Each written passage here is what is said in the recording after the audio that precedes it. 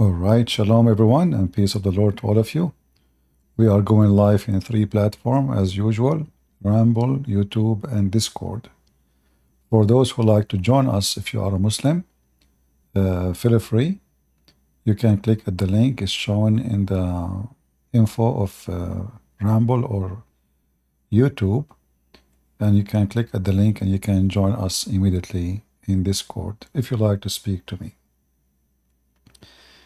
Now, for sure, Muslims are very powerful religious people, and my experience with them that they are very powerful. Like they can answer you in a second, sometimes even less than a second. And the fastest answer they say to you, Allah knows best. And when we check Allah, we find Allah knows nothing. So we hope that this is an issue will be solved one day, and we will find some Muslim he knew what he is talking about. In the front of us, here in the news, it says, Iran erupts in fireworks and celebration following President Raisi. His name is Raisi? Raisi. I mean, English is funny. Death. In TV, the government TV, they were showing us people crying, very fake crying, like that guy, when they see the camera, look at him, the camera move. So anyway, and then we found that in the heart of Iran, imagine, in the heart of the capital, people playing firework, and those who they are abroad, they are celebrating, drinking champagne and beer, take beer. Yeah, exactly like North Korea. When this is what happened when you live in a dictator. If we can't call it a country, it's a farm. Farm. So people celebrating the death, dancing. You can search. There's tons of videos in YouTube, but just to avoid copyright, we will not play them. Otherwise, you can check them out yourself, and you can see how people they are dancing and playing and happy for the death of this filthy scumbag. Anyway, going back to our topic, which is Islam. Is Allah worth of worship? Is Allah worthy of worship? Who is a Muslim would like to join us? Who is a Muhammadan would like to show us if Allah is worthy of worship? I would like to see that myself, and why? Any Muhammadan? There's tons of videos made by Muslims speaking about Allah worthy of worship. And I found them very funny and very silly. You will not find one of them saying something useful. I cannot see God. Why should I believe in the existence of God? Supposedly now the Muslim is answering the atheist. The Muslims as a community is like somebody living in there is a broken mirrors. There is mirrors that are like broken because somebody broke the mirror, and there is mirrors are badly designed, so like you find yourself in waves, and there is mirrors are made this way just for fun, like in the old days they used to do them just for fun. Like, now we have an app can change the look of your face, can make your mouth big or small. And, for this, those apps, for sure, women, they love them very much. Like, this is why women these days, when they take selfie, nobody knows who they are. Like, you can't even recognize your wife after she takes selfie. Anyway, so the Muslims, they have a new app in their videos. They try to change the face of Allah, and they try to make him look cute. He have a cute mouth. He have nice, beautiful eyes. The perfect Allah. So they have an app or many apps all over YouTube trying to make Allah look something good. However, the second we examine this God, we will see that all the apps in the world cannot make Allah look good. Who is a Muhammadan would like to take the challenge and join us?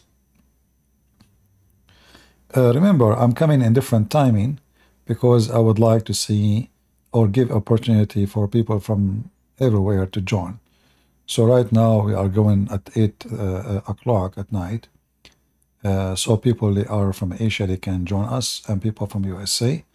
Maybe tomorrow we will go at 3 p.m. in New York time. So, you know, people from every location, they have their share to join us. Who is a Muhammadan would like to join us? Anyone? Look, this female Muslim, she want to prove to you that the Bible is corrupted. You know, this is one of the funny, stupid things about Muhammad. When the Muhammadan, they say the Bible is corrupted, you know, because Islam have a problem. When Muhammad, he tried to make himself like following and believing in the same names like Abraham and Musa, etc., he put himself in trouble. When the Muslim, he says, and I want to remind the Christians, when a Muslim, he says to you, your Bible is corrupt, right away say to him, you mean the Bible of Allah is corrupted? The second you say that to him, you will see he is freaking out. And because then he will find out how stupid he is when he say such a statement. Because according to Muhammadan, the Bible is sent by Allah. So how the Muslim, they say to us that the Bible is corrupted, is that something against us or against Allah? It's against Allah for sure. Because if I am God and I send a book and then somebody corrupt my book, that is my problem. I am the God who could not protect my book. And that will make another problem for Muhammadan if you mention that to them, because the Quran says nobody can change the word of Allah. So when the Muhammadan, they say the Bible is changed, they are in fact giving a screwdriver to Allah. Do we have any Muhammadan would like to join us and tell us why Allah is worthy of worship? We are live in Discord, or what you need to do, you click at the link shown in Rumble or in YouTube, and you can be with us. All right? Any Muhammadan?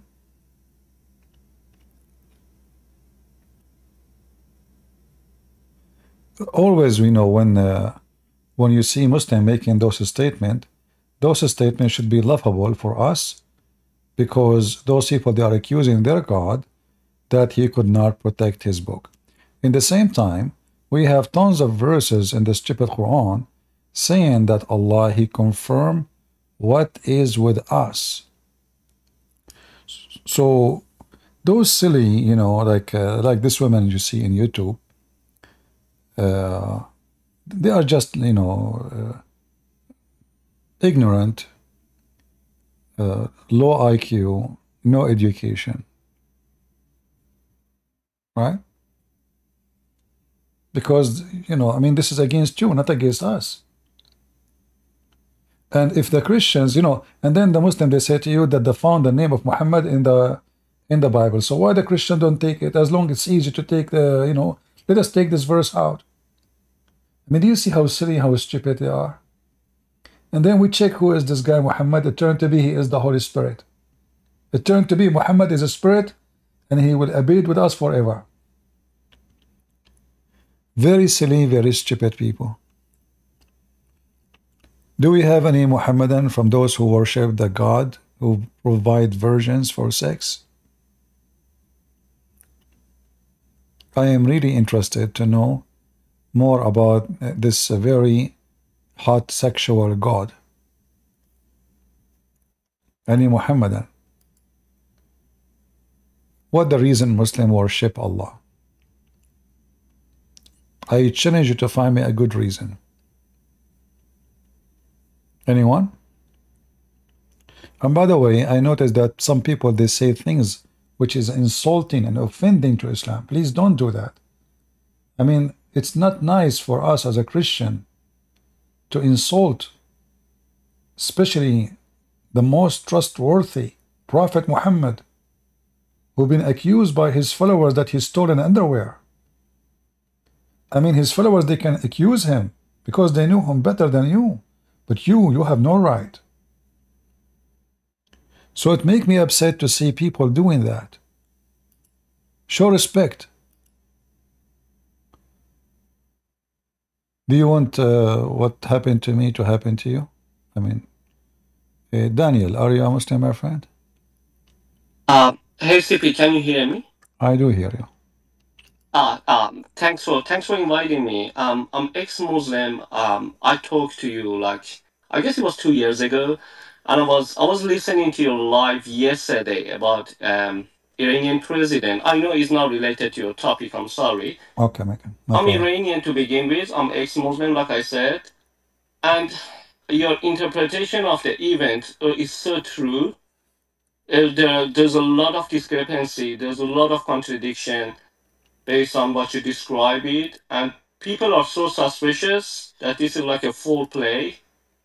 Yeah, And by the way, we celebrate it. To be honest, in some neighborhood, we did some firework. We are so happy, honestly, because this guy, as you mentioned it rightly so, is he was famous as Butcher of Evin.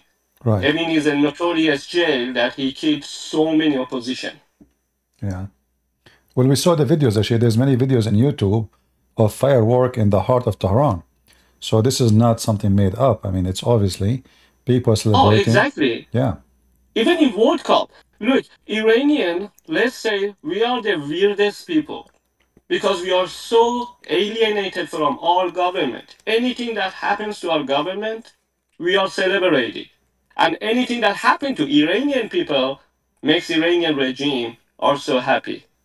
So what happened was in the World Cup, when Iranian soccer team was defeated by US team, people went to a street and celebrated. I've never seen it anywhere else. yeah, That because people are because so, uh, yeah. because the team is not presenting Iran as people; it's presenting the government. Yes, exactly. Yeah, yeah, I understand. And you mentioned it. I remember you said there was a Christian gathering in one of the states in United States, and when you went there, you realized they're Iranian.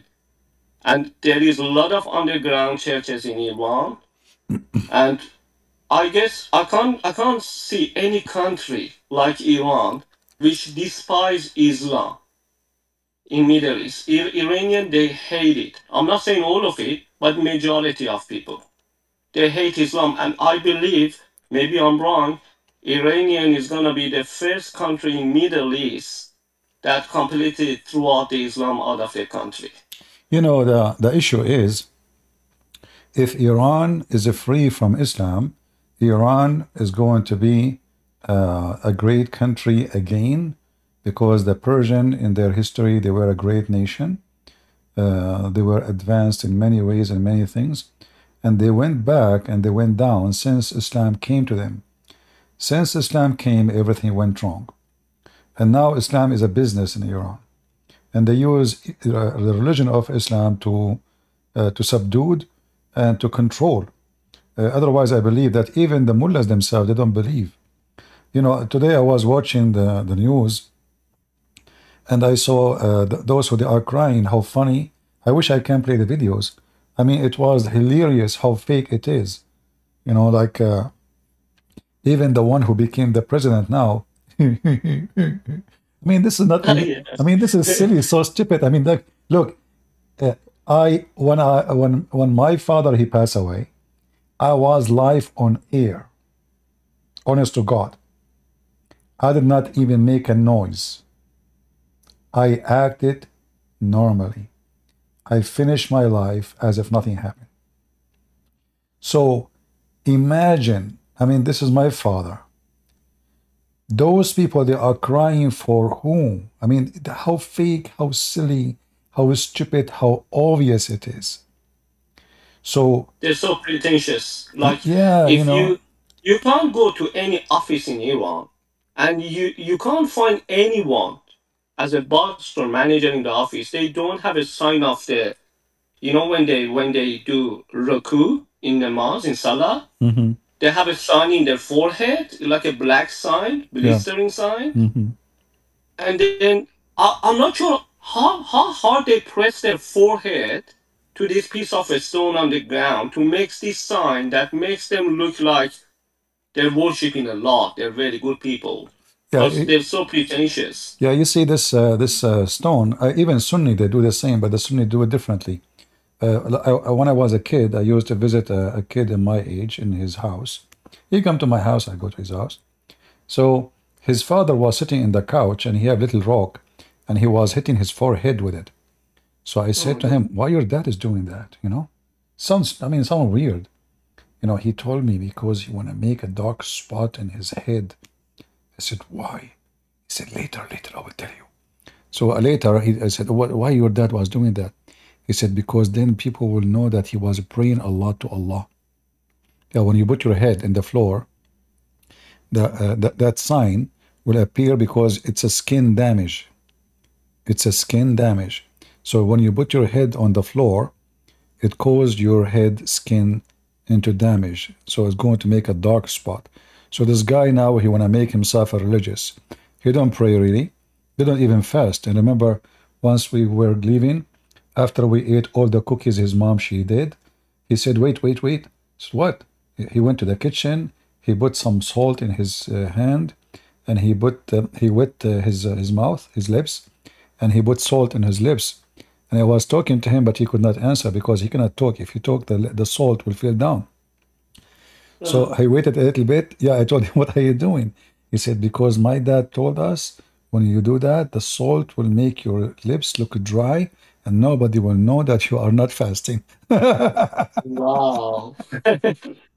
Yeah, so I And the know question is, yeah, but the question is why their wives they don't have this sign? Aren't they worshiping Allah? that the men, only They the men, the women who care yeah, for them. exactly. The men, the women who care, the women, they have 10 kilograms of makeup. You know, and one of the things about Muslim women, for some reason, I don't know why they are obsessed with makeup, they will put a makeup to the point they damage their skin. So if you see a woman, she is 30 years old and she is a Muslim Sunni, without makeup, she will look like she is 60 because they use a very bad kind of makeup which will make their skin very smooth, have zinc in it, that the makeup is stretch your skin, it make it really smooth like a baby face, but that will destroy your skin. So they use a lot of this makeup, which is a cheap makeup, and then by in a few years, yes, it make you look now good, but in a few years you will look so bad. So Islamic And society is very weird. I find it always be weird. I find it a perfect example of hypocrisy.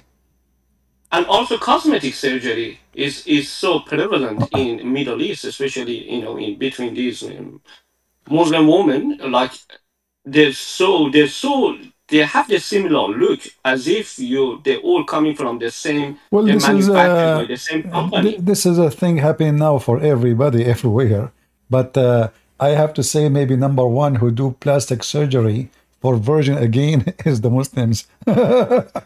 Yeah, that's so true. Yeah, and I have another question, Yeah, Sidi, in regards to Baha'is religion or Baha'is cult. Baha'i. Yeah. So, yeah, and especially in European country, because when you read the context, especially it sits in the minds of liberal people. They're speaking of uniting all religion. They're all like messenger of God. We should be united. There should be no border. There should be like the same currency and so on. And from the surface, it's very beautiful. But as I talked to my cousin who's Baha'i, I said is a very deep discrepancy. Like the Moses said something else, and the Muhammad said something else, and the Buddhism and Hinduism. How can you say all are manifestation of the God? And he said because every era they need their own prophet, their own messenger, based on their circumstances, the situation, and understanding of the God. And the manifestation of the God is like a mirror which reflects God on people. I said, okay, if it is mirror, so why every mirror they have the different reflection? And again, same answer based on the situation, based on the era. Now in this era, we need Baha'i with the manifestation of Baha'u'llah. So Mhm. what is your comment about that? Well, it's just it's a kind, like what is your comment about hippies? What is your comment about feminist? What is your comment about yeah, LGBT community? So, through history, human being, he look for a place for him, especially if he find himself lost. So Baha'i is like the religion of no religion. It's nothing. I mean, there's no, So like it's like Muhammad in his time when he was weak, and he have no soldiers, he have no fighters, he have no killers. So he meet the Christian. He say, I believe, yeah, Isa was a messenger. He see the Jews. He say, yeah, I believe in Abraham. I believe in Moses. He see the Sabian who believe in Satan and stars. He says, yeah, Sabian, they will go to heaven. So Baha'i is the same as Islam as a beginning, but then when Islam gets strong, Islam became the butcher. Baha'i, they might get into the butcher if they get big in population. Always those false cults, when they are little and tiny, they try to creep into your skin by being so friendly, like hippie thing. The same as Yes, socialist. Socialist, the idea of socialist, it sounds good. Like why somebody is so rich and why somebody is so poor. Where is justice? Why somebody like Elon Musk, he he own hundred of billions, and there's why there's somebody he work all day to make maybe $5. It doesn't sound fair. And they use that argument in order to creep into your mind and convince you that they are the one who can make the change to fix the society. But as soon as they take over, they fix the society to make the one who in charge in the office rich and the one who they are not in the office poor. So nothing changed. So we took the money from the billionaire, we give it to the one who they are in the office. Like now in Iran, the Islamic Republic is based on what? In the beginning, in fact, those who helped the Islamists to take over, it was the stupid socialist. yes, The, so true. yes, the stupid socialist in Iran, they thought if we bring those people, we will fix it and we get rid of the king. But as soon as the socialists, they supported the Islamist, then the Islamists, they killed the socialist and finished him. And now nowhere Yes, they so can find true. him. Yeah. Some lefty, some communism. I remember I saw some videos that even like some communists stood next to the Muslim and pray in mosque. And I said, wow, how can you unite these two different ideology, communism and Islam, No, just to throw no, they out the are the king? same because both of them, it's a control freak. Both of them, they share one thing: dictatorship. Dictatorship is based on I am the only one is right and everyone is wrong, which is normal to say, but in their case, if you don't agree with them, you are dead.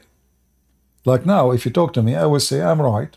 The Muslim is wrong, but I don't say the Muslim have to die because he's wrong. No, in their cult, in their fake justice, if you don't agree with them, you are dead. They will kill you. So this is what we saw in Iran.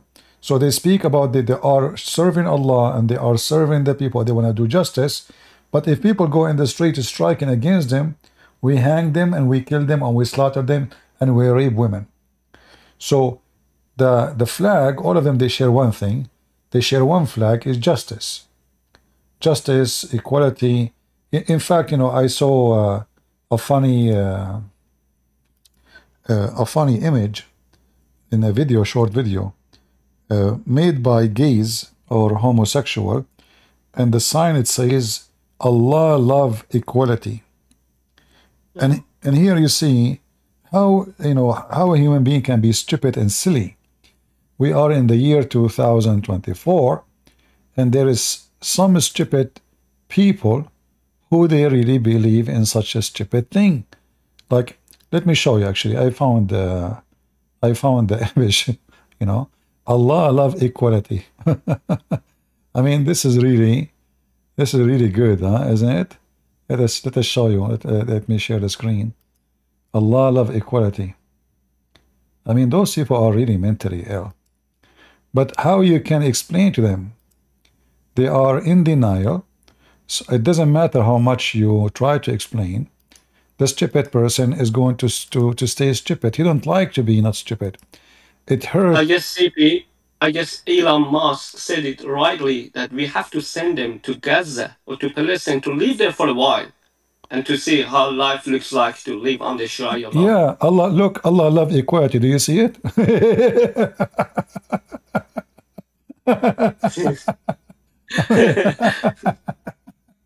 I mean, if we send you to Iran, they will literally they will screw you. Oh yeah, exactly. They cut them in pieces. No, they will rape them first. No, trust me, they will rape them. Oh yeah, so true. Yeah, So they will rape them. honestly, the police, like here so where I live or where you live in European country in America, if you stand next to the police, you feel safe. But my goodness, if you can, if you know, if any morality forces or any police catch you, the first thing a mother think about the kids is they're gonna rape him. They're gonna rape her. They're gonna kill him in the van. You know, lot of bad things can happen in jail. The funny is they kill you because you are a gay, but in jail they have sex with you. Yeah. Which means they are gays. Which means they are gays too. You know. Yeah. This is remind me of when a bunch of Muslims they came to the caliphate, and they said to him, "We've been led by a gay who is tempting us." So he said to them, "Oh, you know, in the prayer is the best of deed. So do what the best of deed. You know, don't worry about it." And then, but you read the story, you ask yourself, how the Muslim men are tempted by a gay unless they are gays too. I mean, a man, he is bending in front of you, and how you are being tempted. What exactly? Wow. How in the world, unless you are a gay? So obviously the society, Islamic society, it's very much homosexual, but in the appearance they reject it, and in the practice they practice it. All those stories here about gays living in the house of Muhammad, the companions, etc., you know, all over. And this is what happened a few months ago. In one of the cities in Iran, the CEO, or let's say the boss of the morality police in one city, the video came to surface that he was homosexual. Yeah.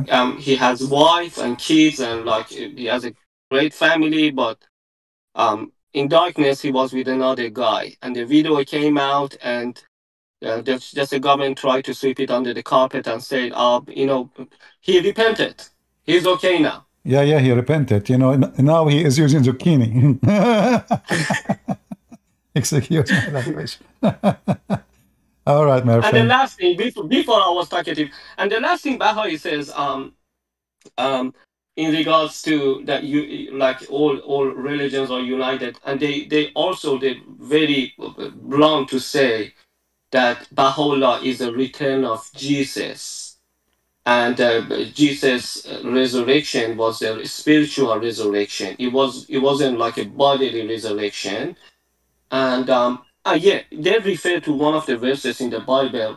My cousin said, it says, you shall see the fruit."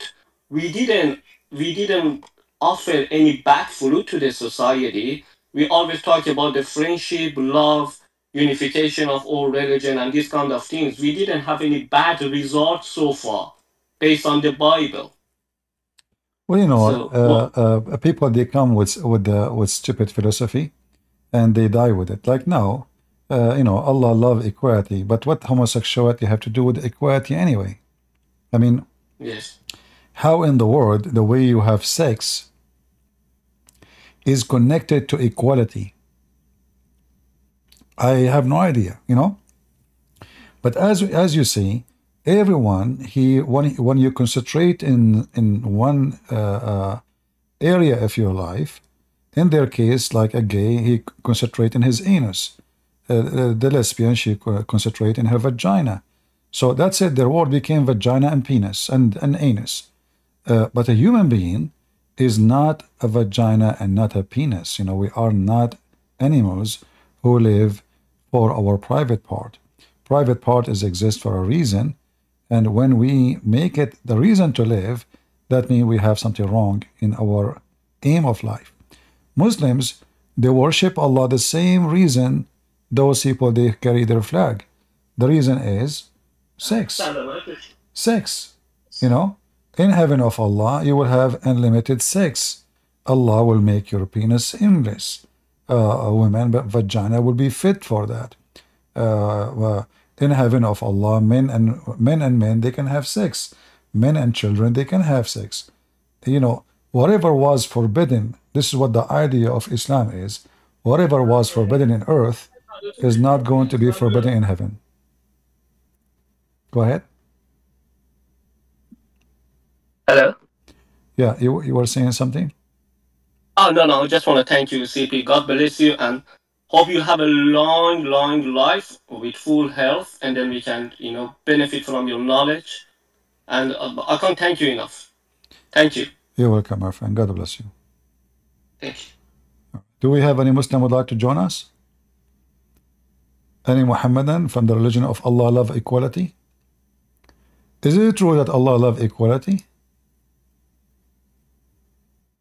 Is that really serious?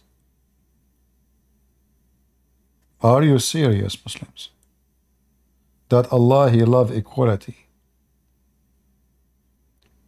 If there is anyone here from the LGBTQ FOYA meme NGF 2UWHA community would like to join us and tell us how Allah love community? Love equality, sorry. Anyone? Hello, can you hear me? Yeah, Cheney. You're Cheney yourself here? Yeah, I'm Dick Cheney, dude. Okay. You know me? Yeah, sure. No, okay, good. Just to summarize, I'm actually an ex-Muslim. I'm an atheist, but I appreciate the work you're doing, and honestly, just keep it up, man. But why you leave Islam, my friend? I mean, do you know what will happen to you now? Do you know? Yeah, I'm not gonna get the 7240s, my guy. You know, it's so sad. No, I have more bad news for you. What? Do you know about that? What Allah will do for those who will leave Islam? Describe it. I don't know how to describe it. Guys, if you are, you have to be 6 and above to stay with us, please, because only mature people, they can hear this. All right? So you have to be 6 and above, like the mother of the believer, Aisha. Yes, exactly. According to the Quran, Allah will insert in the anus of the disbelievers 70 cubit chain, and each ring of it have equal iron to the whole iron of the world. Wow. Yeah, and this is chapter 69. And look, it's a miracle. Listen, it's a miracle. 69. Look. Subhanallah. It is 69. Chapter 69 and the anus. Yeah, you see? This is the wisdom of Allah. And then you read the interpretation. If you read the interpretation, you will die laughing, you know? Yani, I'm just curious, like, why is their God so obsessed with anus and women and, sex? Like, why is their God so obsessed with this stuff? Well, because anus, peace be upon him, Prophet Muhammad, he was a very anusy man, what we can say, Yeah. So, why you are laughing, guys? I don't like people who disrespect Prophet Muhammad. What's wrong with this guy? I mean, look, guys, I did not disrespect him. He is the one is laughing. Did I say anything?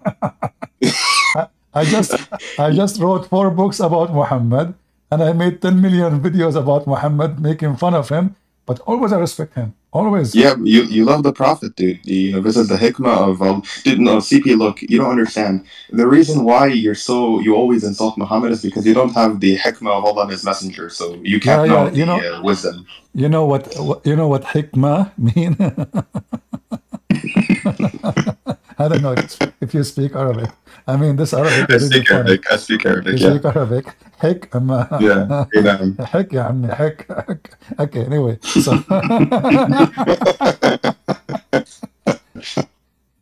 thank God I don't go live in Arabic. If I go live in Arabic, people would die laughing, honestly, because then No, I will be yeah. in my full strength of language. In English, I'm limited, but in Arabic, it's a disaster. Yeah, Yeah, it's like you'll commit a genocide against the Muslims, you know? I know. That's free Palestine. Yeah, queers for Allah, dude. You know, it's like chickens for KFC, you know? Yeah, stupid nation. But anyway, Yeah, this so, is and I'm trying to just to make you change your mind because mhm. Allah, and by the way, I mean, I don't know if Muslim can explain to us how the anus of the man is not even half inch. I mean, how big your anus, Muslims? How Allah will put a chain, and this chain, every ring of it have more than all the iron in the world. I'm serious. It's not only a MashaAllah, chain. MashaAllah. Yeah, I mean, and why from his anus? Or, okay, what if it's a female?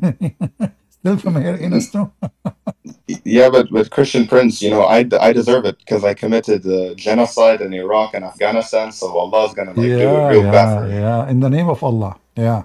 Yes, in the Bismillah. Anyways, yeah. So back to your question about why I left Islam. Yeah. Well, I actually, surprisingly, it was actually because of you. I came across your videos, and I must say, I also came across Sam Shamoon, Apostate Prophet, David Wood. I must say, your videos are just absolutely mind blowing, and I mean, it's just a lot of the stuff you prove, a lot of the stuff you present is irrefutable. Like no one can refute this stuff. Yeah, in other channels, they make speeches. Here we concentrate in reference. Right away, when I mention something, I put it in the screen and we read it together. And that make it Yeah, what can change the mind of people, because I can make a speech about Islam from now until tomorrow, but you did not give me a proof. You made a speech, Muhammad was a child molester, Muhammad did this. People need to see, and this is what hurt Muslims. This is why they don't dare to come here. You will see them going to exactly. do, they want to debate people who do not know Islam very much and they don't speak Arabic specifically. So they can say to them, it doesn't say that, CB, It doesn't. No, yeah. I always like listen to. Oh, you know, you need to read the Arabic, brother. You know, it doesn't say that. You know, Yeah, you are lying. yeah, You're an Islamophobe. You know. this is why sometimes I play with them. I say, I do not know Arabic, you read it for me, Yeah, yeah. And then But he Christian started, Prince, yeah, and then he started don't. schooling me. Says, see, okay, let me teach you now. And then later I spank him and I show him I know Arabic. But Yeah, anyway, but see, I yeah, prove yeah. that I Just speak to many say. languages, including the language of Mhm. Zakir Naik. Yeah. Don't you know Allah? Don't you know the angels created everything? It wasn't Allah did. Exactly. I mean, this sheikh from Senegal, he got us busted, man. I mean, this potato, he didn't, I mean, he fabricated his story is hilarious. But they are My gold, brother, Allah create the angels. Allah, He- the angels do everything for Allah. The yeah, angels sending the and he, prophet. are you sure? Ultimate part, yes, I insist and I persist. Let me prove it to you. Telling to me the angel created everything. So what Allah? And then they ask the Muslims who is the creator. They say Allah. Like what the heck, Yeah, Allah hates farming as well, dude. Yeah, well, it is very funny. Let us see. Maybe we have a Muslim. I don't know. We have Azuz. Yeah, yeah. Anyways, yeah, thank you very much, and you know, God bless you. Thank you very much. God bless you, sir. Azuz, are you a Muslim? No.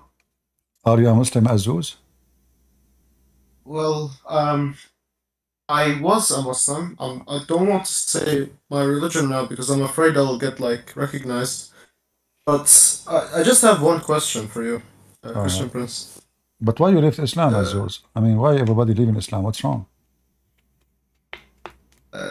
I well, I think the main reason I'm questioning my religion is I've been watching a lot of these YouTube videos, and especially I started with Nabi Asli, if you know that channel. Uh-huh. It made me basically completely leave Islam. I educated myself in these surahs, Okay. um, and I basically left the religion. I couldn't bear to continue because lies. They taught me lies. They didn't tell me the truth about Islam. They sugarcoat their religion as if it's like how do I say this? Sorry, my English is not my language, but they sugarcoat the good ayahs and leave the bad ayahs alone, so that Muslims don't have knowledge of enough knowledge of their religion. They stay locked with their religion. They anyhows. I wanted to ask one question. Today I challenged Yeshua, God, Mm-hmm. to show himself to me. Okay? Okay. So it's a pretty straightforward challenge, right? Mm-hmm. I go to YouTube, and you know how these shorts you see on YouTube, they show you like an image, and then if you squint your eyes or look closely at it, you see like the picture of Jesus in it. I'm not sure what is. Okay, and Yeah. So basically, I was like scrolling through a short on YouTube. I don't like didn't how do I say concentrate on the title. I just lean my phone a little bit and I see a picture of Jesus right in front of me. I say, okay, that no problem. Maybe it's just a coincidence. I go turn off my computer and I turn on Instagram Reels. First thing I see, picture of Jesus. that's beautiful. And I've been like, it's not just that. I go dream, I see Jesus in my dreams. I say, oh, okay, maybe I'm just involved in this situation. Maybe I'm just involved in this stuff. I've been having a lot of stuff thinking about Christianity, and maybe I'm just dreaming about it, but it's not stopping. Mm-hmm. I slept twice today, and I'm still dreaming about Jesus. So my main question is, what sources do you recommend for me to understand the main idea of Christianity? Because I'm currently an atheist. I don't really believe in the idea of the Trinity. I don't like really believe in it. I think of it as, how do I say in English? It just doesn't get to my mind. So, what sources do you recommend for me to learn about Christianity more and understand the Trinity more? Well, you know, the Trinity, if we say we want to understand, the understanding is very limited for God because, if I say how God can say, let be light and light was, can I understand that? No. I mean, God power, it is beyond understanding. Can I understand how Jesus commanded the dead and the dead came from the grave? No. How I can explain it? I cannot explain it, you know. Or what I know that this is God power. So when we speak about God, which we call him Almighty for a reason, that Almighty have that title for no one can explain his might, his ability. So if you try to explain how God can be three and one, as if you are saying that this God must be limited so I can accept him. The God of the Christians, nothing can limit his power. So he can be three and one. I cannot. You cannot. He can. For he is the Almighty God. So either we accept that he is Almighty God, and what is logical for us doesn't work for him because he is above logic. Like when Jesus walked in the water, is that logical? No. Jesus is born of a virgin. Is that logical? Absolutely not. It's even against science. When Jesus made the blind see by putting some mud on his eyes, have you ever heard of such a surgery? No way. So either we say that we believe that God is powerful, or we design God the way we wish, and we say, I like God not to be three and one. He's more convincing for me, so I like this way, not that way. However, if you look around you, you will see that everything around you is based on those three. As an example, you yourself, you have a flesh, correct? Mm-hmm. Do you have a soul? Yes. Do you believe you have a soul? I do. Do you believe that if your brain stop, your heart will stop and the rest of your body will stop? I do. Well, your conscious, your flesh, your soul, three, but all of them is you. Three of them, they make you as a person. If one of them is gone, you are gone. And this goes for you as a human. So God who created us, he left his fingerprint in everything around us. The golden ratio or the beauty ratio, which is 1 to 2, number 3. The water, H2O, 3. The sun, the light, the air. I mean, everything around us. Life is based on number 3 in everything. So God don't leave himself without, let us say, witnesses. Nature witness to God. You know, like I don't, you know, there's a false cult sect. It's called they do modelism. We Christian, we don't believe in that, but some Christian, if you use for them some example of nature, they will say, oh, he is using modelism. No, we don't believe in that.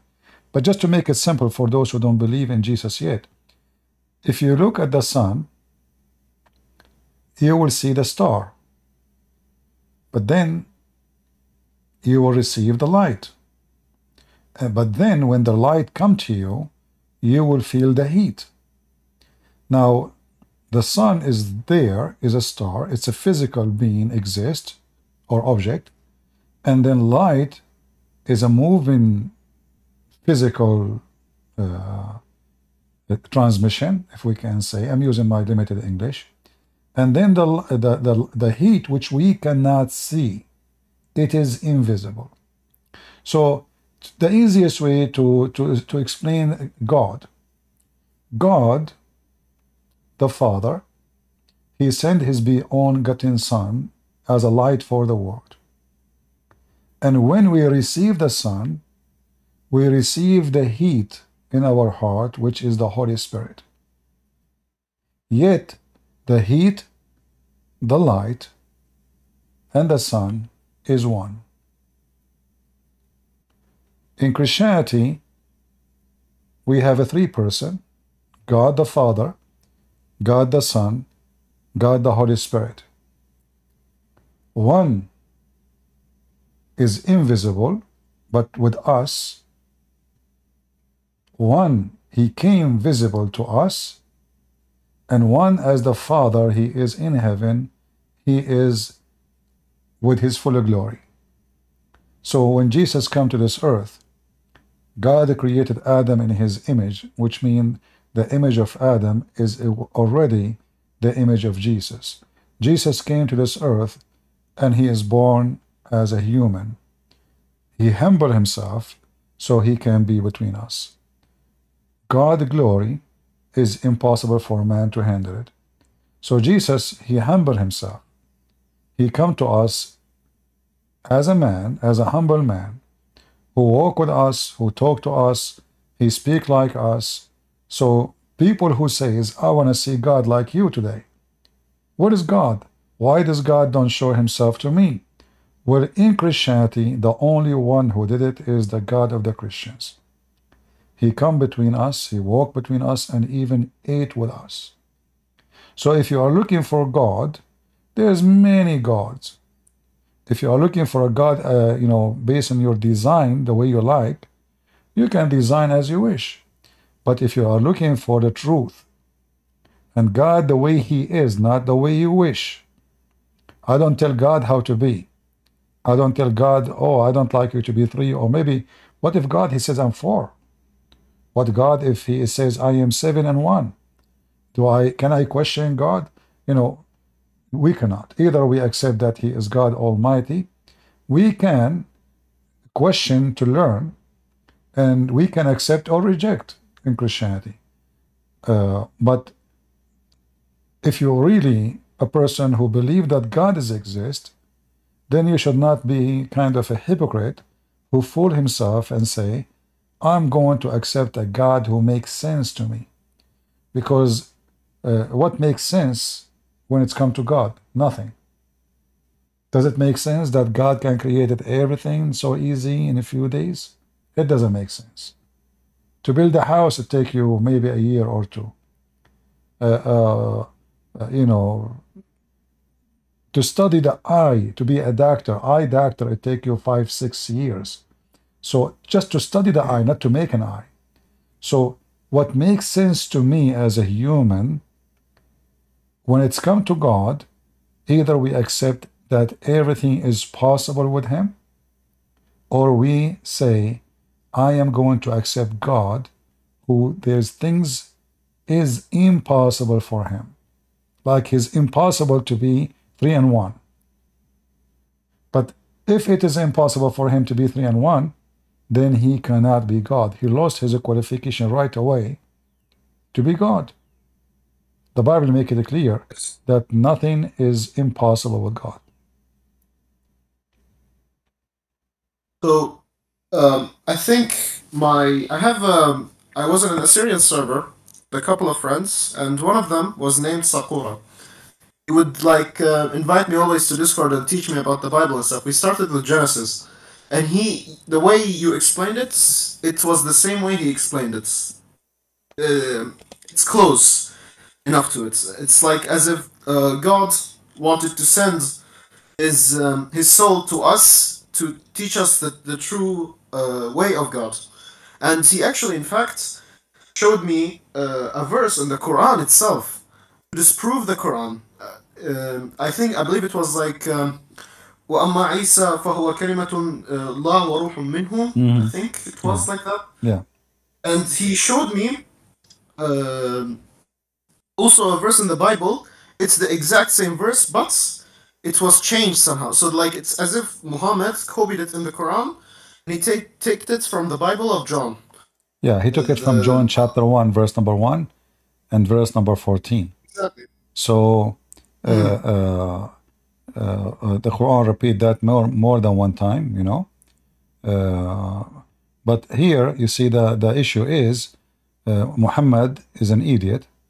He stole things, and those things will destroy Islam, because if you ask Muslims, is Muhammad the word of Allah? They will say no. Is Abraham the word of Allah? They will say no. The only one is called in Islam the word of Allah is Jesus. And God and his word is one. We cannot separate God from his words, because the will of God is his word. The mind of God, the command of God, the wisdom of God, the knowledge of God, simply the word of God is God. So if Jesus is the word of God, that means he is the might of God. In the New Testament, in the book of John, the word there is used as logos. And logos not only just a word. Logos means the will of God, the mind of God, the plan of God is God. Logos is way more than just a word. So Muhammad, he took the word, he took the logos, he put it in his Quran. And the Muslims, in order to fix it, they add things like, as you see on the screen. They says he is a word, and then he said be. But in the Quran, nowhere it says this be here in this verse. Same time, if Jesus is the word of God, how he can be the word be? Because you know, if God say be Jesus, that does not make Jesus the word of God. That makes Jesus Jesus. Correct? So if I say be a TV, TV would be not the word be. It's not the word, you know what I mean? So when they say that Jesus is the word of God, the meaning of be, that is even more stupid. Because first of all, Allah never created anything by saying be. Neither Jesus, neither Adam, according to the Quran. In the case of Adam, Allah, he breathed. Allah, he makes mud. Allah, he made he makes dirt with water and then he fashioned a human being, and then he, he breathed into it. But so Allah did not say to anything, nothing in the Quran created by saying be, and it was. So when the Quran speak, the Quran make poo-poo. And Muhammad, when he copied those things, he himself actually, let us say, he defeated himself. Jesus, the only one, is because if the Quran saying Jesus is the word of God, well, that means Muhammad is the word of God too. That means Abraham is the word of God. That means everybody is the word of God. No, that's not true. And when the Quran says the similarity between Adam and Jesus, that Allah, he said to him, be, and he was, that is a big poo-poo, because simply Allah did not say to Adam, be, and he was. Allah took him at least 40 years just to dry the mud of Adam. 40 years, according to Muhammad. Allah, after he fashioned the mud and he dried the mud, which took him 40 years, then he breathed into the mud. Allah, after he breathed into the mud, which is now supposed is going to be Adam, Adam said to Allah, finish me before the sun set. So where Allah, he said be to Adam, and he was. So Islam is stupid, and we cannot compare between the Holy Gospel and this hole in the narrative book. But I say to you, as long as you are looking for the truth, and today you ask Yeshua to show himself, and you saw many images, as you said, I say to you, I advise you not to do as many people they do in their life. People, they do in their life many mistakes, even when they seek marriage. Like a man, he want to marry a woman, he put in his mind certain look, certain eyes, certain hair, even maybe he name her. The moment she do the same, she want a man like this, his eyes like that, his height is like that, he speak like this, he have a degree like that, and then they go into society and they get lost because this person never show up. So either you are looking for God the way he is, or you are looking for imaginary God, which will never be there, because first of all, he is imaginary. He's not real. So either we want to find the real one and we follow him as he is, or we are people who they are looking for imaginary, then you can just go and live your imaginary life. It's up to you. You choose. Yeah. So about the B thing, I went into Discord servers and asked the same question. I don't know if it's their insecurity in their religion, but I got kicked off. They just told me that it just meant be. Kun fayakun, and in their own sense. And they just can't explain it. And okay, they took it from the Bible, Gospel of John, and Muhammad, like just basically straight up put it in the Quran without any explanation. How can he be, if he is the Word of God, if he is the Son of God? The Quran claims it.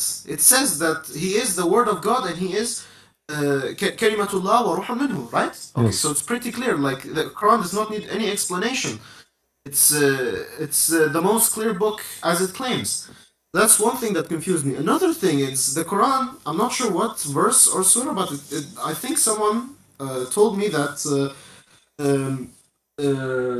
Jesus, son of Maryam, as they say, is the sister of Aaron, is the brother of Aaron or something. Yeah, sister I of don't Aaron. recall.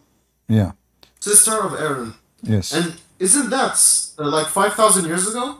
Jesus was like 2,000 years ago. How does that make sense? Well, it's not that.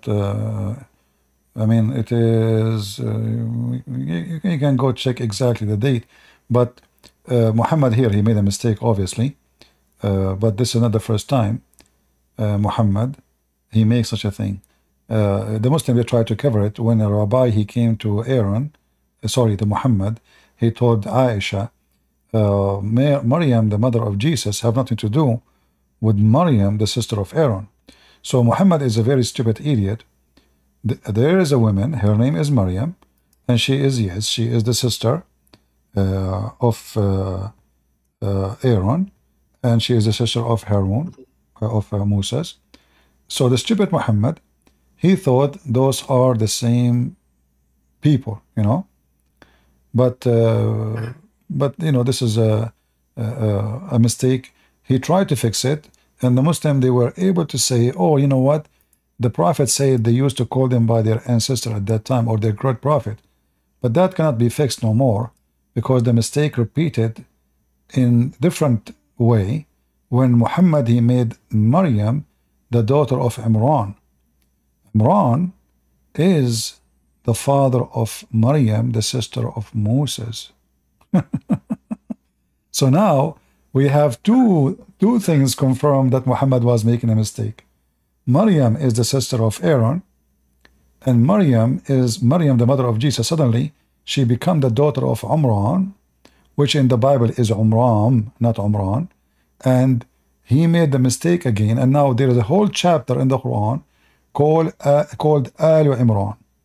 So suddenly Imran became the father of Mary, when Imran have nothing to do with Mary, period. He is not even from the same tribe, and there is long distance of time between them.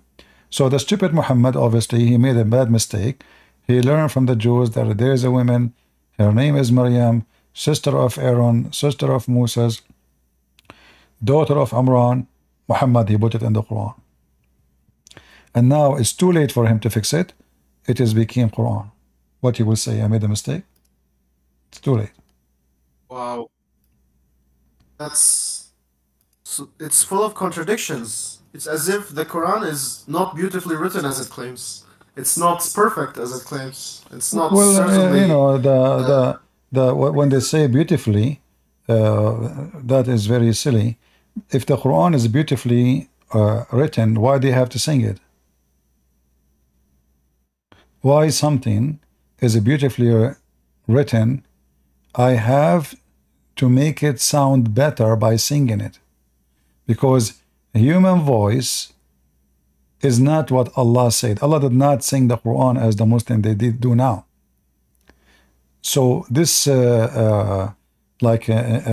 to the Quran, it's coming from where? If you go and see what the Arab they said about the Quran, the Arab, they did not see the Quran something amazing. The Arab, they find it very silly, and they laugh at it. The Muslim, when they say to us, nobody can make Quran like this, and it was astonished, and the Arab, they were astonished with it. But look, all of those verses saying, the Arab, they say this is nothing but fairy tales of the ancient. You know? And not only that, they say even we heard like this before. So there is obviously Muhammad was copying somebody else who was making Quran or something like that, and Muhammad copying it and put it in the Quran. They said clearly, we heard something like this and we can speak like this. We have heard before, and if we wish, we can speak like this. This is nothing but the fables of men of old. So the Arab, they were not amazed what the Muslim called the amazing Quran. The Arab, they were laughing at it. And this is why we are asking Muslim to join us, but nobody dared to join. I mean, what is amazing in the Quran? Look at this Quran. One verse, the verse before it does not fit with the verse before it. Does not fit with the verse before it. There's nothing. I mean, the Quran is a stupid book. Like, look at this as an example. Lu, the worst of beasts in Allah's sight, are the deaf, the dumb, and who have no sense. Okay. It's just full of insults. It has nothing logical in it. It's okay, insult, no problem. But isn't it Allah is the one who says He is the one who made them dumb, and He is the one who deceived them, and He is the one who made them deaf? So how they are the worst and how they are the victim in the same time?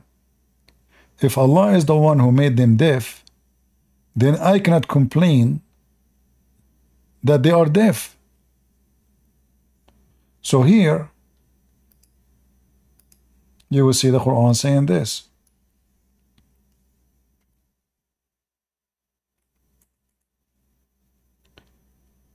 Chapter 2, verse number 7. Allah has set a seal on their heart, on their hearing, and on their eyes is a veil. Okay. But then how he say the worst are the one who they are deaf. You see, in the Old Testament there is a phrase in the Bible about God, he sealed their heart. This is when they are done. That's it. There's no salvation for them, which means they cannot come back. That's it. Like the day when you die, you cannot fool God. You cannot pretend. You cannot say, hey God, you know, now I know that I'm going to go to hell. I'm going to repent. Here, God is the one who sealed their heart from before even he created you, before even he make you, before you are exist. He sealed your heart. He deceive you. He make you deaf. He make you dumb. And then he will punish you for the same reason he did to you. Allah's the best of deceivers. Exactly. So if Allah, here we go, look at this. In their heart is a disease, and Allah has increased their disease. Okay. So is Allah sending a book to guide or to increase the disease? You know, when the Jews complain about Jesus associating himself with sinners, what Jesus said? I came for the sick, not for the healthy. And this is why the Messiah is the Savior. Allah here saying that if you are sick, he will make you more sick. So where is the guidance of Islam? So okay, if somebody now, how the Muslim they say that somebody he was making fun of Muhammad and now he converted to Islam. Okay, when he was making fun of Muhammad, was he sick? They will say yes.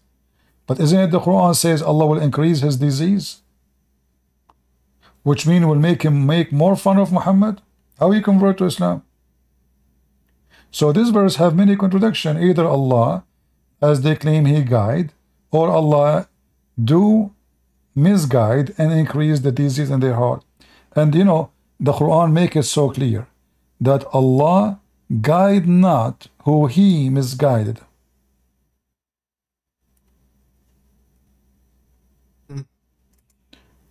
No one can guide the one who Allah misguide.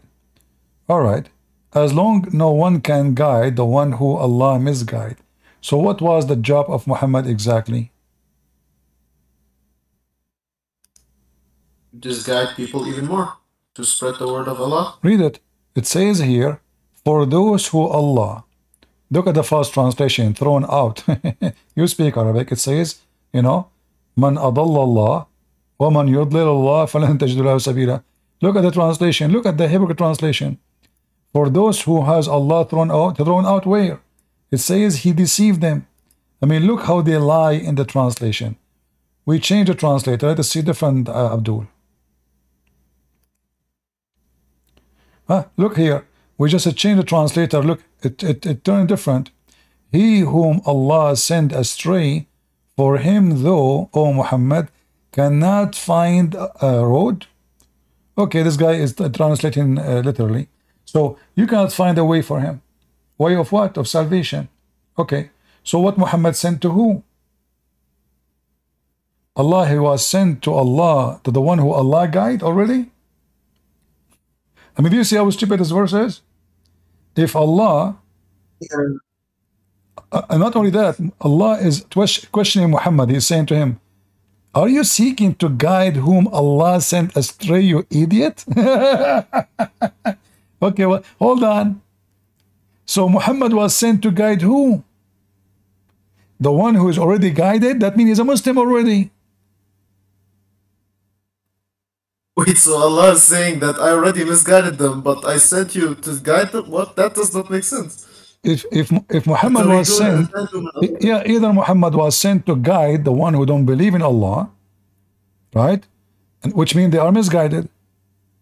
Or Muhammad should not seek to guide the one who are misguided, which Allah misguide them.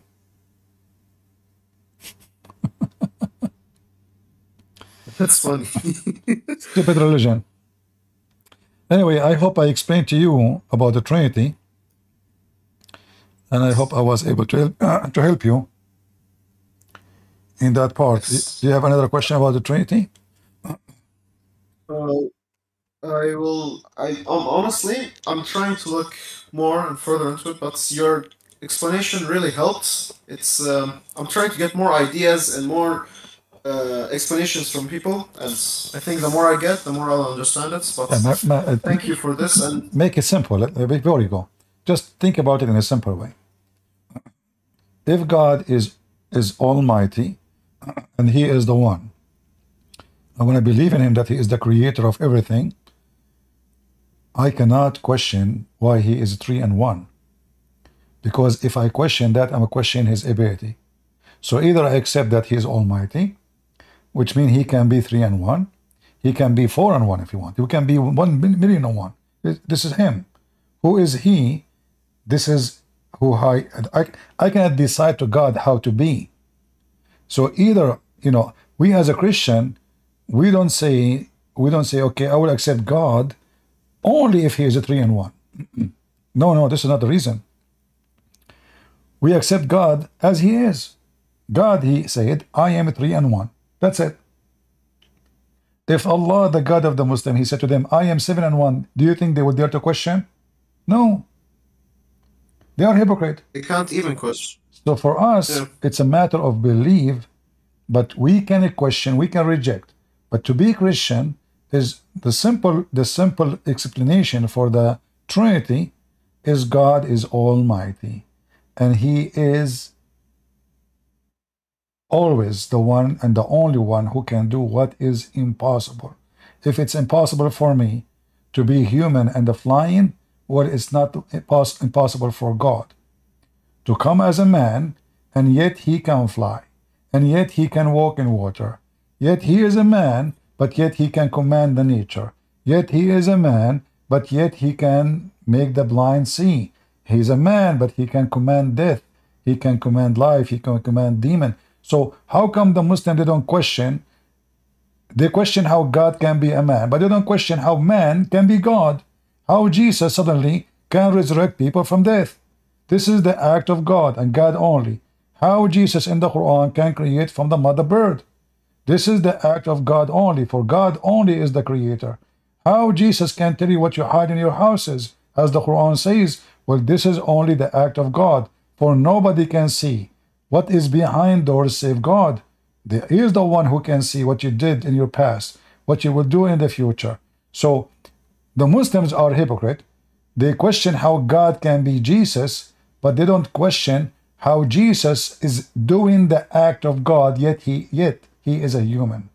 So they are a hypocrite nation, and they don't want to see the truth, for the truth is going to hurt them. And this is why Muslims, as soon they notice that Islam is stupid in the logic, and Islam is a religion trying to be logical when it's come to Jesus. The second you ask them about the Quran, they say logic is not acceptable. For us, we say logic is acceptable only when it should be acceptable. As an example, like the verse we see in front of us. Either God wanna guide us or God don't wanna guide us. But I don't question if God can be in heaven. But He can. If He's God, He can. I don't question if God can be here and there in the same time. Well, God, He can be everywhere, because nothing is impossible for God. But even this one doesn't work with Islam. According to Muhammad, Allah, He come every third part of the night down to the earth, asking who is going to worship me, who is praying for me. So if Allah is Almighty, why He need to move from point A to point B to find out who is praying for Him? And here, this story here showing many stupid mistakes, because if Allah come every third part of the night, That means there's only 1/3 part of the night in the whole world. And that means Muhammad obviously believed the earth is flat. Plus, Allah is not almighty, for he cannot hear the prayer of Muslims unless he gets closer down to earth. His reception is limited. Number 3, Allah not all-knowing. Allah, What? Huh? He cannot hear. Wait, I never heard of this. As you see here in the I've screen, never do you see my screen? Yes, I see it. Allah come down every 3rd part of the night to the lowest heaven in the night, in the 3rd night of the remainder of the night, and he says, who is calling me so I can answer him? So Allah, he come every 3rd part of the night for what purpose? So he can hear those who they are praying. And this is a physically movement between point A and point B. Wow. So the first mistake here, what 3rd part of the night? I mean, every few hundred kilometers there is different time zone, you know. What do you mean 3rd part of the night? Same time, the earth isn't flat. Same time, if Allah is all-knowing, all this drama is not needed, because Allah, he should be able to hear us from his throne, and he do not need to come down to listen to what we are saying. This is an act of a limited creature who have a limitation of his hearing and ability of knowing. In the case of Jesus, if we go in the Bible, we will see the Jews, they were saying in their mind, they did not say in their lips, who is this person who forgives sin? How he can do that? This is only what God do. Jesus, he read their mind, and he said, which one is easier to say or to do? Carry your bed and walk, or you go and your sin is forgiven. So here Allah, he cannot even forgive the sin of the Muslims unless he come down, and the funny is coming in the wrong timing. Why? Because Allah, he asked the Muslim to pray 5 times a day, and this time is not one of them.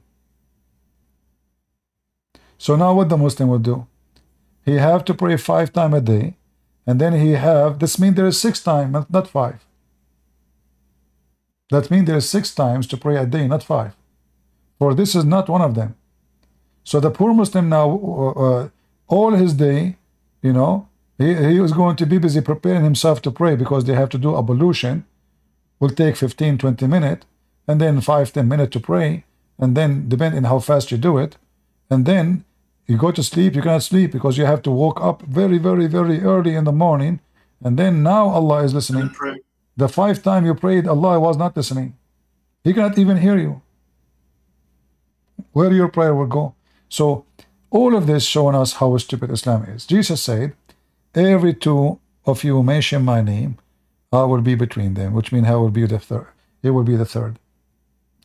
That is the act of God, where he can hear you. Jesus said, when you pray, go to your closet. So obviously our Lord, he can hear us. It doesn't matter where we are, and it doesn't matter if we are in a synagogue or in the corner of a street, or if we are inside our closet. But as you see, Islam does not make sense in any way. All right, my friend. Wow, that's very okay. One last thing before I leave. I think I made a mistake at first. I was too nervous, but I'm not an atheist. I don't know what the English word for it, but I believe in God, but I don't believe in a religion.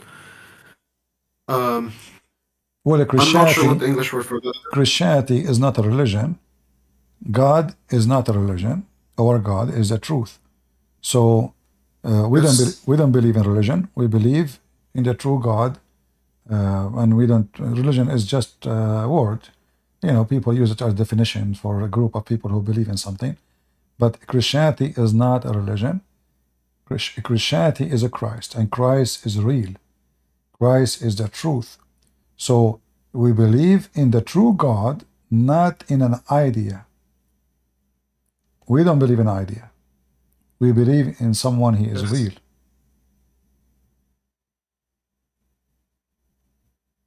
All right? That's beautiful. All right. Well, anytime you have any Thank you. question, feel free. I will be happy to help you. And I hope soon Thank you for your you will be able to find the answer. But you know, if I am you already, I mean, there's many things, I find them amazing. They happen to you, as you said. So I think you were seeking Jesus. Jesus, he gave you the sign. So now it's your move. Yes, I will look into it. What's the word for inshallah in Christianity? I'm not sure.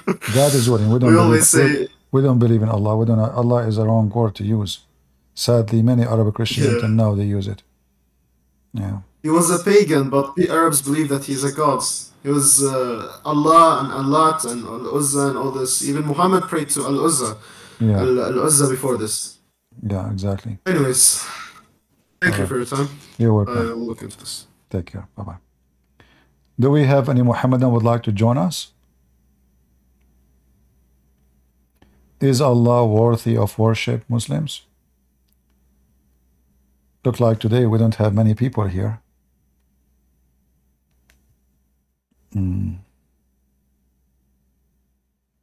Not many people. Shall we? Okay, guys, if you invite your friends, we will give out some versions. You know. Hello. Hey, hello, hello.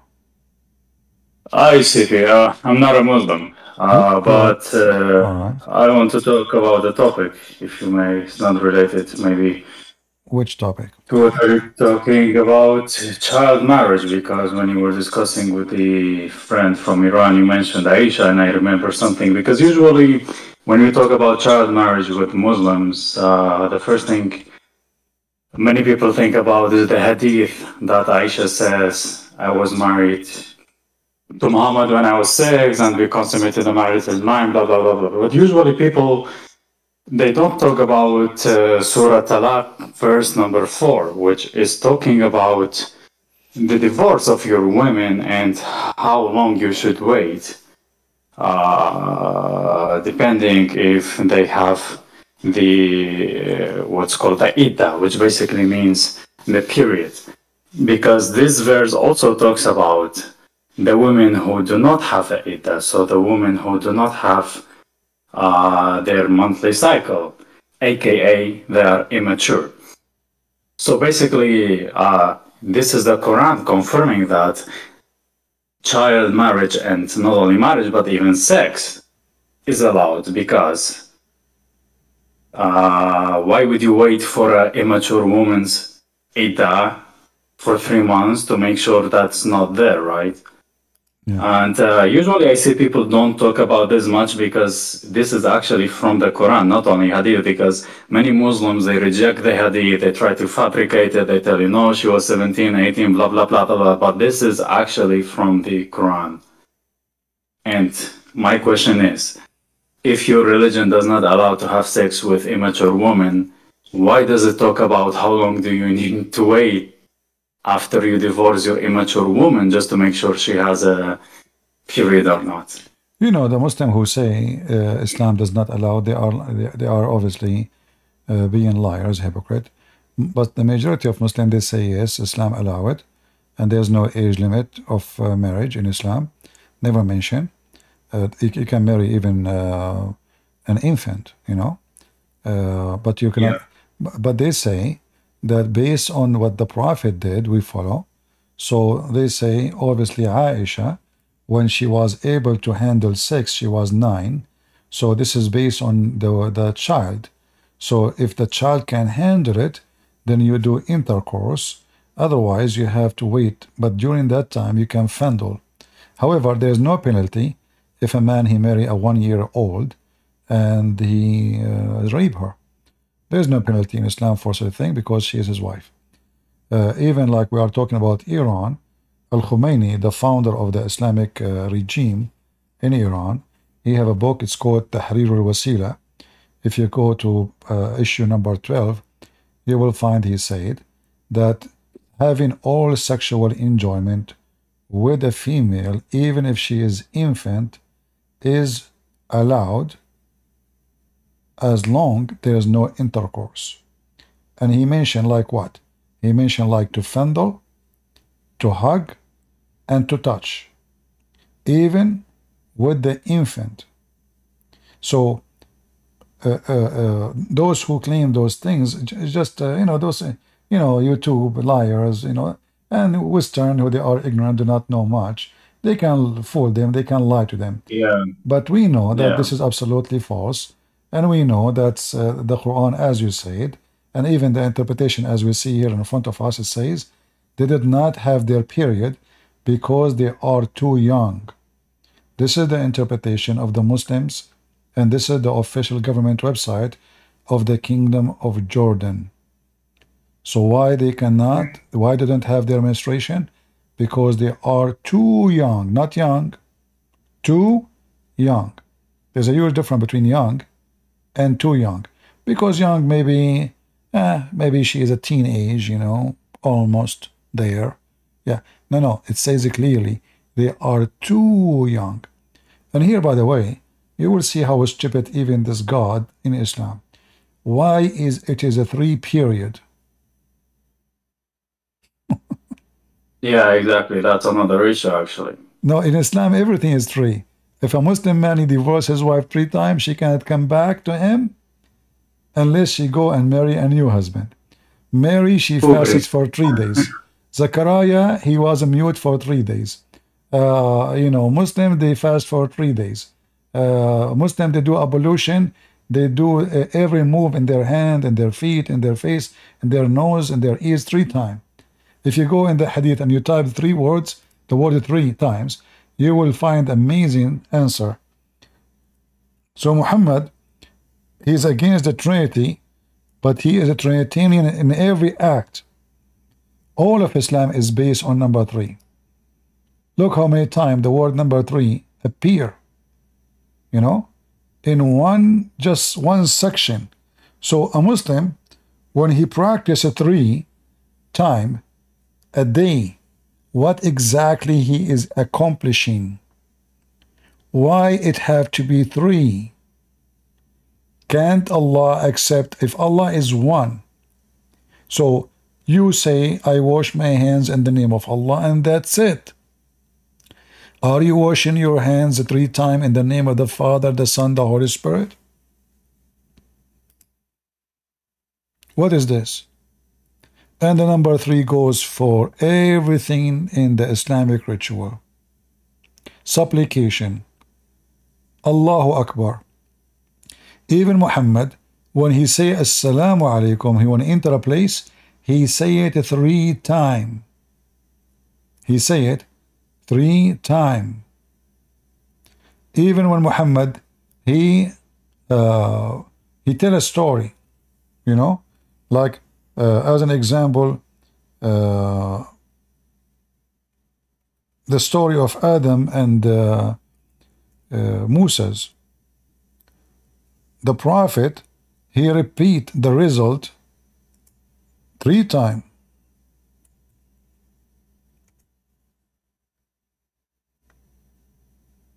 Why? Why 3 times? So thus Adam won the argument with Moses.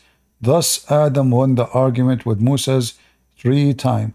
By the way, here they lie. They miss one. In Arabic it says, read carefully, it says thalathan. He said that 3 times. Why? So there is a lot of things we find very stupid and very fishy about this, about Muhammad. The more you learn about him, the more you love, and the more Islam is a joke. Yeah, I agree with you. As you said, for us, we know all this, especially when they try to fabricate or deny the story of Aisha. But as you mentioned, the Westerns, because I was really surprised personally when I talked to my European friends, how naive they are and how they easily believe anything. And actually, the verse that I mentioned, many Muslims themselves, they don't even know about. And then usually when I would talk to someone from non-Islamic background that they try to defend it, they tell you, oh, you know what, before the tradition was like that, or it's just a hadith, or we just believe in the Quran. Well, okay, this is a verse directly from the Quran, and how do you defend it right now? Because, I'm sure maybe on your live as well, there are these Muslims who say, oh no, the hadiths, we don't know they are authentic or not, but we have the Quran and that's it. But they themselves, they don't even know that this issue of child marriage this is the story in front of you. Here you will see Aisha is speaking about how small she was, and her mother, she was feeding her like a goat, trying to make her fat, and nothing was working until I ate a cucumber and with dates, and then I grow plump, like best kind of a plump. So she could handle the dildo of... Yeah, so you see how faith is called? So even here, not only she is small, she is not only young in age, she is very small as a physic, So this is telling us how evil this man is. And he was rushing her mom to send her. And the mom, she kept feeding her. Eat more, eat more. She wanted, it's like a goat. And I mean, this is how sick this man is. Like, can't he see that this is a child? What at that time? I mean, at that time, in the time of Abraham, what was the age of the women Abraham he married? The Muslim now, they come with a new lie. They say that Isaac, he married Rebecca at the age of 3. But the Bible say clear. Yeah, this is a big fat lie. The Bible say clearly that she was an alama. Alama, I got them busted. There's a rabbi. The Muslim, they like him very much. His name Tuiva Singer. So Tuiva Singer, he have a video speaking about Isaac, marriage to Rebecca. This guy, he claimed that the word alama mean young women, not virgin. But the Bible is so clear. It is young women and a virgin, both in the same time. So he said, and I use it to prove to those Muslims who they keep asking me to debate this guy. He said, Rebecca as an alama, young women, alama as a young woman, not a young child. So the Bible mentioned clearly her age, that she is a young woman. And not only that, the Bible speaks about how many camels she was able to water. Have you ever heard of someone, she is 3 years old, she can take water from the well of water and water all those camels? Each camel can drink up to 600 liters of water a day. So imagine a little child. I mean, the Muslims are so desperate, their prophet is filthy. They're trying to find someone filthy like their prophet. And let us say, for the sake of argument, there is somebody, he did that. That will not make Muhammad a good guy anyway. That will make 2 filthy, not 1. Right? So, what if I am not a Christian, let us say? So, if I am an atheist, you say to me, okay, this guy, he married her at the age of 3. That did not change the topic. Your prophet is sick and he is I don't want to use a bad word. Filthy religion. Fabricators. All right. Yeah, and especially when last thing, when we talk about the verses that command them to fight and everything, and they tell you, no, you know what, this is only to defend ourselves. And I tell them, okay, well, so what the hell you were doing in Spain then? Like, you were really defending yourself from the Spanish, and you were living in the Arabic Peninsula? It's a never-ending story. Thank you so much, CP. I just wanted to bring up this Talaq 4 because it also clearly talks about having sex with immature women, and it's not from Hadith but from the Quran. And I hope that was some new information for some of the people who are watching this stream. No, people who come here, they hear those things always. I repeat them for them. Yeah. But thank you very much. Thank you. Yeah, bye. Well, for me, I think Muslims, they should change the way they defend Muhammad. And I can teach you Muslims. You should say that Muhammad was 3 years old or 6 years old. Aisha, she was 54. Aisha, she was so horny. She took Muhammad to the dark room and she told him, if you take off your pants, I will give you some candies. Prophet Muhammad is so naive. This is why Allah He sent him, because he's a very good person. He believed anything. Even I can show you that Muhammad believed anything from the Quran. Isn't it the Quran in chapter 9, verse number 61, it says that the Prophet was called that he is an ear? Why they call him he is an ear? Because he believed anything. I mean, you say to him seven sleeper, he put it in the Quran. You say to him sunset and murky water, he put it in the Quran. You say to him Gogam, he put it in the Quran. Zulqarnain in the Quran. Just say to him anything. Banana Republic, he put it in the Quran. So Muhammad, who was called an ear in the Quran, you know,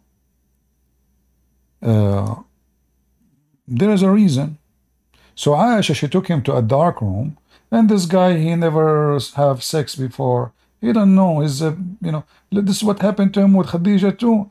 Khadija was in the age of his mother. She took him to a dark room. She told him, listen, I'm going to make you, because we are doing business, I want you to try this pant. So you need to take off your pant. Muhammad, he took off his pant. Khadija, she threw him in the bed and she jumped on him. And Khadija is so big and beautiful. And Muhammad cannot move no more. In fact, I can show you a story which is very similar about what I just said. According to Khadija,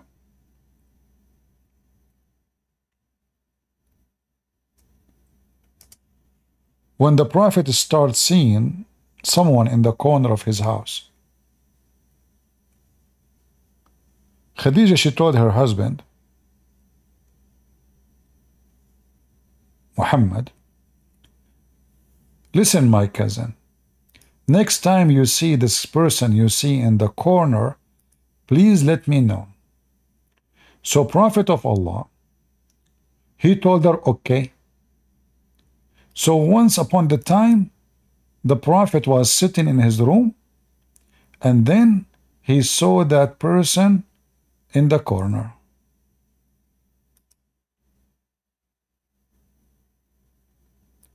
And the story was fabulous. Shiriru, are you a Muslim, my friend? Shiruru? The one, his name is Shiruru. Are you a Muslim?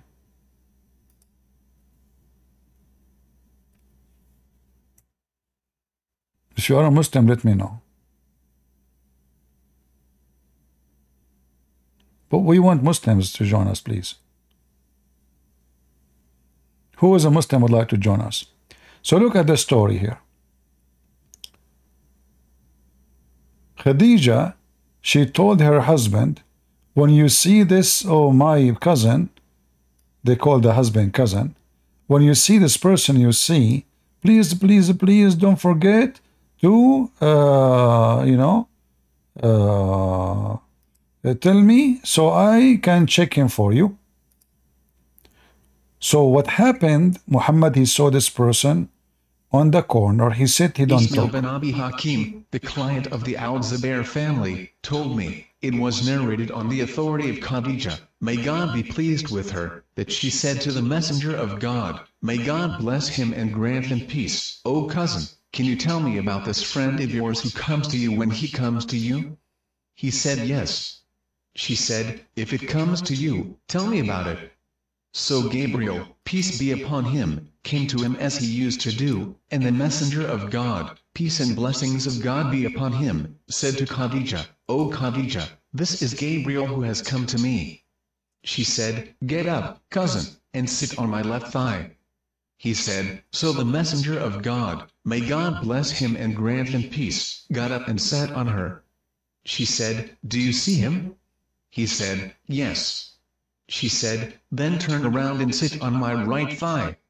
She said, so the Messenger of God, may God bless him and grant him peace, turned and sat on her right thigh.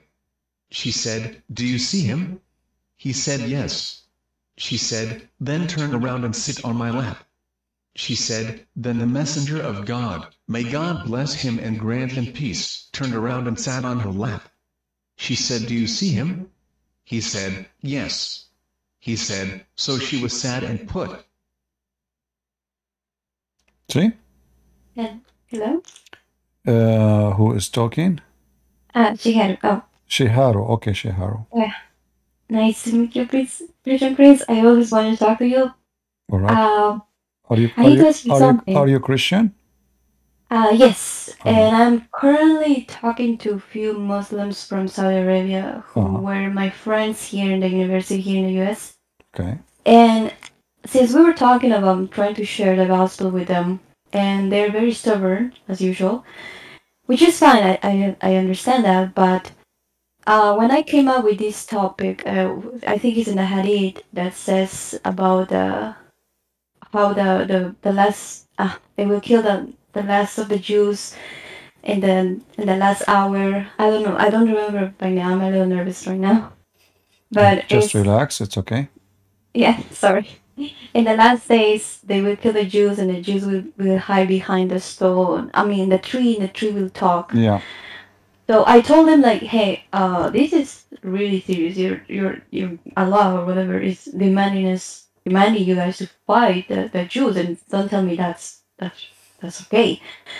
And then they told me and explained that this is because when the Dajjal is gonna come, they are the ones who are gonna fight the Muslims, and the Jews and the Christians will be with the Dajjal, the Antichrist followers. So therefore, they need to fight each other, and that's according to an imam that they talked and they listened to.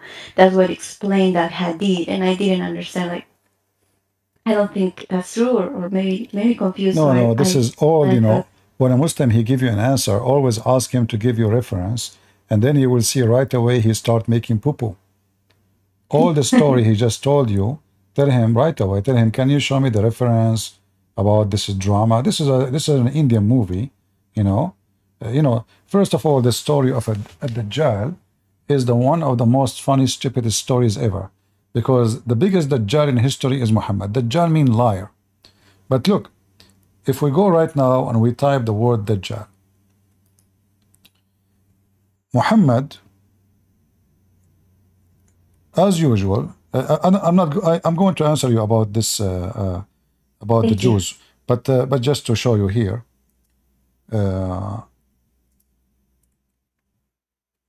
if we ask the Muslims, is Allah is a man? They will say no. Okay, is Allah is the Messiah? They will say no. But look what Muhammad he just said. Muhammad he made it clear that Allah he look exactly like the Messiah. So all those hadith we see in the front of us, Muhammad is talking about what? You should know that your God is not one-eyed. At Dajjal, the Muslim they speak of, he is supposedly the false Messiah. So his name is not a Dajjal. His name is Al-Masih Dajjal, which means the Messiah, the liar. Oh. The Messiah, the liar. All right? So, but the Messiah, the liar, is someone who pretend to be the Messiah, which means he is a man. Correct? Yep. All right. So look here what it says. The Prophet said, I have told you so much about the Dajjal, between two brackets the Antichrist, that I am afraid that you might not understand. The Antichrist is short, hinted, woolly-haired, one-eyed, and eye sightless, neither protruding nor deep-seated. If you are confused about him, know that your Lord is not one-eyed. So what we understand from this, there's the only difference between the look, between the false Messiah and the true God is what? Is one eye. Mm-hmm. Correct? Yeah. But who is now the Messiah that Dajjal is pretending to be? He is pretending to be the true Messiah, correct? Yes. Okay. As long he is pretending to be the true Messiah, so why Muhammad saying, you should know that your Lord is not one-eyed? Oh, you're I mean, the guy is saying, I am the Messiah, so why the Muslim will think he's God? The Dajjal, you see in Arabic here, the translation is not accurate. In Arabic, it says, Inna Masih ad-Dajjal. You will notice here in Arabic, they don't say Al-Masih. They say Masih ad-Dajjal. Because Al-Masih, there's only one person, he is the Christ in Arabic. Al is a definition, and that is given to God. So the stupid Muhammad, again, he took the word Al-Masih, he gave it to Jesus. The false Messiah, they call him Masih. They don't call him Al-Masih, for he is the false one. So the Masih, the Dajjal, he is short, he is fat, he have curly hair, he have what he have. And then Muhammad, he is warning the Muslims saying, if you are confused about what? About how Allah look like. But the Messiah, this false Messiah here, he is pretending to be the true Messiah. So why the Muslim will think that he is Allah? If the guy saying, I am the Messiah, believe me, why Muhammad is confused about the Lord look? He said, you should know that your Lord is not one-eyed. So obviously here, there's a story. In certain point, Muhammad was an idiot, and he made it clear that the Messiah is God. The false Messiah is the false God, because now the compare is between who? Between the Lord and the false Messiah. So this story here should be saying, you should know that the true Messiah is not one-eyed. Correct? correct. So why he's saying Allah, your Lord? So Muhammad is an idiot. Now going back to Ad-Dajjal, when the Muslim they speak about the Jews, they will fight with the Dajjal. That is other story. We laugh at it because simply according to the story of Muhammad, the one who will fight with the Dajjal or the army of the Dajjal, there are a certain group of people, but he do not even need them because the one who will destroy a Dajjal anyway is the Messiah. When the Dajjal he see the Messiah, let me show you.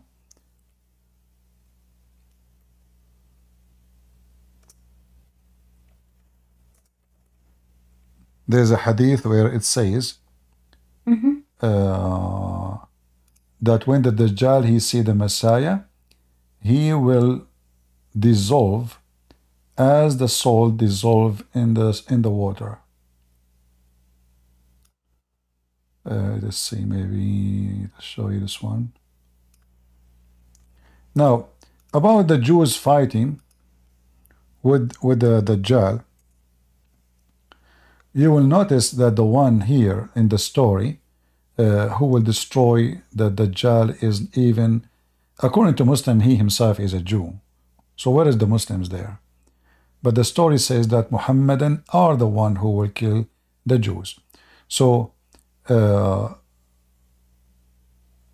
us see, where is the hadith here?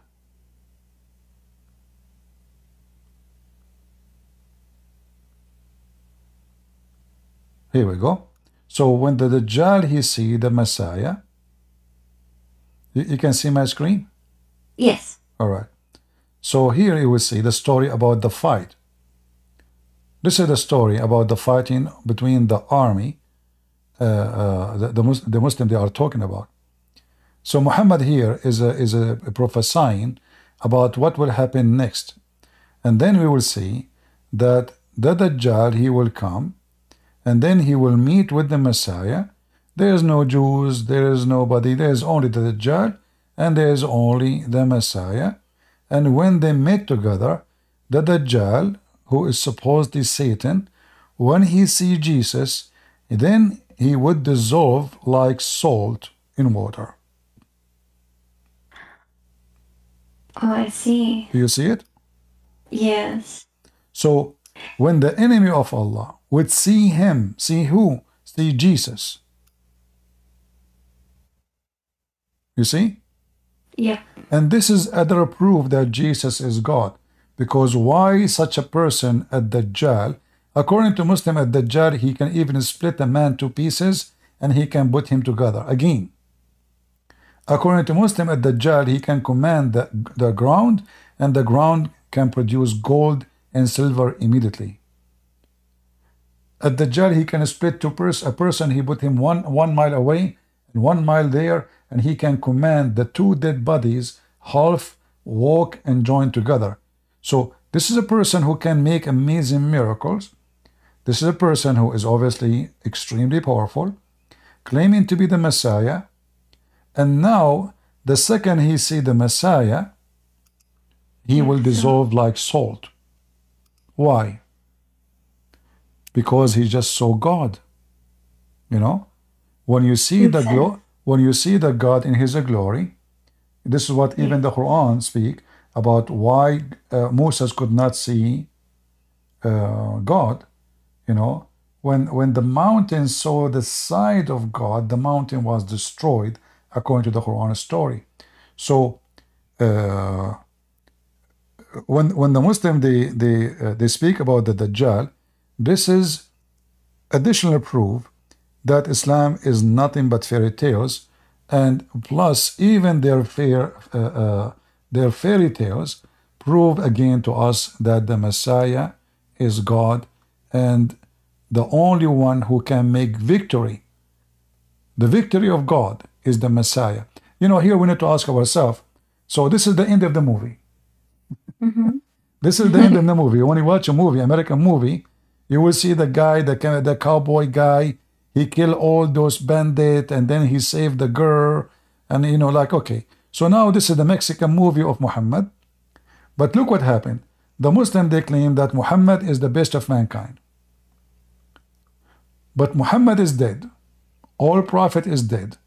Who is the one who will finish the movie? Who is the hero who will live to the end? Who is the one who will kill the most evil? That is Jesus. True. About the Jews, the one who mentioned to you the story of the Jews. There is a story about that Jews from Aspahan, they will join at the Dajjal. But you see the hadith about killing all the Jews in the world. Yes. It says, okay, let me show you how stupid the one who mentioned that to you. Give me a second. Yeah, exactly. When he told me that, I was confused. Like, no, there's no way that that's an explanation. All right. First of all, the story they mentioned to you about the Jews, it's speaking about specific number of Jews. They are 70,000, and they are from Aspahan. If we go and check right now, how many Jews exist in Iran? Guys, can somebody find me the number? How many Jews exist in Iran right now? Maybe 10? Let us see. How many Jews? Very few. In Iran? Let us see now. Okay. There's around 8,500 Jews according to internet. All right? But Muhammad is saying that there is 70,000 Jews from one city in Iran. They will come out and they will fight in the side of the Dajjal. So why you want to kill all the Jews? You should kill only those 70,000 who will fight with the Dajjal, if this is true. But we know that there is no such a thing. This does not even exist. There is no 70,000 left in Iran. So if this should happen, it should happen long time ago when the Jews used to exist in Iran. There's no Jews right now in Iran in such a number, and there's no Jews at all. Maybe if somebody can search for me the city of Asfahan, Asbahan, even Muhammad cannot even pronounce the name correctly. Let us see if I can find this hadith in English. Give me a second. 70,000. Muhammad is stuck with number 70 and everything. 70 versions, 70, you know, yeah. So any story, you have to add 70 to it. Here we go. So this is the hadith. And this hadith alone is proving Muhammad to be a fraud again. Do you see it? The Dajjal will be followed by 70,000 Jews of Asfahan wearing Persian shawlos. Wow. Hey Muslims, guys, who can search for me how many Jews right now in the city of Asfahan? Let us search in the city of Asfahan how many Jews left. Let me go to Google.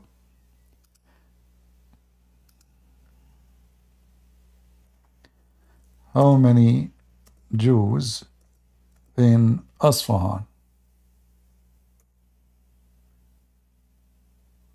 I was typing in Arabic, hold on. How many Jews in Asfahan? 1,500 people. 1,500 people, you know.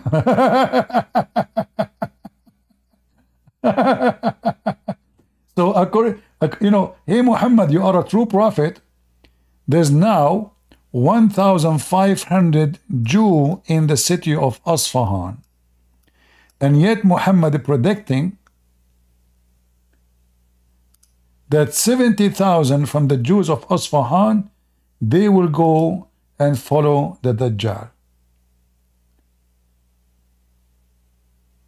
And not only that, they will be wearing clothes of the Persian. Do you see it? Yes. Yeah.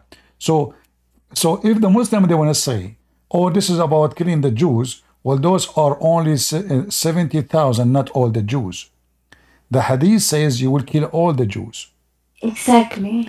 Plus, this hadith prove again that Muhammad is a fraud, because there is no such a number exist in Iran totally, not only in Asfahan.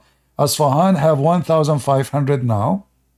Total Jews in Iran is 8,500. So where the 70,000 they will come from? And as you see, they cannot say they are going to be from around the world. No, those are coming from Asfahan, and even they are wearing Persian clothes. I have a bad news for Muhammad. In Persia right now, nobody wear Persian clothes no more. True. Either they wear Arabian clothes like Muhammad, correct? Or they dress suit like the Western. Nobody wear Persian clothes no more. Nobody.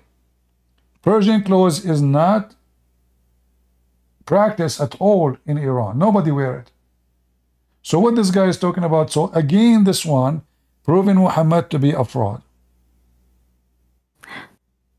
I'll show that to that person and let him know. Well, why you don't invite him? I was thinking that actually, because I did show some of your videos, and he wants to learn the truth, like he really wants to, but I feel like he's indoctrinated to Islam. That's why I think it's hard for him. First, I want to advise you. You are a Christian, right? Yes. We as a Christians, we should not associate with Muslim men. I'm talking about you as a female. Because the reason for that, they don't look at women in a good way. So I advise you, if you want to talk to him, to refer him to a male. If he is really a person looking for a truth, then a male he can do. You want to talk, you talk to a girl. You as a girl, I am against any Christian girl to speak to any Muslim man. Because Muslims always look at women as a sexual object. They don't respect her. They will not even listen to you. A Muslim man, he believes that you are half a brain. So, if he is serious, then he is more than welcome to come to me. Just tell me. I will speak to him in a nice way, and then let us talk as man to man. There is no need for you to be involved. You just to bring him here, say, you know, here you can get all the answers you want, and we can, you know, come to a conclusion. Either you agree or not. So don't, you know, we should not. If I have a sister, I will be so upset from her that she is texting a Muslim man in her phone. I will not even talk to her if she is doing that, because I know them. They love to talk to Christian women. Okay. So be It's careful. because we usually are in a group with future friends. We usually, like I told you, we met most of them. I met them on the school, No and then we had problem. a group, Yeah, okay. and If that's when it's sometimes so, like, religion comes to talk, and the chat is I not in feel. private, the chat in a group, you mean? No, it's not. It's not private. It's more like in a server that Okay, we if it's a usually group, it's join okay, but Discord. be careful, you know. I mean, listen, Yeah. the Bible says light and darkness, they cannot join together. So if a person want to learn the truth, I have to be careful, because associating myself with people believe that wickedness is the right thing to do, I might get wicked too. Wickedness is so powerful. As an example, if I say right now, let us have a group to pray, and then I say, let us have a group for party, which one more they will join people to it? Party. Correct? Yeah. Which one, if I say I want to, you know, I mean, I don't want to give tons of example, but we know what we are talking about. So those people believe in wickedness and they justify it. This is why you have to be careful, because a wicked man is a wicked man. And a person, a Muslim, he do not need to prove to me that he is wicked. He is wicked, for he is defending killing 70,000, all the Jews in the world, because there is 70,000 Jews that will follow the Dajjal. Same time here, why Muhammad, he mentioned the Jews, they will follow the Dajjal. What about the rest of the world? I mean, that's it, everything. Muhammad, he blamed the Jews for everything. Two people are playing for everything in Islam: women and Jews. According to Muhammad, if not women, if not Eve, I'm typing in English again. My keyboard is not switched. What's wrong with this stupid thing?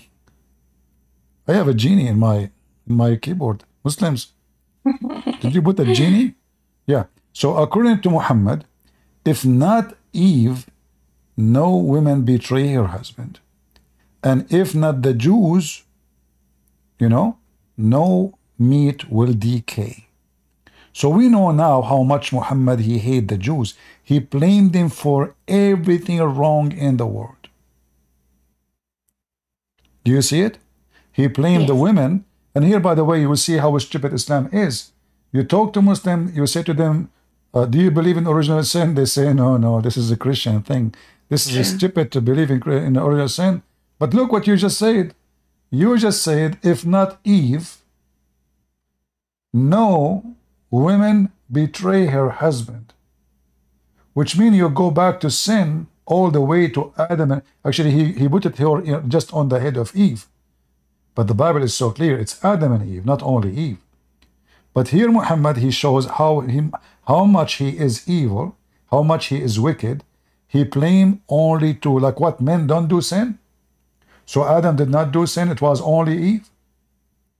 And now, women, all of them, they are Eve and they betray their husband.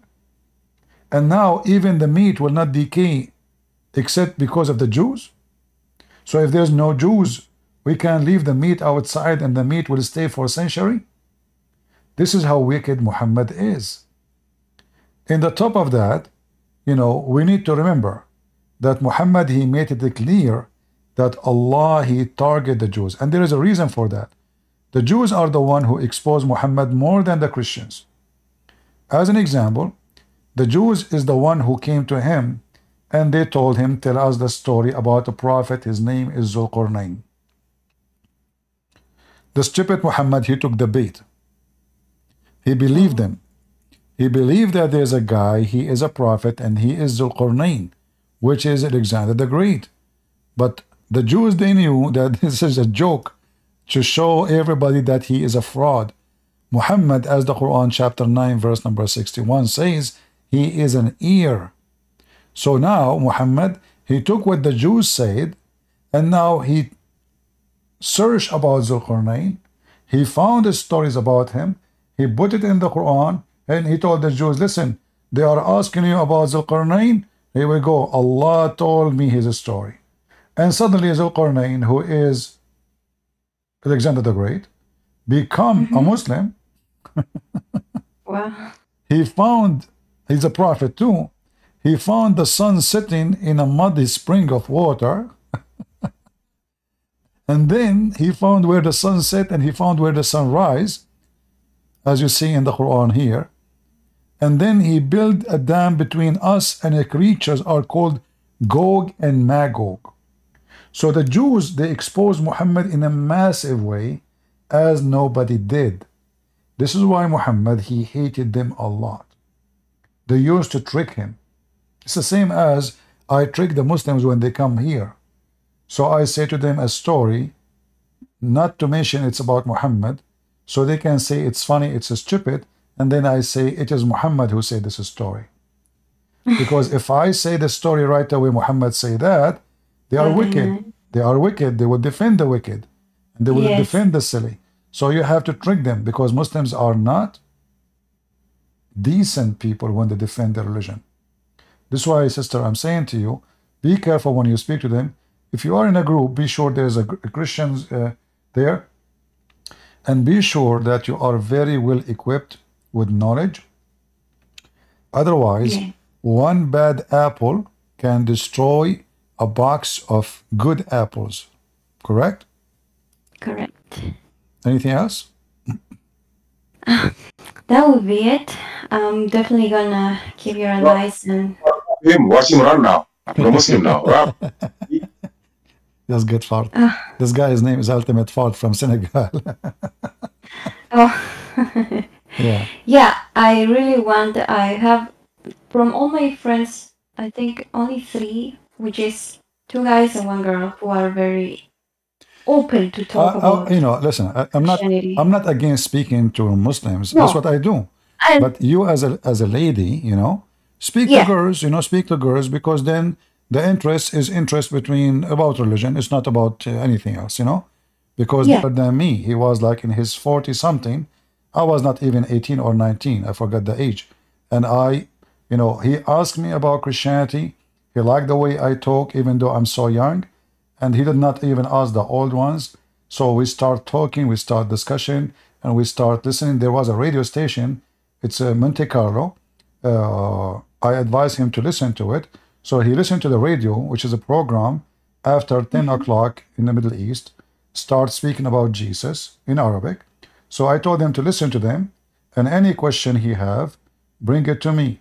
So he listen at night. We talk in daytime. We talk in person, not, you know, like we know each other. So first time I encountered Islam actually as a challenge, it was because of him. He invited a bunch of sheikhs. He's a prince. So they brought a video of Hidayat, and they put it in the you know, VCR at that time, you know, the VCR. So they played the video for me, and they were trying to convince me, and there is a subtitle in Arabic. So they were trying to convince me that Islam is the true religion. Look how your priests, they could not refute Hidayat. And then I told him to stop after they finished the video. I told him, he said, what do you think? I said, there's something wrong with this video. You know, he said, what? He said, the translation either is not accurate, you know, like my English was not, I mean, until now it's not good, you know. But anyway, at that time it was horrible. So, so I told him there's nothing, that doesn't make sense. The question the guy asked, like that he asked question, the answer of the Christian guy doesn't fit with it. So this prince, he called the library where he got the video, and he told them, I listened carefully to the video. He speaks English too, and I found that there is some like cutting in the video, like somebody play with it. So who is the one who made this video? They said, sir, they were scared. They said, it's not our business. We get them from the vendor. We are just a library. We put them on the shelves. We sell them. And then he start listening to me, and slowly, he decided to leave Islam and he became a Christian. So, but for me, I will not speak to a Saudi woman in private, and I am a man. Yeah. And I will tell you what they did to me as a man. Once I was in Paltalk, and there was a woman, she came and she said, CP, I want to talk to you. I'm thinking to convert to Islam, in the chat. And she said she is from Latino countries, from South America. I said, so I even like now, I closed everything. I said, she said, I'm going to take Shahada tomorrow if you don't help me. So I said, okay, guys, I'm going to talk to her. All right. So I went in Skype, and then she opened the camera. I told her, no need to open the camera. You know, there's no need for the camera. Please close it. She said, I don't know how to close it. It's keep coming by itself. And then she said, if you want, I can hang up and I will take Shahada. I said, okay, just take it easy. Okay, keep the camera. And then she started pulling down her shirt. I'm not a fool, you know. She started pulling down to show me more skin. I said, are you okay? What's happening there? Focus with me. You know? So, and then I asked her, do you know anything about Arabic? She said to me, no, I told you I'm from South America. And then I look all the way in the back of the room. I found big sign in the Quran in her house, in Arabic. Wow. The same moment I noticed that, somebody opened the door and he spoke to her in a Moroccan accent. So they were plotting against me, trying to deceive me and to tempt me. So they can tempt me, maybe record me. Oh, this guy, the woman, she will take off her clothes. He will get tempted. We record him. We post it online. We destroy him. People will not listen to him. So this is how low they go. They are willing to send their own sister. They send it to do that to me. So what they will do to you? I'm not saying that the one you are talking to them is the same equality, but I know, I have my experience with them. So you better be careful. If they do that with the man, what they will do with the women. Exactly. I wanted to just a short story about it. It's not the same, but I had my friend who came from another country, and she was a very close friend to me. And then she started to get involved with a Muslim guy, also from Saudi. He was not part of my group of friends, but I did knew him. That's the reason why I'm also became more passionate about to learn about their religion and my own religion, because at that time, this was like 3 years ago, I was not as more knowledgeable, let's say. He tricked her, and she was more religious than me. He tricked her and made her convert to Islam in order to get married. And see, that's the reason why I started to, okay, this is not right. And I even talked to her, but she was convinced to become a Muslim, and I could not stop that. But that's when I decided, okay, I need to learn their religion and my religion, because he would also come and attack my religion, say like, oh, the Bible is corrupted. And at that time, I didn't know much, but I would tell him like, no, it's not corrupted. But we would not get in deep, because I told him that, hey, I'm not knowledgeable in my religion. So that's the reason why I started to learn more. I did watch your videos, Sam Shimon, David Wood. And I want to share that with you. You know, the Muslim who married that woman, he will use her until she gets a little bit older, and then he will throw her, dump her like garbage, and he will replace her with someone newer. So actually, his mom was not okay with that, and he made her convert. Not only her, another girl too. At the end of the day, they never. We lost you.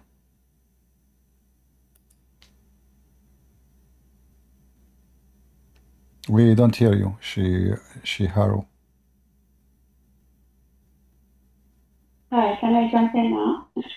Okay, Nayali, go ahead, Nayali. Yes, yes. So, I was a Muslim as of May 7th.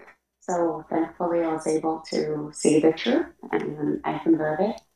So that's kind of my new birthday now, May 7th. Not too long So ago. you used to be, you are born from a Muslim family, Nayali? Yes, yes. I grew up also in the Middle East. All right. Like big part of it. But why you left Islam? I couldn't practice it. Hello, I It think. it did not make sense to me. I just couldn't, the prayers didn't make sense, the fasting. Even just seeing the attitude of people changing and how they become so angry during Ramadan. Because Islam is peace. You know? I was like, Like, if you get this angry, so just eat. yeah, Feed someone who needs who needs a Islam is meal, and you peace, but the eat. second they go to the mosque, they come out like beast. You know, but I Islam is know. peace, a peaceful Islam. And then the peaceful Islam teach Muslim to beat their wives peacefully, you know? Yes, Yeah. yes. No, you do it lightly in your hand, you know? You know, Muhammad, he He's not said going to beat actually, me. Muhammad, he said, don't beat your wives as you beat your slaves. So Yeah, supposedly so I Muhammad just, now is teaching them better manner, like teaching them how to beat them. Don't beat yeah. them like you beat your And slaves. I read something like they can be blue or green, like as long as they don't change color, you're good. Yeah. Yeah. So, but yeah, it's like throughout my years, like I just couldn't, nothing made sense to me, but I just went with it because it's more of a cultural, but never had that connection um, until it just like decided to learn more about, Christianity and it just hit home. It made sense immediately, and I was able to see the light, as So, they say, thankfully. but how you were able to find out? Like, I mean, there is something make Now, you made the decision. Nabil, I came across Nabil Qureshi's video, and then I just that's how I got into the whole like um, I came across and I really liked his message. His testimony, so I bought his book, Seeking Allah, Finding Jesus. Uh-huh. Yeah, yeah. But it didn't take me long for some reason. Like I don't know.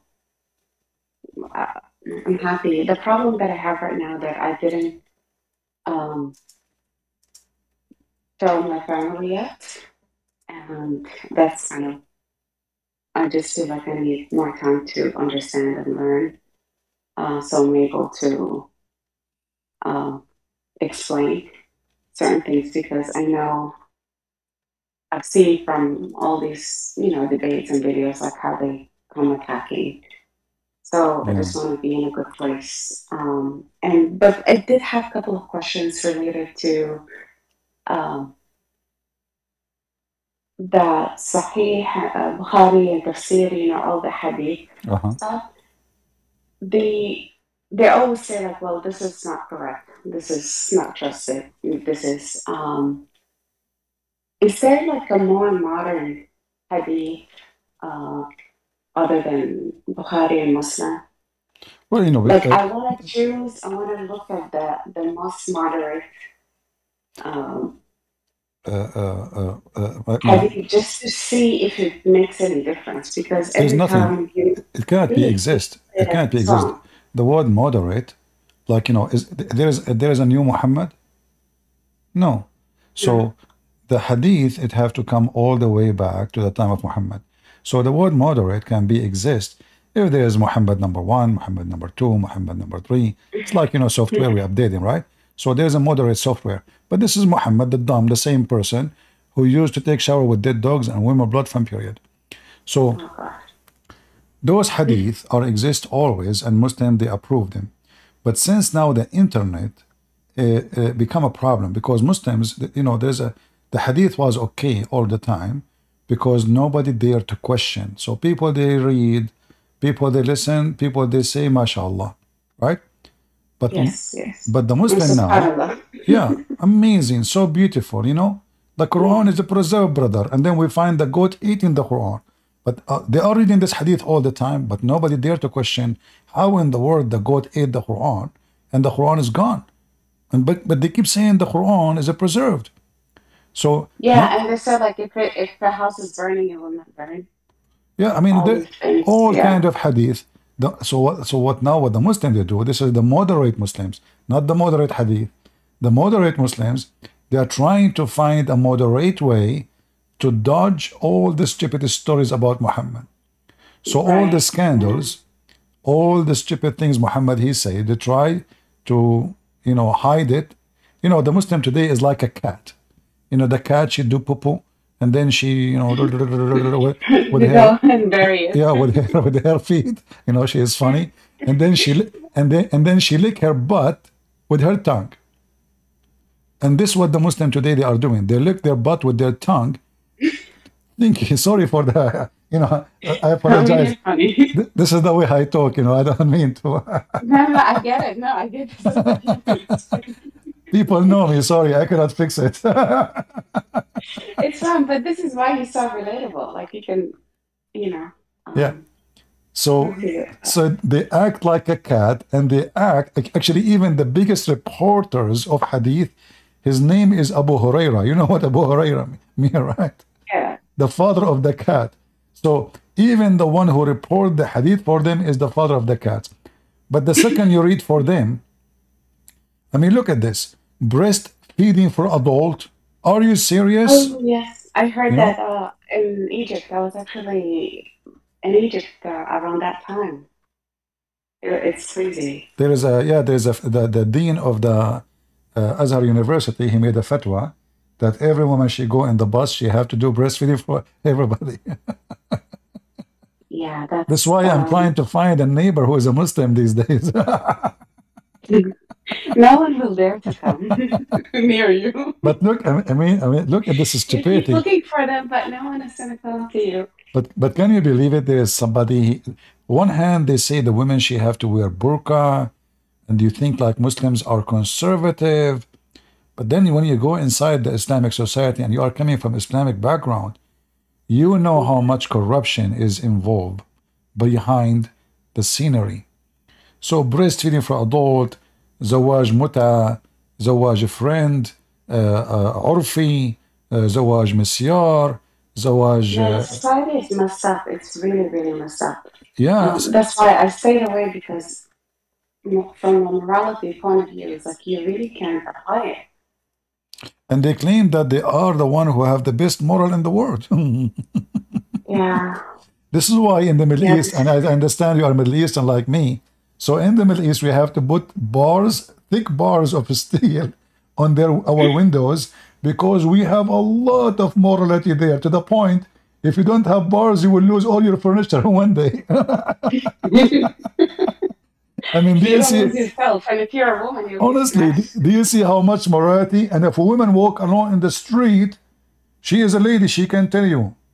If a woman she walk alone in the street, honest to God, they will shower her with sexual words, filthy language, if they don't even try to touch her. No, it's insane.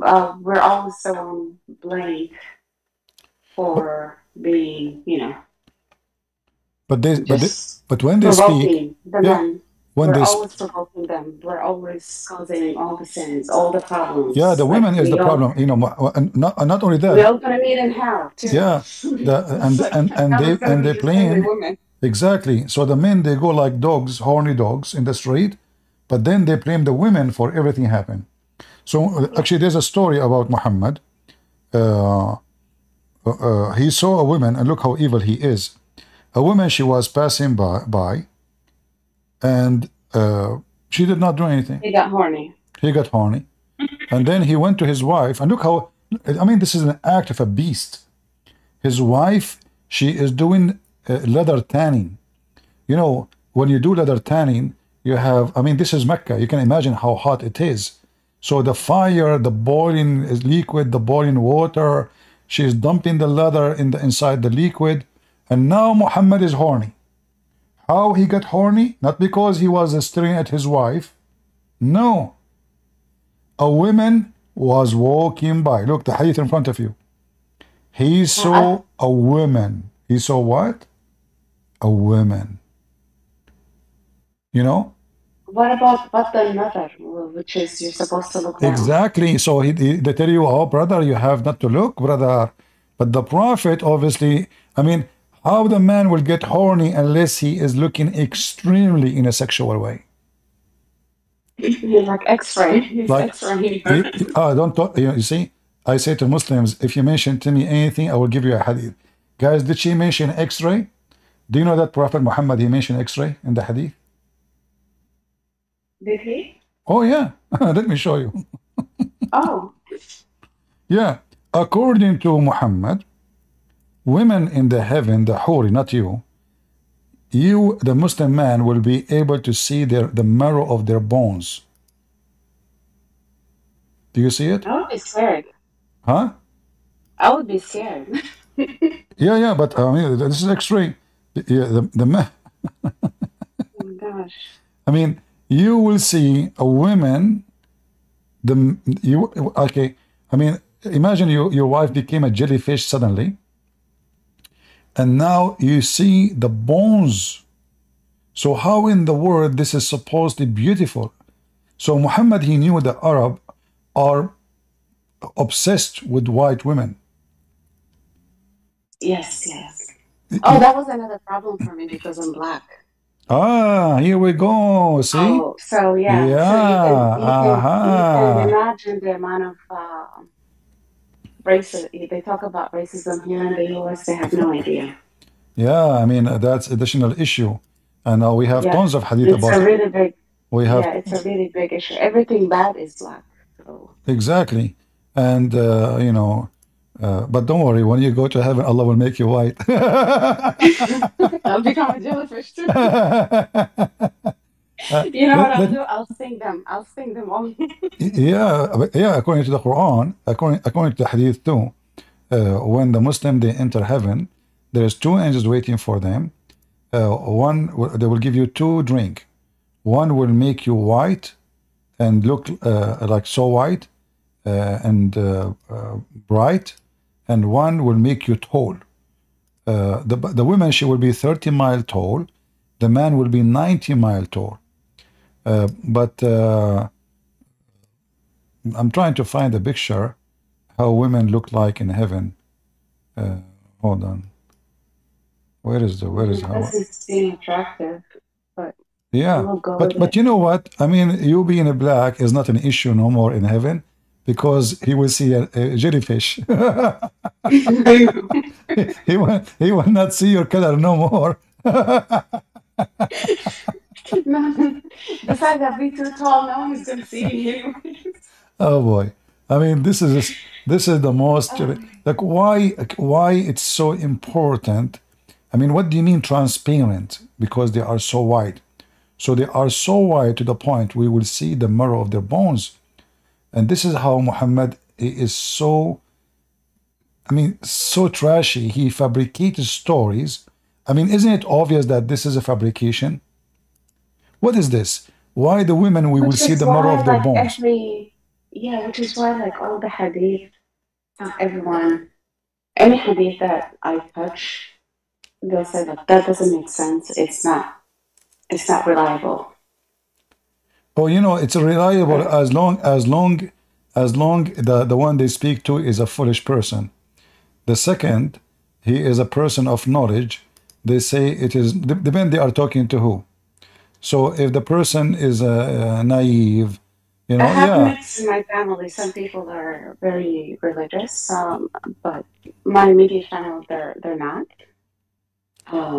Again, for the same reason, no one can really follow through the teachings. But I do have, like, from my mom's side, like, they're very religious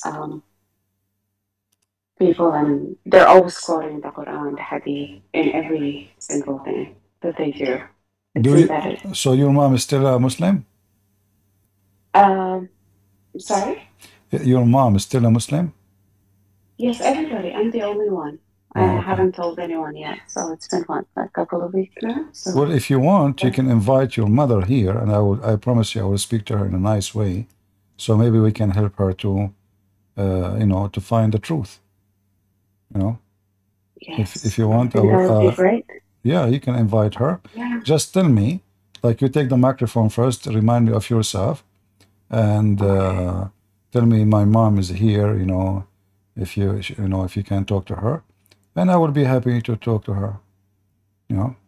Okay, I think it will be the language. Do you know the hadith, Nayali, about Allah, how Allah created the white people and the black people? No. No? Okay. But I don't know why I'm about to laugh. Yeah. No, because I want you to show it to your mom. Yeah, actually, yeah, I'm actually taking notes, so you can. Yeah. Let me see if somebody can post it, if anybody have it ready. So Muhammad, he said that when Allah created, you speak Arabic, right? Yes. All right. That make it even better. So when Allah, he created Adam, he hit Adam in his right shoulder. And here we go. All right.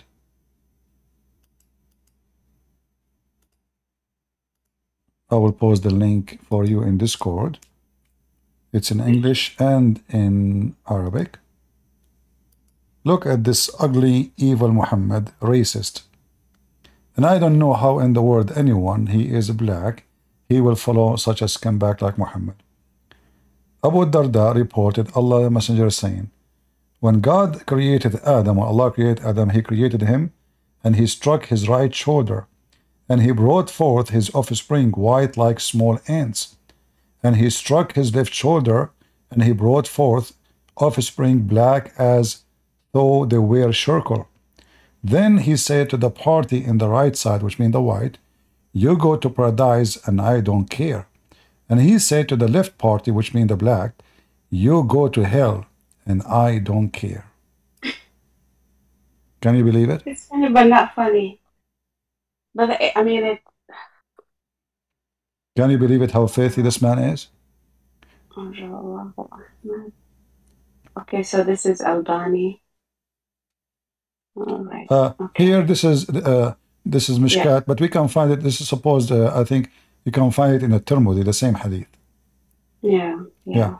So, and this is a Sahih hadith, by the way. This is a Sahih hadith. It's posted. If it's not, that's the other thing. If it's not Sahih, why would they publish? Yeah, no. You see, but that's but this excuse. I mean, this excuse to not even in this one they cannot even use it because it is authentic, like the game of week, and you know, it doesn't work. And even if it's not, it's very confusing. And that's kind of you're deceiving me. You're always like making me wonder. Yeah, and they say to you, Islam. They say to you, Islam is a preserved. But then the second we check, they say to us, this is weak. Let me show you that this is authentic. So you know Arabic. Let me show you here. Let me pause. No, I mean, if it's already on like Sunnah.com, like that's what I'm. Yeah, but no. I will show it from the very important Muslim website. Here, do you see it says Sahih? Yeah. See it? Sahih. Yeah. Sahih. All of those is Sahih. Sahih. You know, when they're all Sahih, and when you tell them, they tell you no, it's not. Yeah, okay. But I mean, so that's But they cannot lie to us no more. You know, I mean, that's it. It is Sahih. No. So it's authentic. The game is over, because the game of weak and da'if. This is a game they play it with everybody. God created Adam, so he struck his right shoulder and brought forth white offspring as if they can all see it. Huh? Sorry? No, I said the information is so accessible now, so it's not that you have to go through someone. The internet, maybe it have a benefit for Muslims to flood the media with fabricated videos, Quran and science and discovery of science and etc. But then the same internet cause a big problem, because I can go right now and speak to someone who live in Mecca and they can listen to me and what they can do about it. You know? Yeah. Yeah. But as you see, this is a hadith. Every Muslim who is black should leave Islam immediately. And this is a very authentic. And we have Quran speak about black and white too. Allah in the Quran make it clear. Actually, even the Muslim, I'm sure you heard, like if I ask you right now, what the Muslim they say to you, or when you were a Muslim, what they told you, why the black stone become black? Was it cursed? Because of sin. The black stone was white like milk, and the sin of mankind made it black. But what does that mean? If you think carefully about it, that means sin make you black. Correct? Yeah. So the black stone was white like milk. Yeah, and there is something I remember, swaddat wujuhum, like. Yeah, this is the Quran too. Yeah. You do a bit, yeah. Yeah. But no, there are plenty of things that are, that just they're not right at all. But yeah, I think it'll be a great idea to bring my mom on. Your mom, your dad, questions? whoever you want, you know, your mom, your dad, your sisters. Unfortunately, my dad, is deceased, but you know, he's actually one of the best person in the family. Well, maybe it's good to bring him here then. You know, I will be happy to talk to him. Yeah. Now, 2 questions. I have 2 more questions. All right. One about adoption, because that was at some point I already have children, but I wanted to adopt one of the children from the war. Like, and then they were saying haram, and I can't bring a girl because I have boys.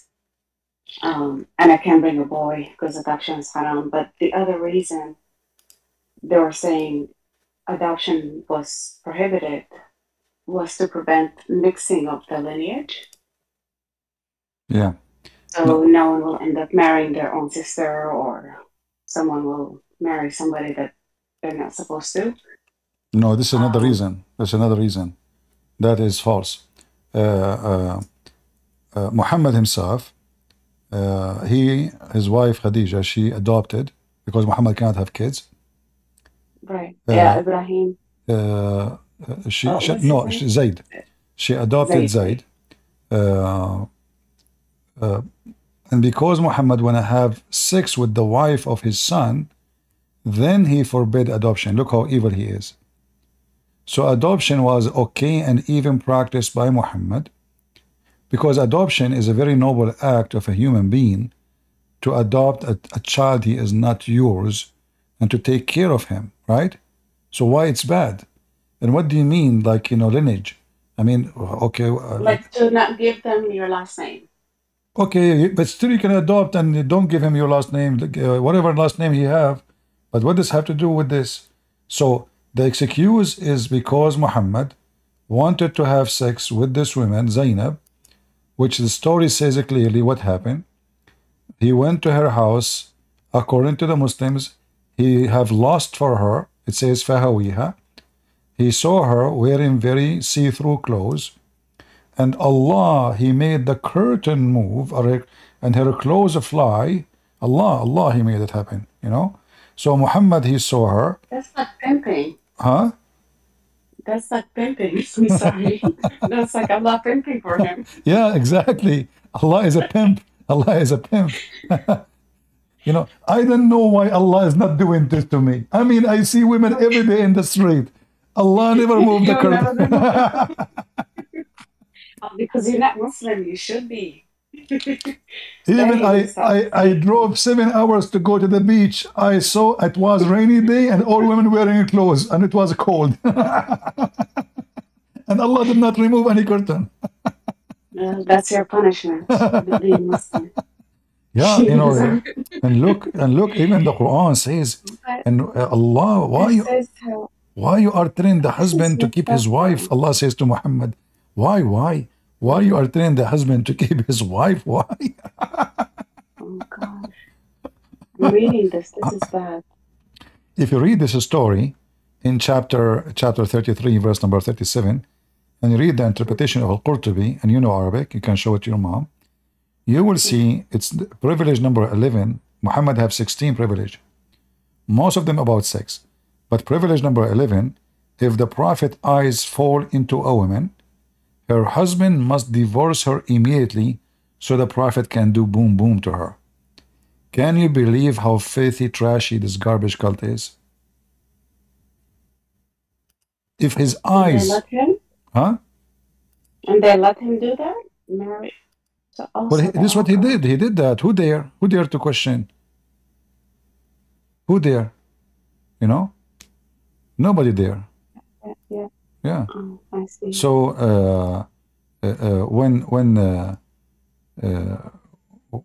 when the Muslim, they say this is a privilege, like in the other day, like just last week, the Muslim, he said to me, so what? It was a girl, actually. Remember, guys? A Muslim girl, she called me. She said, so what? It's a privilege. This is not a fornication. He's a prophet. So if he is a prophet, he can fornicate, and they call it a privilege. If he is a prophet, he can steal the wife of somebody, and it's a privilege. Then how come the other prophets didn't do that? Whoever do such a thing, he is a bad man. It doesn't matter if you call yourself a prophet, if you call yourself a priest, if you call yourself whatever you call yourself. Prophet should be the most decent, not the opposite.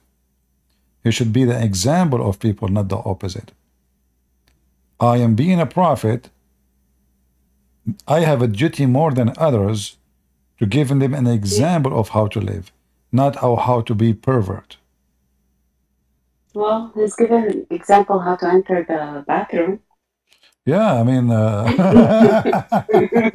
did you watch the video about left foot, right foot? You watch it? These are some of the things like I just, that sound like every single thing I can't follow. Did you watch the video about the bathroom? No. No, you missed your life. I mean, that's it. You missed 10 years of your life. Let me find it for you. Hold on. There's a video for everything. I'm new to this. That's why I'm not in social media or like. I am afraid. A lot of things up until recently. That's why a lot of things I may not. I'm afraid if I showed you this video, you might convert to Islam back. I don't know. I'm not sure if I should show it to you or not, guys. Should I show her to her? I don't know. I'm not sure really, because she might convert to Islam again if I play the video. I'm not making this. Hold on. I will show it to you, and you know what? Let us try our luck. Either you become a Muslim, and you might become an imam too. Oh, I forgot you are a female. You cannot. I can't do anything. Yeah, you can't be. Besides, You can't even be a witness in the court. Okay, here we go. So watch this video and let us see if you will stay as a. You will not come back to Islam. I'm just trying to help you. The shaitan, he not only runs, but the hadith says lahu only runs. The shaitan, when you give the adhan, the shaitan, he not only runs, but the hadith says lahu durat. Wow. You know durat is? No. Durat is. He runs, and as he's running, his fart comes out. Here he is.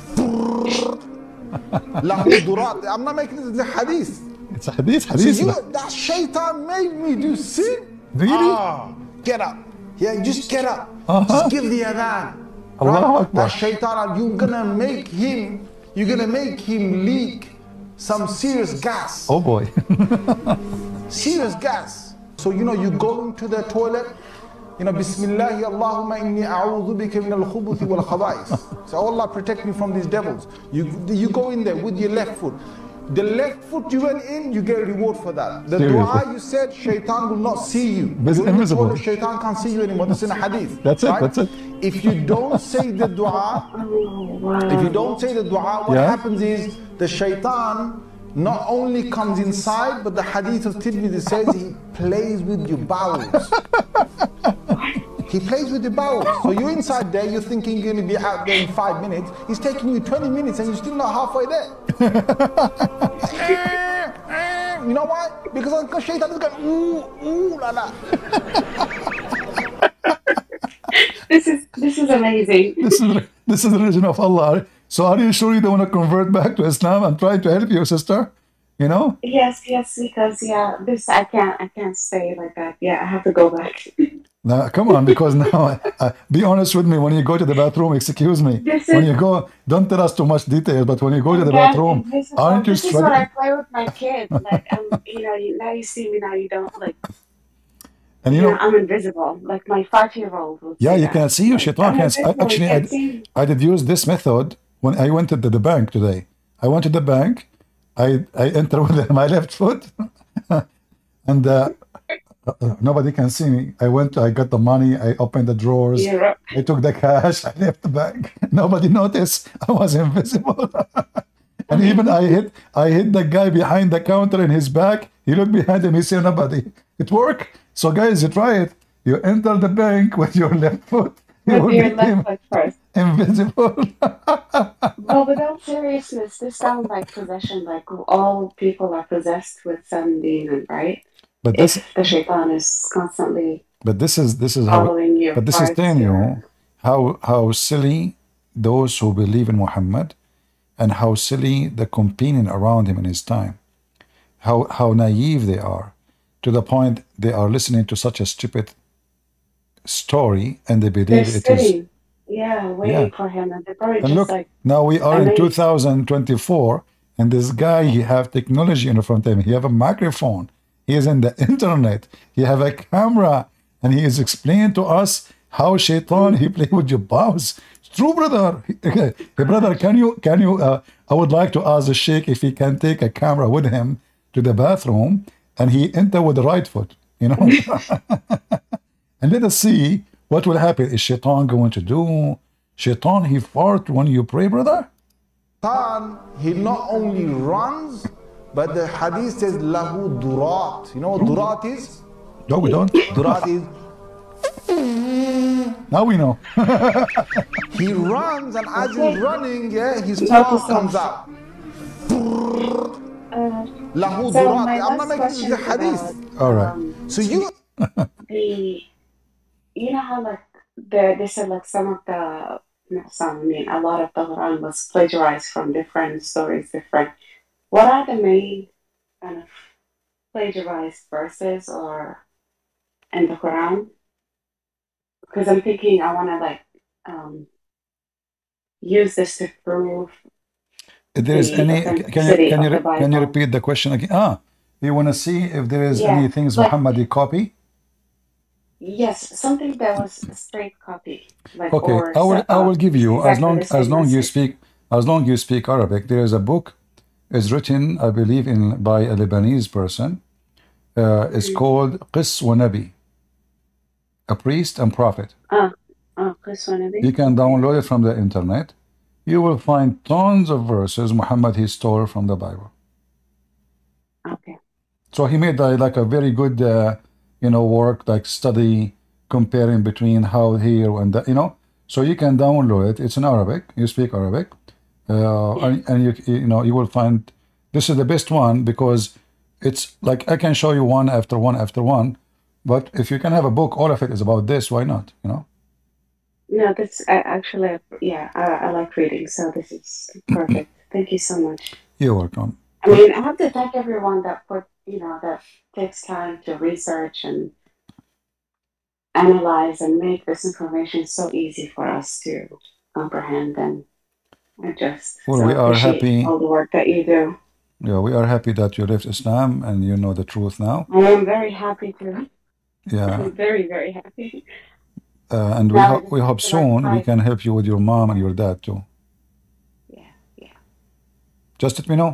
I'm almost here every day, and but I don't enter here with my left foot. So you will see me. I will be visible. I will see you.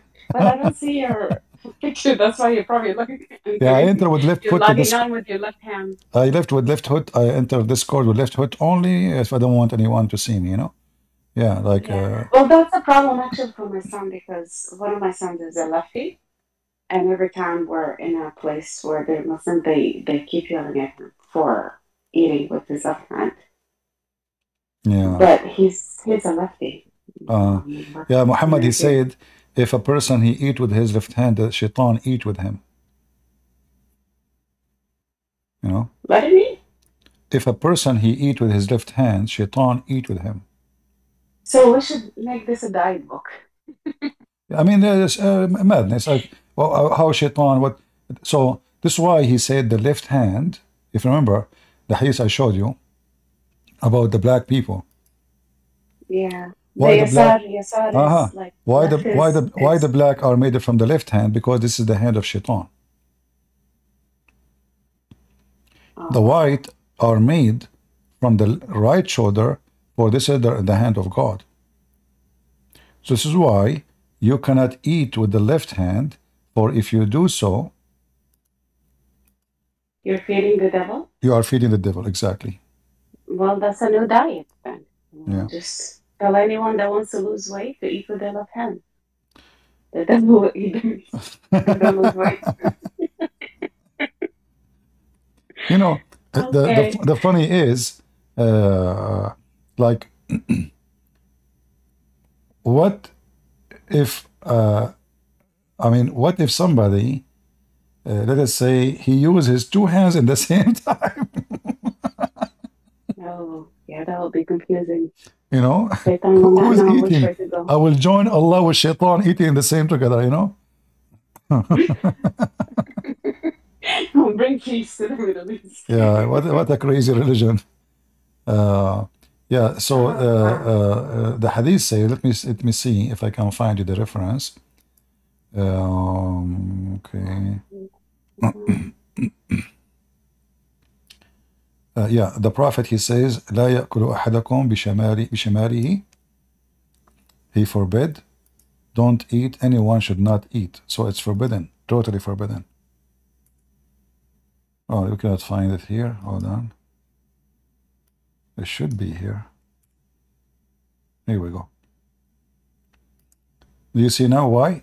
It says, the Messenger of Allah says, no person should eat and drink with his left hand, for Satan's eats with his left hand and drink with his left hand. So what does it have to do with that? I have no idea. Hey, but yeah, my first time, like he's struggling, like he doesn't like to eat. But look how stupid Muhammad, hold on. Look how stupid Muhammad is. As long he said, shaitan he eat with his left hand, that means shaitan he have a right hand too. So these are the teachings, like this is insane. No, if the left is bad, but by saying he eat with his left hand, that means he have a right hand. So is shaitan half good, half bad like us? Yeah, or he's a lefty like my son. Oh boy. What a crazy garbage. Oh my God. Yeah. I'm glad I'm able to see this clearly right now. Like it's superstition, religion, and fiction and stupidity. Yeah. Yeah. You know, since I learned this, I stopped using my hands at all. You know. Yeah, we should have had one hand. No. Over everything. No, you don't understand. Look what I did. I will show you what I did. You can see my screen, right? Yes. Yeah. I will show you what I do. Here we go. I listen to the advice of a Prophet Muhammad. He says, Ibn Abbas reported the Prophet saying, when one of you eats, he must not wipe his hands till he lick it or give it to someone else to lick it. Oh. A slave. Is that during famine? Huh? I mean, can you believe it? So you should what? You should lick it or give it to someone to lick it. You know? Recommended to lick one finger and wipe the bowl, and to eat piece of the food that drop after removing any dirt in it. It disliked to wipe one hand before licking it, because it is possible that the blessing of the food is there. Oh my God. So now, yeah, that didn't work during COVID. And listen, no, you don't, and now not only this, Muhammad is an Orthodox Christian. He used 3 fingers. To eat with The sunnah is to eat with the 3 fingers. Hey, what? Hey, you know what the 3 fingers? Is that why pork has 3? You cannot eat with the 5 fingers. Remember, the right hand and 3 fingers in the name of the Father, the Son, the Holy Spirit.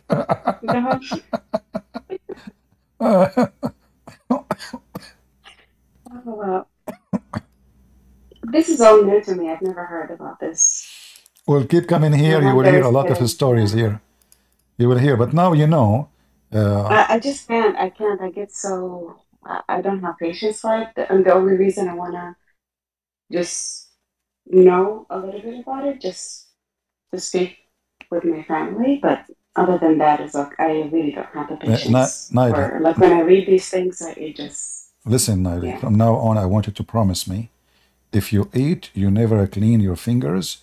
You give your fingers to your neighbor to lick it. Well, I have a dog. That's another thing. A dog, exactly. The dog would do it. When one of you finish, look at the serious teaching of the Prophet. When one of you finishes eating, he should not wipe his fingers until he has licked them himself or given it to someone else to lick it. Hey, wife, come here. Lick my fingers. That's embarrassing. I mean, not only saying lick it, he's saying give it to someone. I mean, what do you mean give it to someone to lick it? Oh, wow. Oh, boy. Yeah. All right. Okay, well, this was very, very helpful. Thank you so much. I appreciate your time. You're welcome. And we pray that your family will leave Islam too. From the chat, I feel the love. You know, the love. I love everyone. Yeah, well, we are happy to have you, sister. God bless you. Yes. Thank you. Thank you. And from now on, never use a towel, please. Practice Islam. Just lick it and let somebody lick it. Yes, well, I have the dog who is forbidden. Yeah. But the dog, but Allah, people don't even come to me. But Allah, He hates dogs. Which is great. Allah hates dogs. Be careful, you know. Allah hates dogs. Angels will not enter a house have dogs. Yeah. Yeah. It was a good reason. I got it so nobody comes over. So the angels of Allah will not join your house. That's good. Yeah. I don't have angels. No, hold on. If the angels of Allah don't enter a house, have a dog. So how the angel of death will take your life? You will live forever. Good for you.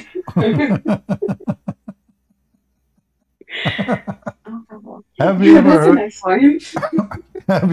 heard of an angel cannot enter a house because there is a puppy? That's a worst angel. This angel, he is so gay. Sorry, I cannot enter the house. There is a like, hello, it's okay, it's safe, it's okay, come here, go here. No, sorry, I cannot enter the house. There is a puppy there. I see the puppy. Hey, angel, come on, you have 600 wings. If you fart at the puppy, he will die. Come on, get in. No, sorry, I cannot. I have a phobia from dogs. Wow. An angel of God, yeah. Oh, wow. Interesting. Interesting. Okay, well, thank you. All right, sister. Take care. I'll give the room to someone else. All right. All right, take care. We go back to Shiharu. Are you there, Shiharu? Sorry, we lost you. Yeah, no. Yeah, for some reason I could not hear you up there. I was done talking. So. No, there is a reason you cannot hear me. Let me tell you why. Why? I mean, I would drive everyone who speak to me crazy because I keep showing reference. Shaitan, he did pee in your ears. Don't you know that? I'm serious. No, I'm serious. Here we go. No, really? Oh, yeah. Okay. Prophet Muhammad, he said that Shaitan, he sleep in your nose and he pee in your ears, and when you do yawning, he jump in your mouth. All right? So as you see here, all those hadith in front of you, I don't know if you can see my screen, right? Yes. Yeah. So Muhammad, Prophet Muhammad don't lie. All those things are proven to be scientifically accurate. Yeah, that's true. I remember them telling me that Muhammad never, ever lies. I was like, that's not true. Because they have a problem with Jesus being perfect as a man, but at the same time they say that Muhammad is a perfect man. I'm like, so you have a problem that Jesus is perfect.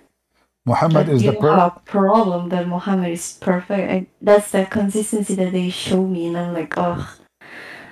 Muhammad is the perfect idiot. Exactly. There is a movie, it's called The Perfect Host. Have you ever seen it? No. The Perfect Host, actually, the first time I saw it, right away, I noticed something about it. It is Muhammad's story. Okay. It is literally Muhammad's story. So I advise everybody to watch this movie, you know, The Perfect Host, or Perfect Host. Let me try to remember the name. Usually I don't remember names, actually, of movies or actors. I'm the last one who care for those things. But this movie was special because it presents a person who live in illusion, you know, he's delusional, and he write letters to himself, and he's hear voices and he see images. Let me see, here we go. Yeah, it's called Perfect Host, not The Perfect Host. Perfect Host. Okay, Perfect Host. Yeah, Perfect Host.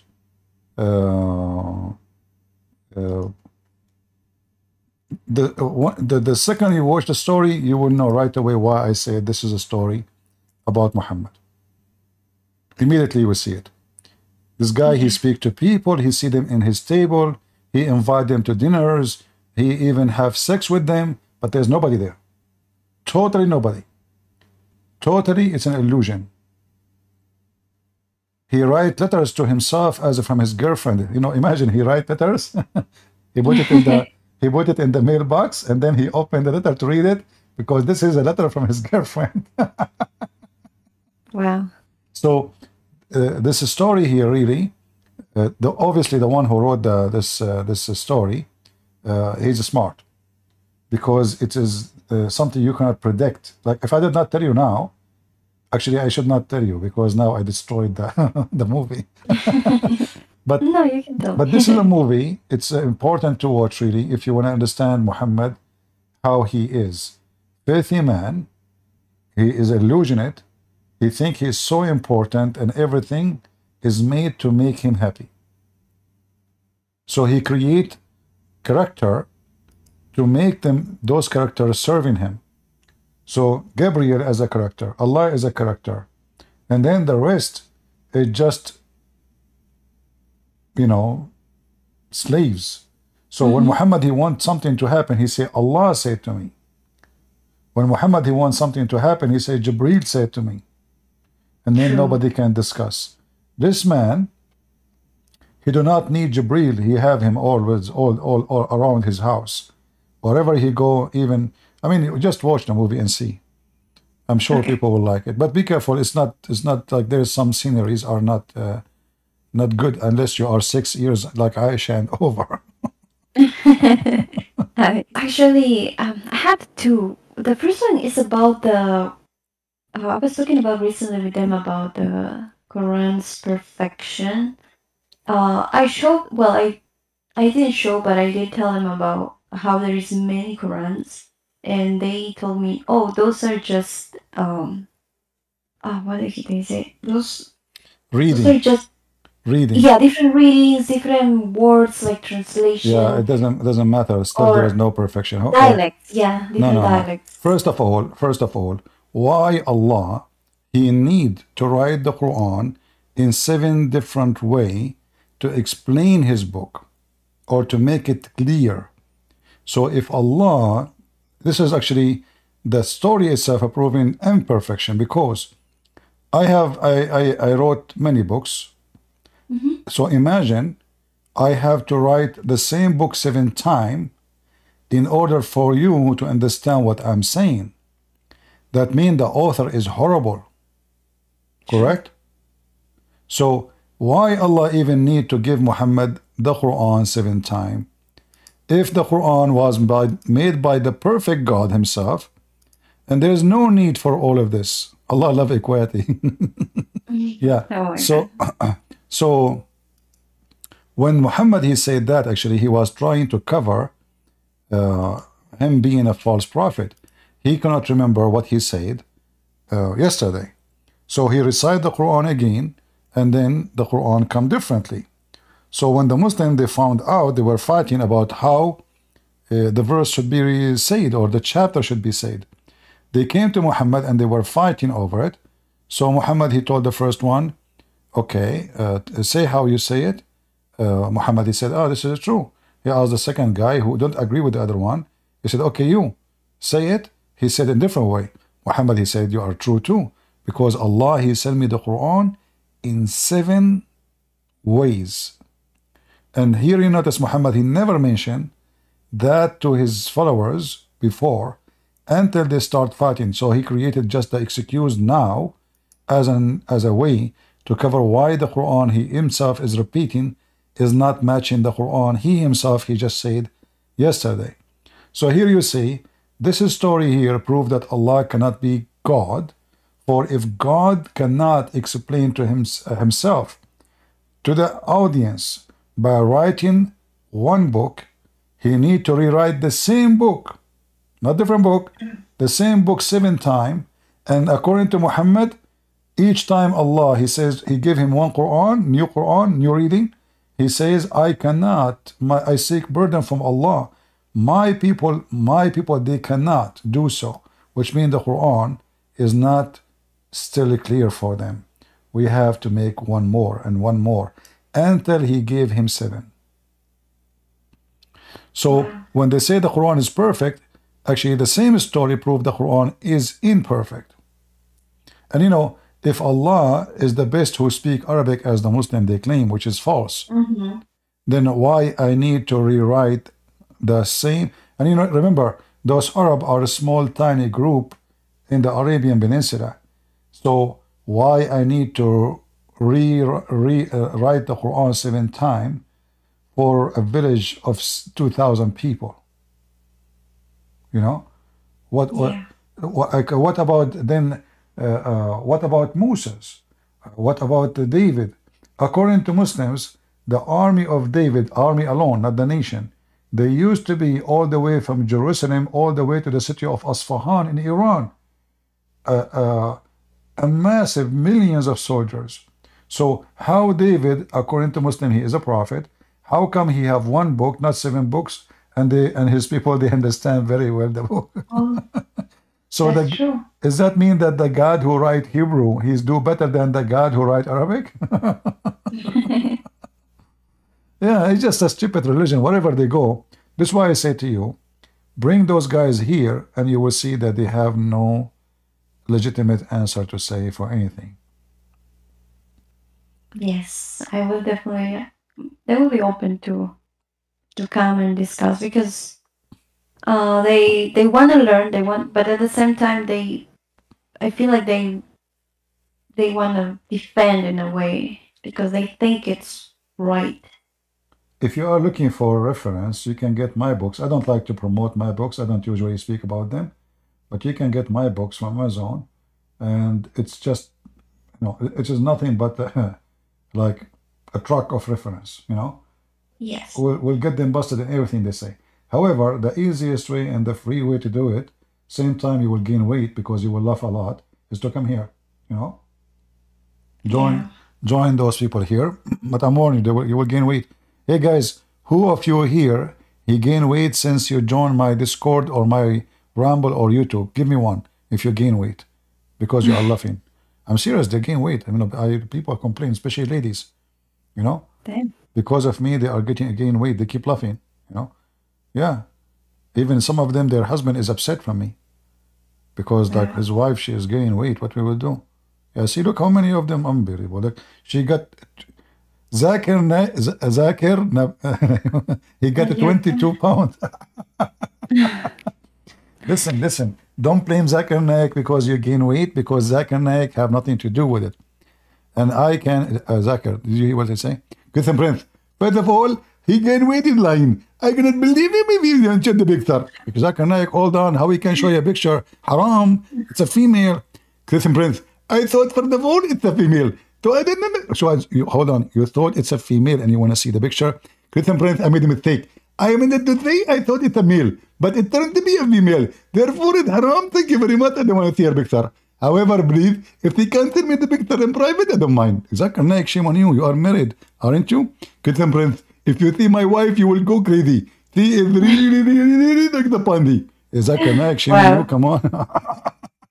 Anyway. You really imitate him very well. Yeah, this is Dr. Zakir Naik. Any other question, Shihab?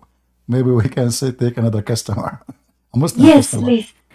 Yeah, I know. I will take. I just a quick one. What does karats mean exactly? What is what? Yeah, I'm not pronouncing well, but it's karat. It says that these are the Quran, like You mean variations of qira'at. the You mean Quran. Yes. Qira'at mean reading. Oh, Reading. okay. Yeah. You see, even the word Quran is not an Arabic word. It's an Aramic word coming from the word qara, qarra, wara'a. Qarra mean he said, ra'a mean he saw. So simply, you say what you saw, which is a clear evidence that even the Quran never was in Arabic. What we have today is something else.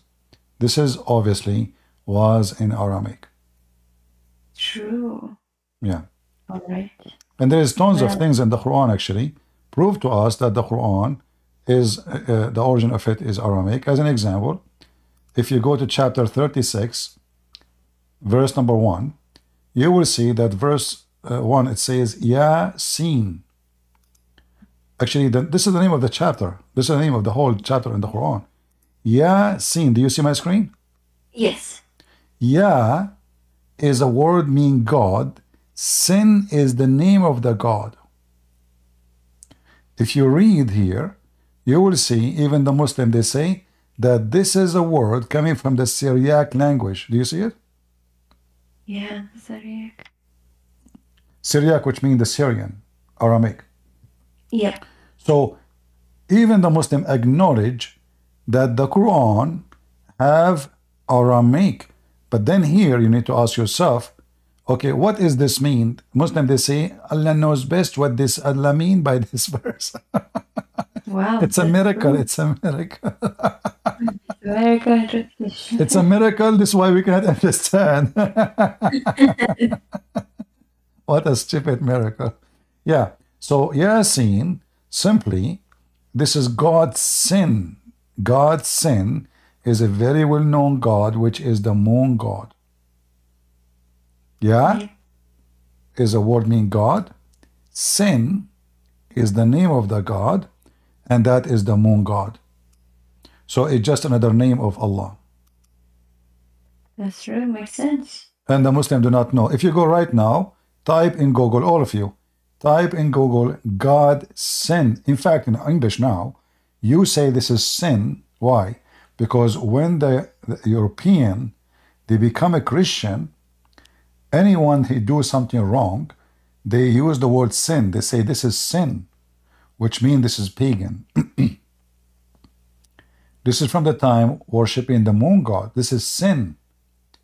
So Muhammad the Silly, he took words from the Aramaic. He did not know what they mean. And as you see, even the Muslims do not know what they mean.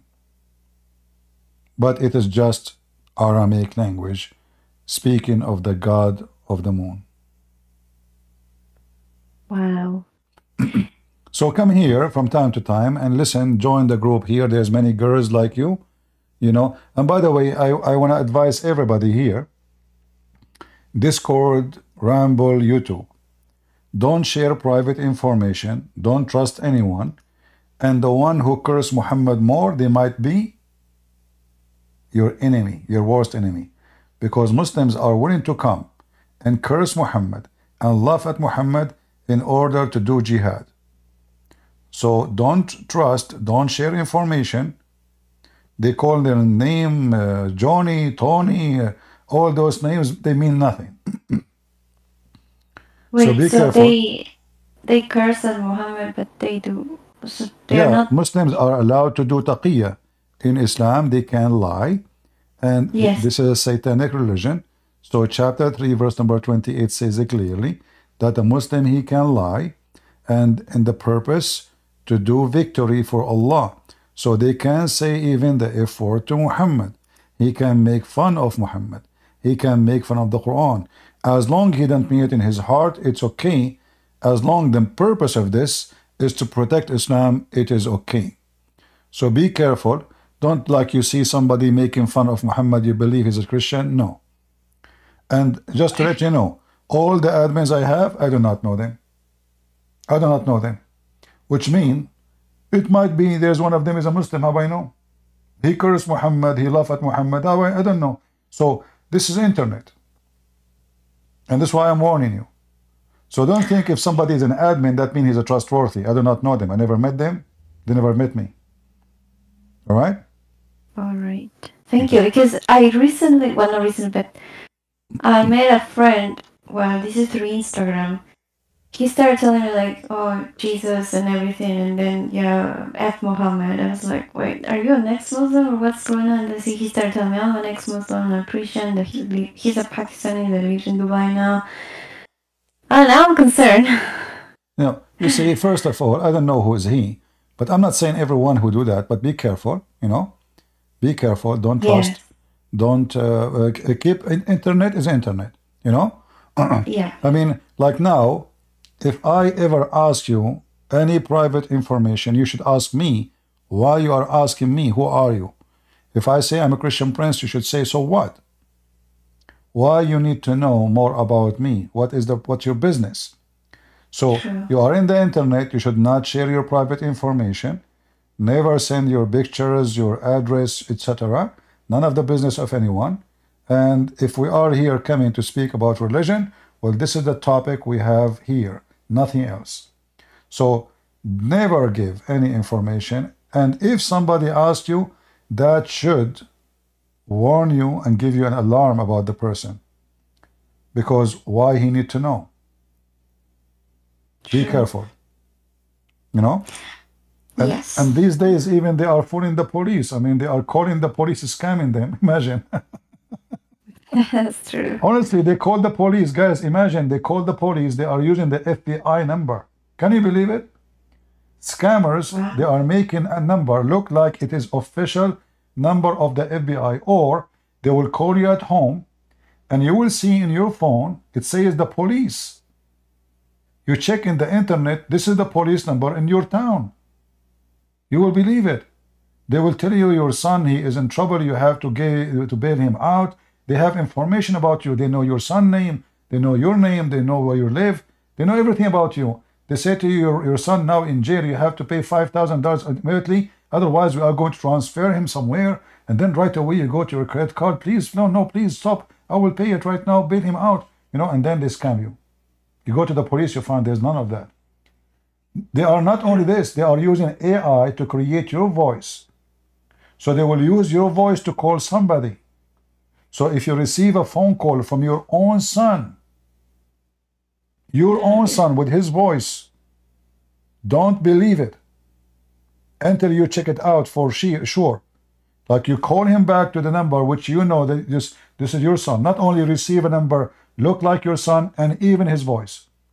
So they are getting very evil. Like I saw actually today in the news, somebody, he scammed people. I forgot the name of the article, but I can search for it again. He made the voice of Sean Hannity in Fox News, Laura Ingraham, CNN anchor, all of those promoting casino game, casino, app. And then there's no casino. And those people, they never spoke. It was an AI video, but if you watch it, it looked real. It looked really the guy from Fox News talking about this casino. So be careful. I wanted actually to make a video about this, but good we mention it.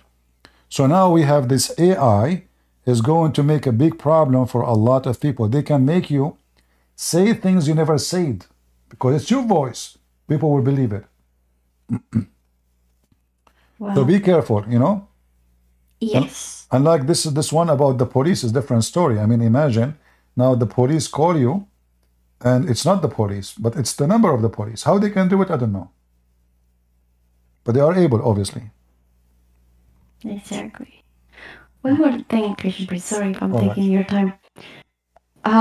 I heard about this also from them. About that, they told me this. We love Jesus more, and they try to grow long beards, and I asked them, why do you do that? Because apparently this is what their imam told them, that if a man, or this is what the prophet said, I don't know if he was I don't remember if he was a prophet or an imam, that if they grow their beards, long beards, they are closer to God.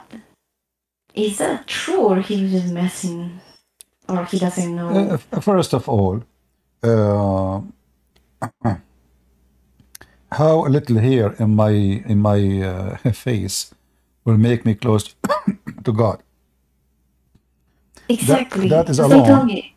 That is alone is a sign of his stupidity. Yeah. Because they said, did Jesus have a beard? I'm like, I don't know. I don't, actually don't know. Where he got the? Do he have the picture of Jesus having a beard? Exactly. And because they think that the image is the one that they show in the. First of all, what if somebody cannot even grow a beard? Most of Asian, they don't have beard, so they are not close to God. Exactly. Most of Asian and many of African, they don't have beard. Usually the one who have beard is the nation of monkeys, which us the Arab. So if I look like a monkey, it does not make me close to God. However, mentioning monkeys, according to Muslims, monkeys are Muslims too. There's a hadith where a monkey, female monkey, she cheated her husband, chimpanzee, Mr. Chimpanzee. He was a big sheikh and he have a beard. So she committed fornication, filthy, cheating her husband, Mr. Chimpanzee. What a shameful behavior. So the Muslim chimpanzee, they stone her to death. Wow. Maybe he think that because chimpanzee have a lot of hair and they are close to God and they are Muslims, maybe he think this is why we should be close to God by a beard. Wow. Yeah, Muhammad, he made it actually an obligation to do so, but this is a stupid reason to believe we are close to God. Yeah, that's why they were serious. And not only this, Muhammad, he commanded them to shave their mustache and to grow their beard, and that will make them look ugly actually. Yeah, because if a man he shave his mustache and then there is a beard, let me see if I can show you a picture of somebody. You will see right away it's ugly. You know, I mean, this doesn't make sense.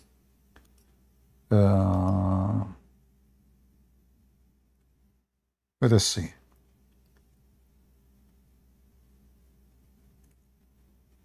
How you will look with beard. Actually, Muhammad, he commanded them too to color their hair with henna.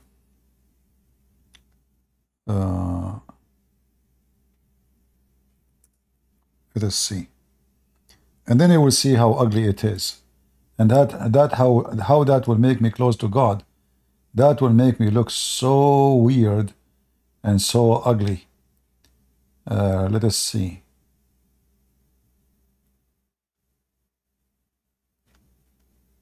I'm just looking for.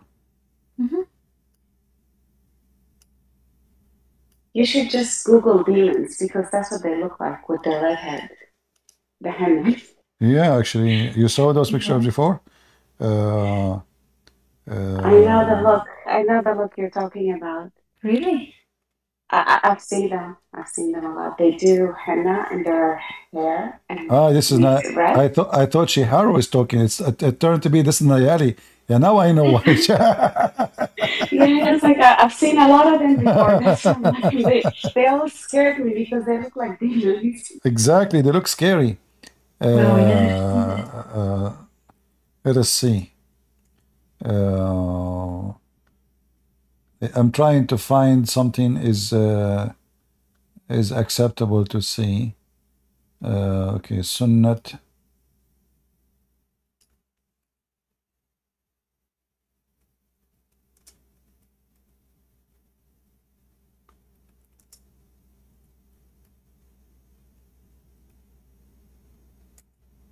Let us see. Yeah, Muhammad, he commanded them to color their hair. He forbid them from coloring it with the black, because this is what the Jews do. But he commanded them to use henna and red hair. Let us see here. I mean, what's wrong? Now I cannot find any picture. I mean, there's tons of pictures usually, and now I cannot find them. Okay, hold it. Sheikh Zaid. Okay, now I remember. Sheikh.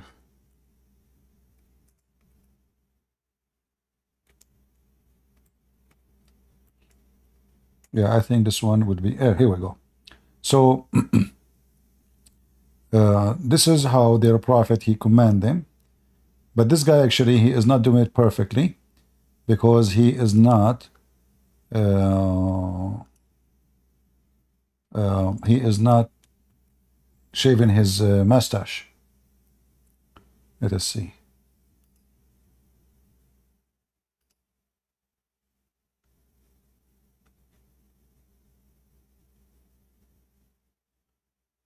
They make it so red and so stupid.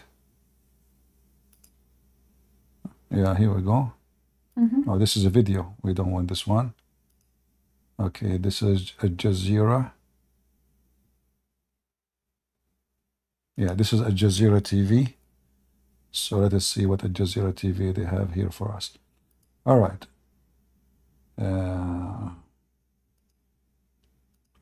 Commercial. I cannot even find one web page without commercial. Come on, buddy.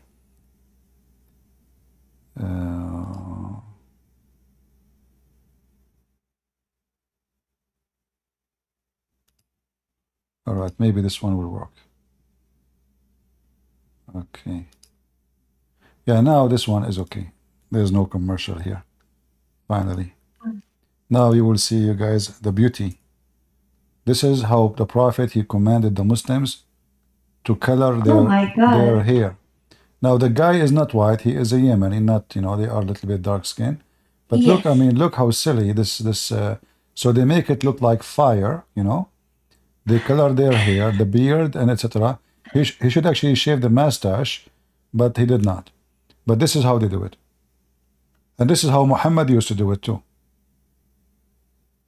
Yeah, I will definitely give them that and tell them like, hey, do this. Because this is what your prophet did. Yeah, they do. No, they do. Trust me, like, you know, their sheikhs in Saudi Arabia, they do that. But maybe those the young ones, they will not. But their sheikhs in Saudi Arabia, they do that. Yeah, they do. Yeah. Wow. That looks really terrifying. You will find tons of let us see if I can find you more.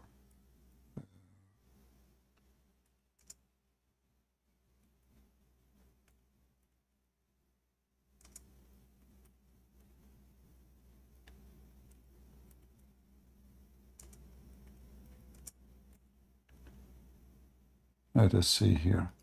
There's tons of videos actually about it.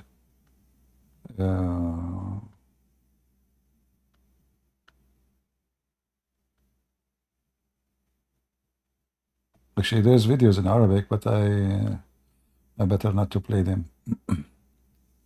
But I think people, they got the idea. Yeah. You can do that yourself. You will look better. Actually, they told me that I should follow what Mary. You should what? You should what? Yeah, they told me that why don't Christian women follow what Mary, the Virgin Mary, wore? What Virgin Mary? See, you know, because back then they would cover their heads, and they told me, why don't you wear what exactly that Mary did? Just to show you how stupid what they are saying. At that time, everybody covered his hair, not only women, because the dirt is all over. So when you go in the street, there's nothing but dust. This is why men, they cover their hair too, not only women. So, but what does have to do with God? What does have to do with being decent? So when the man, he cover his hair too, in Saudi Arabia right now, is he covering his hair because he's decent? or he's covering his head because the sun is so strong, and this is their Arabian hat. True. So it was a cloth which fit with the time, have nothing to do with being godly or not godly. In fact, women covering their face, that will make them easier to do cheat and nobody will know who they are. So if a husband, he see his wife with someone in the street, how in the world will know that even this is his wife? There's no way. No, I know a story happened to a person. He was in my age. I was high school. He came to me asking me to stay in my place. I said, why? He said, because he don't dare to go home. So what happened? He said he saw a girl walking in the street. He kept walking behind her, and he was saying bad words to her. Wow. She kept going in the direction of his house, so he kept following. Perfect, she's going. You don't need to follow her somewhere. She's going in the same road, Yeah. So he kept going, and then she stopped in the front of his house door. And then she opened her purse and she opened the door. It turned to be his sister. Oh, damn. So his sister, she knew it's him, and she wanted to get him busted. So she did not talk. She kept walking.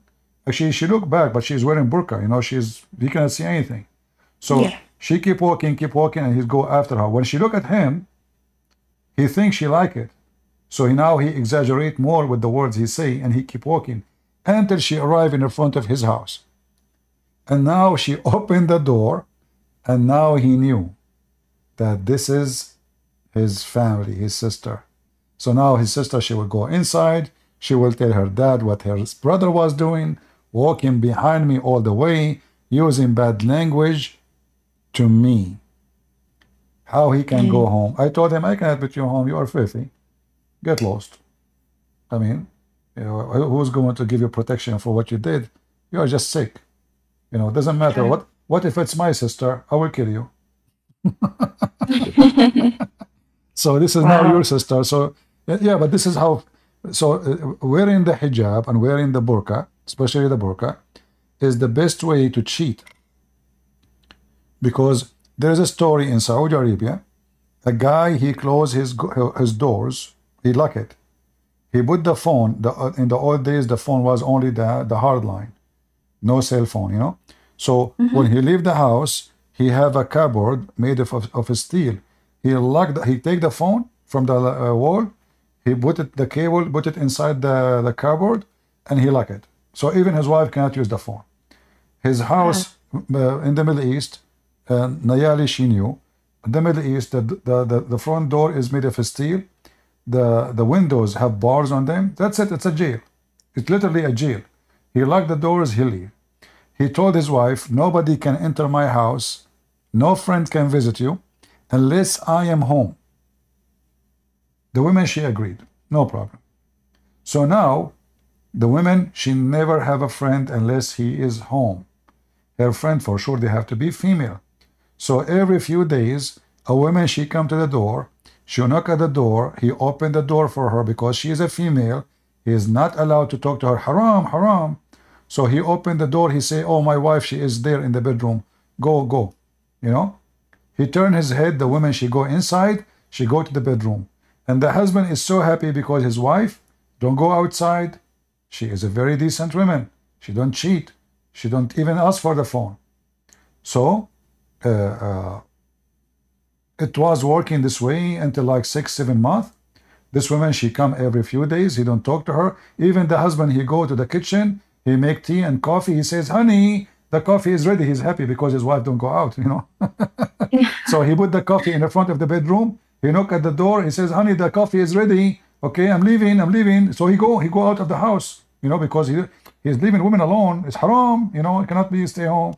So he go out until one day, his sister, she came, and the husband, he said to his sister, oh, go, my wife, she have her friend in the bedroom, join them. So his sister, she went all the way to the bedroom, and it was a guy.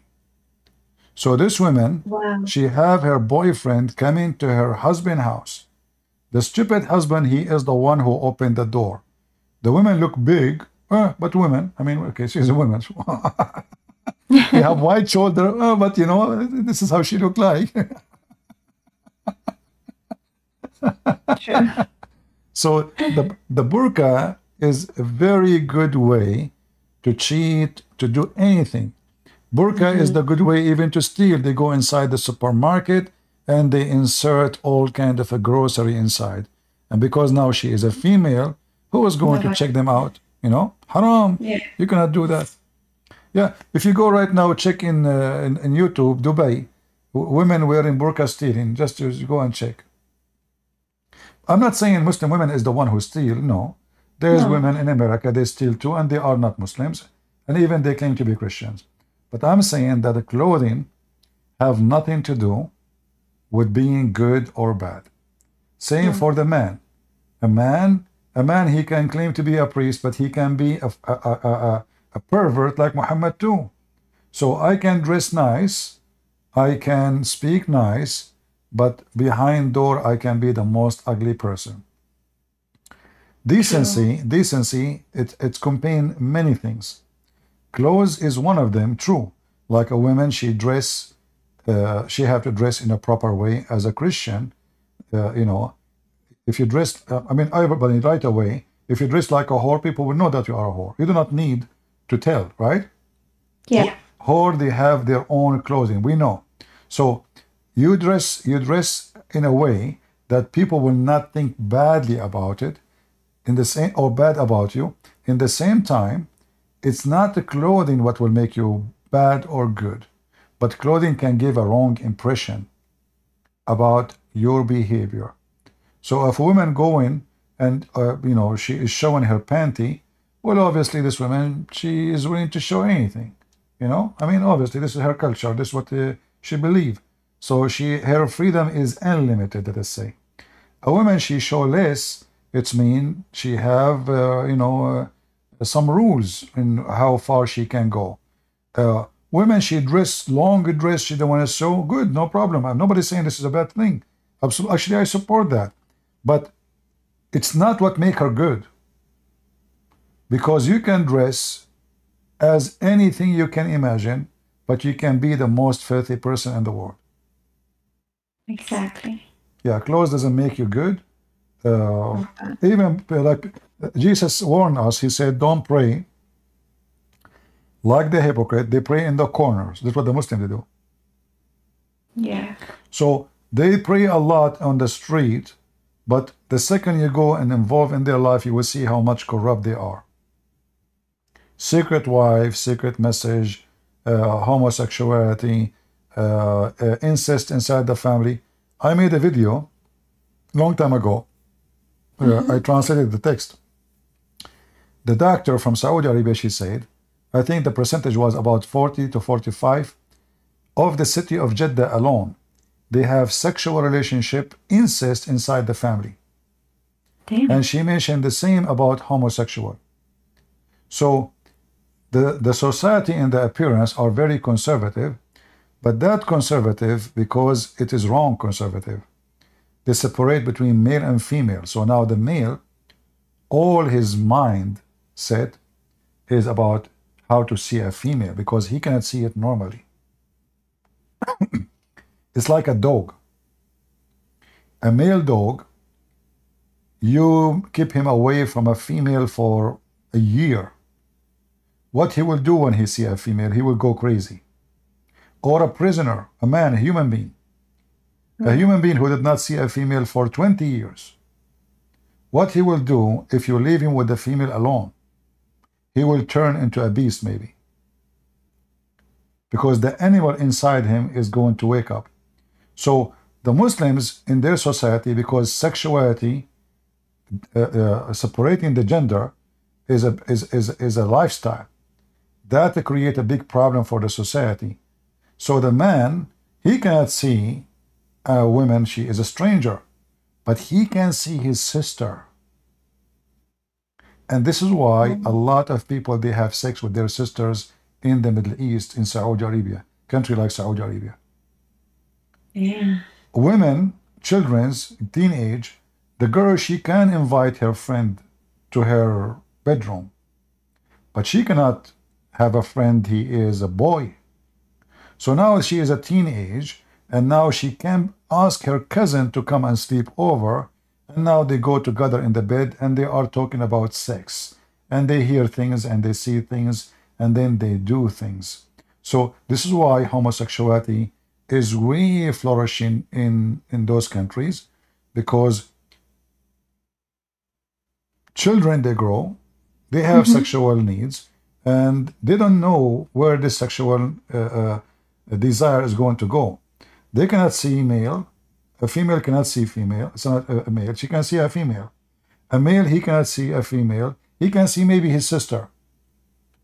He can see a guy, but he cannot see a female and go out with her, drink coffee somewhere. And that made this taboo a big problem in those society. So you will find a lot of incest, a brother having sex with his sister, a man he having sex with his mother. I know a story of a guy, he's a Saudi, he gave drugs to his mother. She don't know what he's doing. He come home, he's being nice. He said to her, do you want to drink coffee with me or tea? What do you want? She said to say tea. He put the drugs for her. She sleep, he have sex with her. Yeah. This guy, he cannot get married. He is poor. He cannot see females. Where he will see them? Nobody. So he found only his mother. His mother is a widow. She's not too old, and he's horned like a dog. So this society, this way, they are talking about wearing hijab and those things. They don't create a healthy society. They do the opposite. That's true. Yeah. Anything is not normal is not healthy. Anything is not normal is not healthy. So if you if you have a child and you keep him home alone all day, he will never be able to be social. True. He will have difficulty in the society. And this goes for everything. So when a female, I remember when I was studying in university, I had to go to different city with a guy with me in the school, university. So we took the two seats in the front, and there was, it's a taxi, but taxi, we did not take the whole taxi for us. So it's like, let's say, you pay for your seat, It's like, it takes 5 people, but we don't want to pay for the whole thing. Why we do that? So the driver, he says, you wait for 3 more, or we go and you pay for everything. They said, no, we wait. So 3 girls, they went in the back seat, and we are 2 boys. We sit in the front. I do not know them. They are Muslim, wearing hijab. In the way, we stop in our way in a city, and this is where they stop. They are not going all the way to our direction. They took their bags, they left. And now we have to wait until 3 more passengers, they take their seat, right? Because they drop off. So there's an office, a station. The driver is waiting there. And then those 3 girls, they came back. And they came to him and they said, Abu Muhammad, we forgot a bag in your back, in the trunk. They said, you are mistaken. You did not come with me. They said, no, we came with you. He said, no, you did not. The girls who came with me, they were wearing hijab. You can't even see their face, So this is not you. The girls who they are talking to us, I was next to they are so modern, short skirt, their hair is coming. He said, this is not you. You are wrong. The girls who came with me, they are wearing hijab, wearing burqa, they are, this is not you. They said, no, it is us. We can prove it to you. And they start telling him what he was saying to us during the drive. Yeah, he told him this, you told them this, and you told them that, and you told them that. The guy, he could not believe it. And then, that's it. They are, it's true. Even us, we could not believe it. They did not talk at all. During the way, they did not talk. So he gave them the bag, and then he says, I swear by Allah, I will never send my daughter again to school. Look what they are doing. They are now going away from their home, going to study in university, as soon they arrive to different town, they wear short skirt, their shoulders is showing, and their face and their hair, and look what they are doing. So Muslim girls, they leave the area they are living in. As soon they arrive to a town where nobody know them, they dress totally differently, they act differently, and they live differently. Why they are doing that? Because their parents in their town and their culture, they did not live normally. So now when they are alone, they act badly. So now if they see a guy, he flirt with her, she will go with him right away. She is not really protected. She don't know much about men. Men, they can fool her so easy because she never met one, she never saw one, and now anyone, this is why they are changing right away. I mean, they just arrived.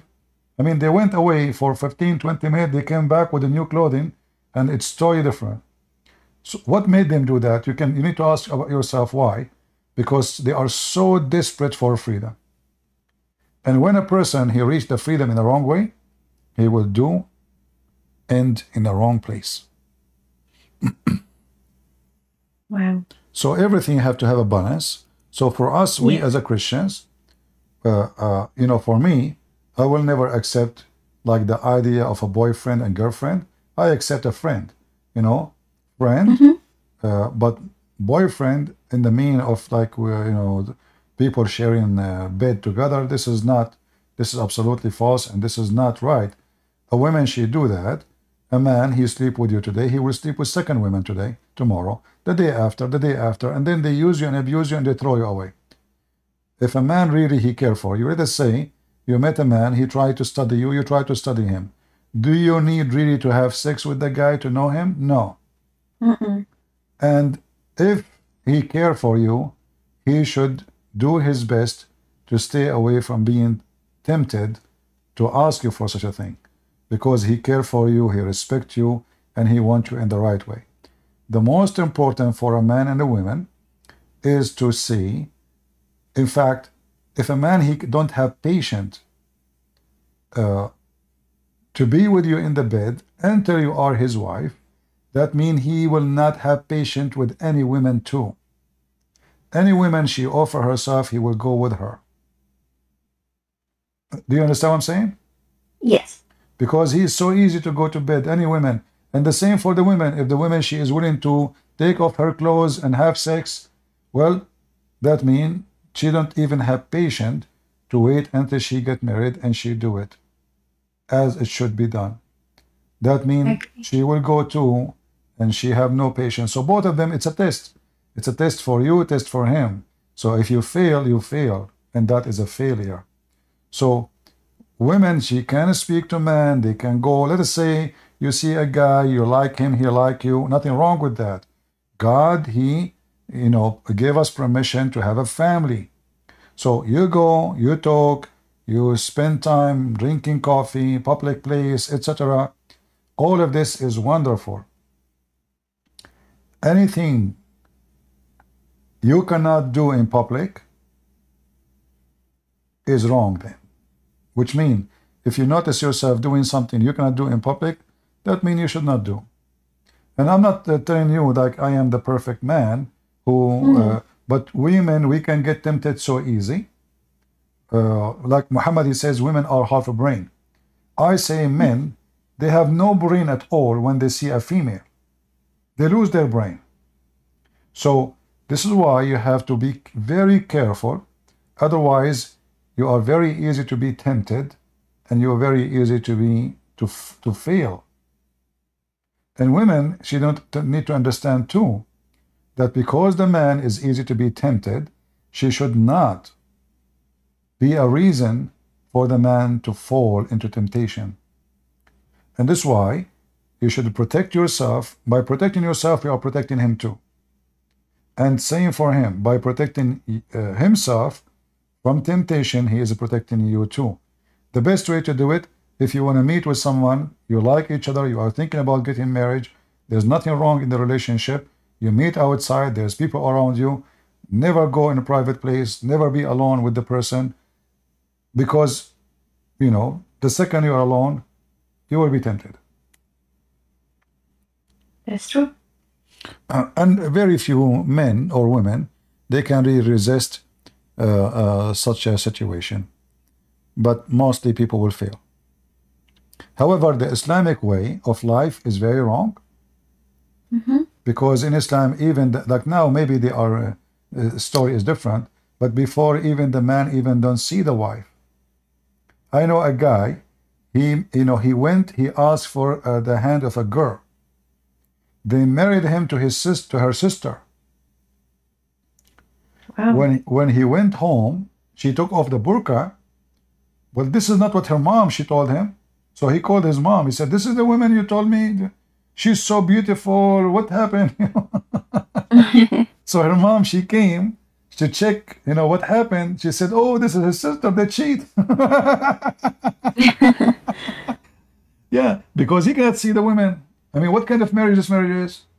So we don't want to be like crazy like the Muslims, which will bring a lot of diseases into the society. We have to be careful. Being conservative have nothing to do with the, in fact, a huge number of Muslim women in the Middle East, they do a surgery, it's called virgin again. So they go have sex, they sleep around, and then when they get married, suddenly they are wearing hijab. Suddenly they are conservative. And then they go and make a surgery. Usually they do it in different country. So they go, "Hey mom, I have to go to Thailand to see the beach there. I will go with my cousin, not alone, okay, where did you go?" Or if you go to a country, a neighbor country, they make a surgery, virgin again. She go to the bedroom with her husband, oh, she is virgin. Oh. This is a very normal practice in the Middle East. So a very hypocrite nation, a very hypocrite society. And obviously, like now, we showed you the story of Muhammad. He saw a woman. I don't know if you were watching. I was talking to Naili. Yes, I was watching. Huh? Yeah, I was listening when you were talking to her. So when he saw a woman, did he saw a woman wearing bikini? No. Yeah. He saw a Muslim woman wearing what? Was she wearing bikini at that time? No. What Muhammad did, he got so horny, and then he went to his wife and he forced her into sex. So what went wrong here? Did the women did something wrong? No. No. But because this society is a pervert society, the Prophet, he saw a woman. What he saw? A woman. So what? Why, if he saw a woman, he is in desperate need to do sex immediately? That will happen only if the man is looking in a very extreme sexual way. Like a man is studying every inch of the body of the woman. Wow. Otherwise, we walk in the street every day and we are not animals. This has happened only to animals. Yes. When I was a kid, my dad, he told, he got me a horse. I never have a horse before. I was just a kid. First day, black, beautiful horse. I jumped in the top of the horse. I was so happy. And then the horse went so crazy suddenly. Why? He saw a female. Oh my God. Well, that is a horse. That is not a human being. That is an animal. For me, I was really terrified because I was a kid. I was not even 6 years old. I don't know what's going on. I mean, suddenly I thought they are fighting. So, but that is a horse. Well, here you see that Muhammad is a donkey. He saw a woman. So if Muhammad really is the best of mankind, and then he is teaching them how to respect a woman and how to not to look at a woman, but this is obviously not what he is doing. So he saw a woman, he went to his wife, he commanded her to take off her clothes and he have sex. And then he said, women advances and retires in the shape of the devil. So he don't blame himself for being the devil, they blame the women. And now here, this is other issue too. When the man do something wrong, he blame the women. Do you know this?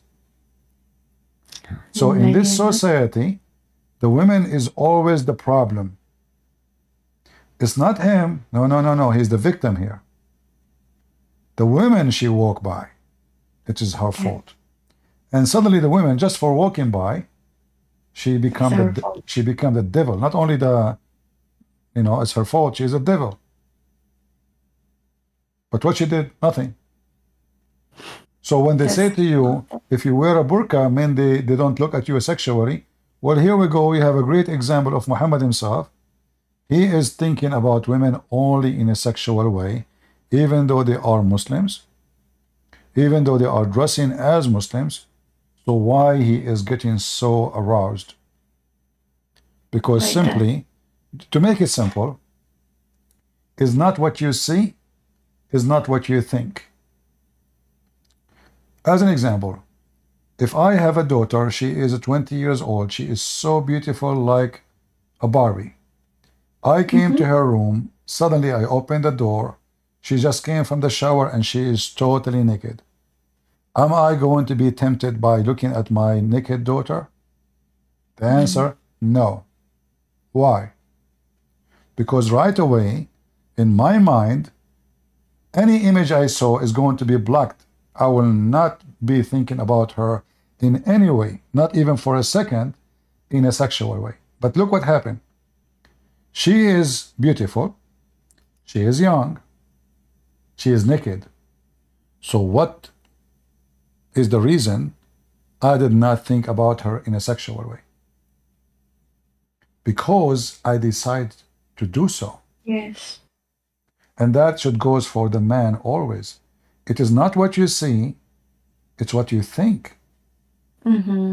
If you think of the women as a sexual object, then you will be tempted. If you prevent yourself from seeing that image as a sexual object, so if I see a woman, I say, she is my sister, then I will not think about her unless I think about her as a sister. So it's what you think. So if a Muslim man, he want to be decent, and a Muslim woman, they want to be decent, then they should start with the way they think. It's not the way you dress. Exactly. The way you dress, as an example, for me, I'm coming from the Middle East. So if I come right away to Europe, I see women wearing very short skirt. Oh, in my mind, she must be a whore, because this is how women they dress in the Middle East if they are a whore. I have different culture, but my thinking is wrong. She's not. This is how they live here. Like if you go to Brazil, people are almost naked, Those people, they used to be naked actually. They used to be totally naked in the Amazon, They live in the jungle. So those, they have their own culture. So now if I go there, every woman I see in the street, I will say, look at this prostitute, look at this prostitute, everybody. So suddenly the whole society is prostitute. Why? Because I'm coming from a different culture. And in my culture, people who dress like this, they are bad. And that's what the Muslims, they do. So they think that because they dress differently, they are better. But the fact, the most corrupt society ever I experienced in my life is Islamic society, Middle East. The judge is corrupt, the police is corrupt, cheating, fornication, child molestation, rape, crazy crimes, incest. Wow. Here in the West, at least, if somebody doing something, he say, I'm doing it. If someone have a a woman, she have a boyfriend, she say, this is my boyfriend. In the Middle East, they sleep around, they would, but all is under the blanket. Speaking of under the blanket, this is another issue. How a Muslim even can prove fornication? That something increased fornication in the Middle East because Muhammad, he made it impossible to prove fornication. So if the man, he found his wife having sex with a man, he have no proof that she is fornicating unless he bring 4 witnesses. Wow. And the four witnesses, I don't want to speak like, they have to see the private part of the male going in and out. Not only they are having sex, no. They have to see his private male part going in and out. 4. How in the world anyone can do that? So you go to your house, you open the door, you find your wife in the bedroom in the top of somebody. She's wearing a skirt. You cannot see his private part. That's true. Then how we can prove it? Okay, what about I have 100 witness with me, and none of them they saw his private part going in and out. There's no proof. There's no fornication. So the society, the build, the system, the law, the method of Muhammad to fight fornication supposedly is doing the opposite. All of this because Muhammad, his wife was accused by 3 to fornicate. Oh. I didn't know that. Yeah. Well, today we don't have Muslims, so maybe we have to end for today. Anything else you want, No, Shihab? that will be all, I think. Is your name like, what is this name? Is it like originally from? Japan. Ah, you are Japanese. You know, Yeah. when you are talking to me, I felt like sushi, honestly. You know? And by the way, I speak Yeah. Japanese. You want to speak Japanese to me? Oh, I actually I am Japanese. I was born there, but then my parents brought me to the US Uh-huh. when I was little, so Well, I do know a little bit of Japanese, but your story mostly is like Europe. my story, but it's a little bit different.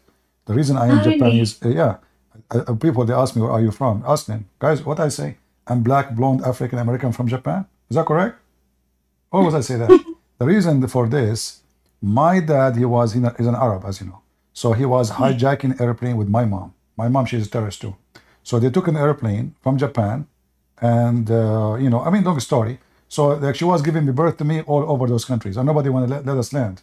Then, thanks to Allah, Yasser Arafat, he gave my dad a call. He said, "Come on, we are going to hijack an airplane in Paris." So I became a French at that day, like because if you, based on the Western law, if your mother she gave birth to you in any of those countries, you have passport. So by the time I landed, I became African, blonde, all those citizenships. So this is a true story. I have no witness for it, but Muhammad don't have any too. So Muslim, they have to believe in it. Oh wow. Actually, my dad is Japanese and my mom is Peruvian. So From Peru. Okay. No, my dad, he never hijacked any airplane in Peru because he didn't have airplane there. Yeah, okay. you speak Spanish? Yeah, I know how to say basura. There was a guy, he come in front of my house and he throw garbage in front of my house in the container. So I said to him, listen, why you are throwing garbage here? He don't speak English. He said to me, Senor, basura, basura. I said, Mr. Basura, listen. I thought he is saying his name is Senor Basura. I know Senor Mr., So I thought he is saying his name is Basura. So I said, listen, Mr. Basura, you cannot throw your garbage here. And then he said to me, Basura, Basura. I said, I got it. I know your name now, but don't throw your garbage here. Where is your place? Go throw it in your place. Senor, Basura. What's wrong with this guy? So there's a guy is walking by. I said, do you speak Spanish? He said, tell Mr. Basura not to throw garbage here. He said to me, what, Mr. Basura? What are you talking about? So he spoke to him. He said, his name is not Basura. Basura is garbage. So he's saying to you, he's throwing garbage here. Wow. Yeah, so I speak languages, as you see. Basura, Japanese, sushi. Yeah, like Prophet Muhammad. All right. Well, thank you very much. So much. And if you don't mind, invite those people and don't be involved too much with them because they will try to trick you. Thank you, sister. Thank you so much, and it was such a pleasure starting the year. It's been a while. Like I'm so excited. All right. Thank you. God bless. Take care. Thank you. Bye-bye. God bless you too. Bye. Bye-bye. Do we have any Muhammadan? Man, I did not eat fish for long. Those Japanese, they eat fish every day. You go to the bedroom, there's fish. You open the blanket, there's a fish. Do we have any Muslim? Only Muslim, only Muslim. Enough. Any Muslim? There are so many young men Khadija can choose from. Why Muhammad? Because nobody will marry her. She is old. She have 2 husbands before him, and she have many kids. The only scumbag he will accept to marry her is Muhammad. Arab men, they don't marry women they are older than them. They don't.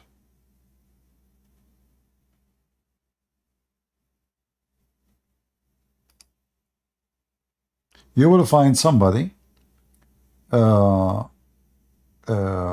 he is 60 years old, and he marries someone she is 18.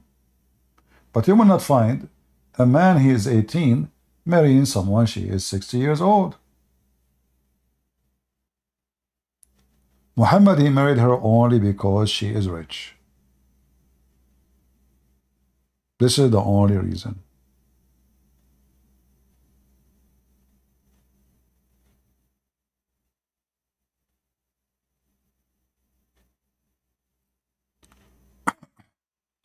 Damba, are you a Muslim, Damba?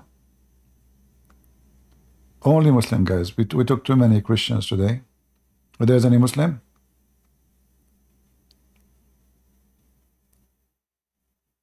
You are a Muslim, Damba? Okay. From Senegal? I'm terrorizing you. Run like a motherfucking bitch. Run, boy.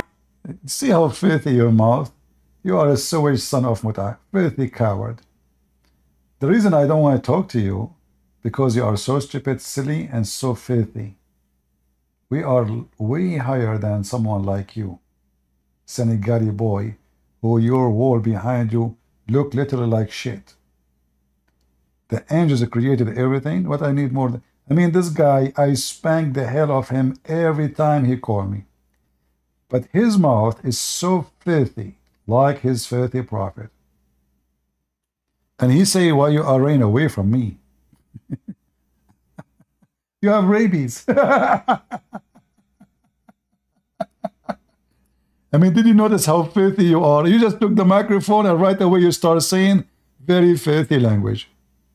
I mean, this is, if this is the religious person of them, who is the filthy then? This guy, he claimed to be religious. I know it's him. That's why I told him from Senegal. Come back. Keep coming, keep coming. You know, you come here, I bounce you. We laugh at you. And people laugh. And the angels created everything. We got you recorded. And this is why you are so upset. I mean, this is how hilarious this idiot is. The angels created everything. Are you serious? What the... What this guy coming? I mean, he and by the way, he is serious. The angels created everything. Are you kidding me? AC, hello? Go ahead, AC. Hey, I'm not Muslim. So how I can Is help that you? okay? How I can help you? Okay, go ahead.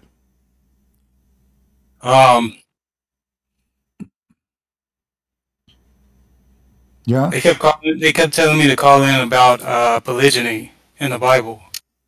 About what? Polygyny in the Bible. You mean polygamy? Polygyny. Polygamy.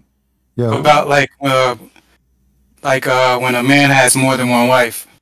Well, first of all, God never taught men to marry more than one wife. This is what men do, is not what God said. The Bible says. Okay, I can show you verses where God said He had more than one wife. You have more than one wife, but doesn't say you marry more than one wife. Yes, I can show you a verse about the northern. Okay, hold on. You said you are not a Muslim, correct? No, I'm not a Muslim. I'm a Christian. Okay, so I'm gonna ask you: do you approve polygamy, or you believe the one who do it is a scumbag? Polygyny, yes. Do you believe he is a scumbag, the one who do it? No. Why not? I don't think King David's a scumbag. Well, he was, because when but not for hold on, not for hold on, not for hold on, he wasn't hold on. Isn't it he God? wasn't for he wasn't because God gave him multiple wives. Hold on. First of all, you are a Muslim. Secondly, if you are a Christian, you should give me right now the verses where God condemned what David did for having many wives. He didn't condemn. He was never condemned for having. God gave him his wives. Why would he condemn him? He was condemned. You are a fake Christian. You are a Muslim. He was condemned for committing adultery and murder. No, he was condemned for all of them. He multiplied many. He have many. But it says God gave him his wives. Okay, hold on. You saying God's a sinner? Just to show you that you are a Muslim and you are a liar. Oh my goodness. Hold on. Listen, potato. Listen. When you say you are not a Muslim, Muhammad, he have 18 wives. Do you believe Muhammad was acting as a decent Muslim? What? Do you believe Muhammad was acting as a decent Muslim? It don't have nothing to do with him having more than one wife. I'm asking you, as a decent Muslim, should Muhammad have 18 wives? I'm not a Muslim. This is not a question about, okay, let us say you are not a Muslim as you claim. So then you should give me the answer. A Muslim, he can have 4 wives. Is that correct? Is that correct? That's not a sin. This is not a question. A Muslim. No, I'm not a black Hebrew. I'm not a black Hebrew Israelite either. Abdul, a Muslim, he should have 4 wives. Muhammad, he have 18. Is he a decent man or he is a bad scumbag? Can you say that again? I didn't hear you. No, you hear me. A Muslim, he can marry only 4 wives. Muhammad, he have 18 wives. Was Muhammad a decent Muslim or he was a scumbag? I don't know. Like that's you're talking about Islam. I don't like. What is that? No, we are talking about polygamy, and you are the one who mentioned the topic. Polygamy. So we are talking about this topic, and now if you are a person who is claiming to be Christian, so why you don't say Muhammad, by not following the law of his God, he is a scumbag? What's wrong? Why you don't want to say that? He's a scumbag. I mean, because he had a underage wife or whatever. All right. So now you said that I don't know much about Islam. I mean, I can speak on behalf of Islam. Okay. Does the Bible say is that you shall not multiply your wives? It says also that he can multiply horses and gold and silver. He wasn't talking about just having one. What does have to do with? Does the Bible say is you shall not multiply your wives? Yes or no? It says multiplies for what reason? Doesn't matter. It says what reason after that. No, he said you shall not multiply your wives. And what did he say after that? He tells you why. It doesn't, because this is all is about greed. It's not about living healthy. No, it tells you why right after that verse. Listen. So he won't turn his heart away from God. So that's why. Okay, thank you very much. That is about the greed. You are selfish. No, that's not. Hold on. When I think about myself and I make life is about my pleasure, that will turn me away from God. So he gave David his wives so he can be greedy. No, you are stupid. God did not give him any of his wives. And you are stupid and you are making things up. Secondly, when God, he said, you shall not multiply your wives because that is not multiply right. Them for what? He says it doesn't matter. What do you mean it doesn't matter? I'm looking at the scripture right now. I'm telling you why. Because my goodness! Don't tell me, oh my goodness. Do you know monogamy only comes from Romans? That doesn't come from Christianity. That comes from Roman pagans. From the Roman goddess Juno. You said God, he said, don't multiply your wife for a reason. Adam and Eve was naked too. What is the reason? What is the reason? What is the reason what? You told me Because that will keep you away from God. You said that. Everybody heard you. That was Solomon's sin. Was his wife? He had foreign wives that brought his heart away from God. It says that specifically. You said no. You said when you have multiple wives, that will turn you away from God. Correct? Yeah. Foreign wives. Okay. What? No, it didn't say foreign wife. He said should not multiply your wives. He did not say multiply foreign wives. It says it. Oh my goodness! Don't say, "Oh my goodness, my Allah." Okay. So listen. So if you yourself, you said, "I'm going with your wickedness," because you are being wicked now. Because if you read there, it says that this is the act of wickedness. Is that true? Where does it say that?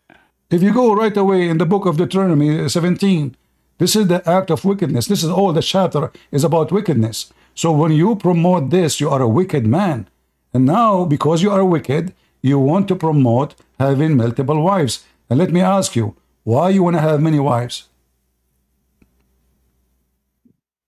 Where are you getting this from? Like read it in Deuteronomy 17. Read it. The whole chapter is about wickedness.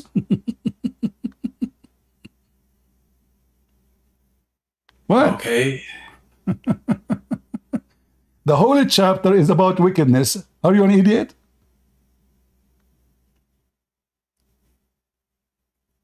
Can you repeat the chapter and verse again? Yeah, get out of here. Come on, man. And just a stupid, wicked man. Horny dog. Because that will keep you from close to your God. Well, this is exactly. Well, that's mean you are following your lust. What a one woman can do, 17 or 18 or 20 cannot do. All of them, they have a vagina. If you are a horny dog, well, here we go, you have a woman. Those who defend such an act, they are sick, wicked creatures. They are dogs. This is not an act of a human. And David was punished severely, and God, he condemned him for all what he did. And this is all written in the Bible. So when this guy, he says such a thing, we laugh at you, and you could not answer. Where it says that the whole chapter is about wickedness.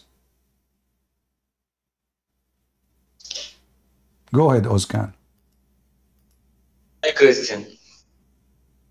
Go ahead. Are you a Muslim? I am Muslim. You are a Muslim. What does that mean? Muslim is basic Muslim. What does that mean? I don't know. But I will ask you, you are Christian? What Christian mean? No, not your name. Your religion is Christian? I know, but you as a Muslim, Yes, I am Muslim. When somebody, he says a Muslim, and you say to me, are you Christian? Do you know even as a Muslim what Christian mean? I know, but I don't know. I am not sure you know, and I know same subject. I am not sure. Oh, okay. Well, according to your religion, that the one who is a Christian is those who believe that God is a three, and they are God, Allah, and Mary, and Isa. Do you agree with Allah? This is for my religion, Islam, or for your religion, Christian? In your religion, this is how definition of Christianity is. Yes, for my religion, Christianity is this. But don't you think this is stupid? Your God, he got the Christianity wrong, because we don't believe that Mary is God. I don't know what do you believe. 100%, I don't know, because I don't know you. Who are you? But you said to me, are you Christian? So then you should know that the Christians, what Christians mean. Christians believe that God is one, and he is in three persons, God the Father, the Son, the Holy Spirit. So how you explain to me that your God do not know a very simple thing about what Christians believe, that we are people who believe in three and one in the same time, and none of them is Mary? Christian, I want to tell you first something, if you accept. If you accept, okay. And because I didn't use this so many times, and it is first time. And there are so many Christian, and there are so many Muslim. Generally same, but some they are different, not same. And you are normally, where are you from? I don't know. You speak English native or not? I don't know what you are talking about. What do you mean? I don't know. Your original mother language is English or another language? Japanese, from Sushi Land. I am from Turkey normally, okay. and my normal language is not English. I understand you. All right. I understand you, but maybe in English, maybe you know better than me. I don't know. I am not sure.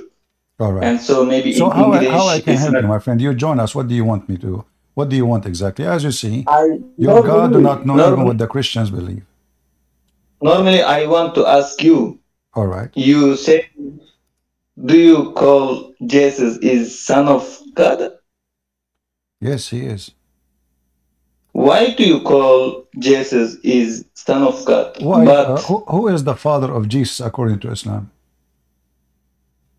No, according to Islam, I didn't ask. I asked according to you. I know. I'm saying, if Jesus, we need to find out first who is the father of Jesus in Islam, so we can find out if God is his father or not. So who is the father of Jesus in Islam? Do you know? In Islam, I know like this. Basically, I will tell you. As a Muslim, I will tell you Jesus doesn't have father. Oh, so how he came to exist? Because I think you know the answer. What is the answer of Islam? What is the answer? When Allah said, what is the answer? How Allah created Adam, first person, he created Jesus same style. But how come everybody, I mean, Adam is the first man, so, okay, he made mud, but in the case of Jesus, he is not the first man, so why he don't have a father?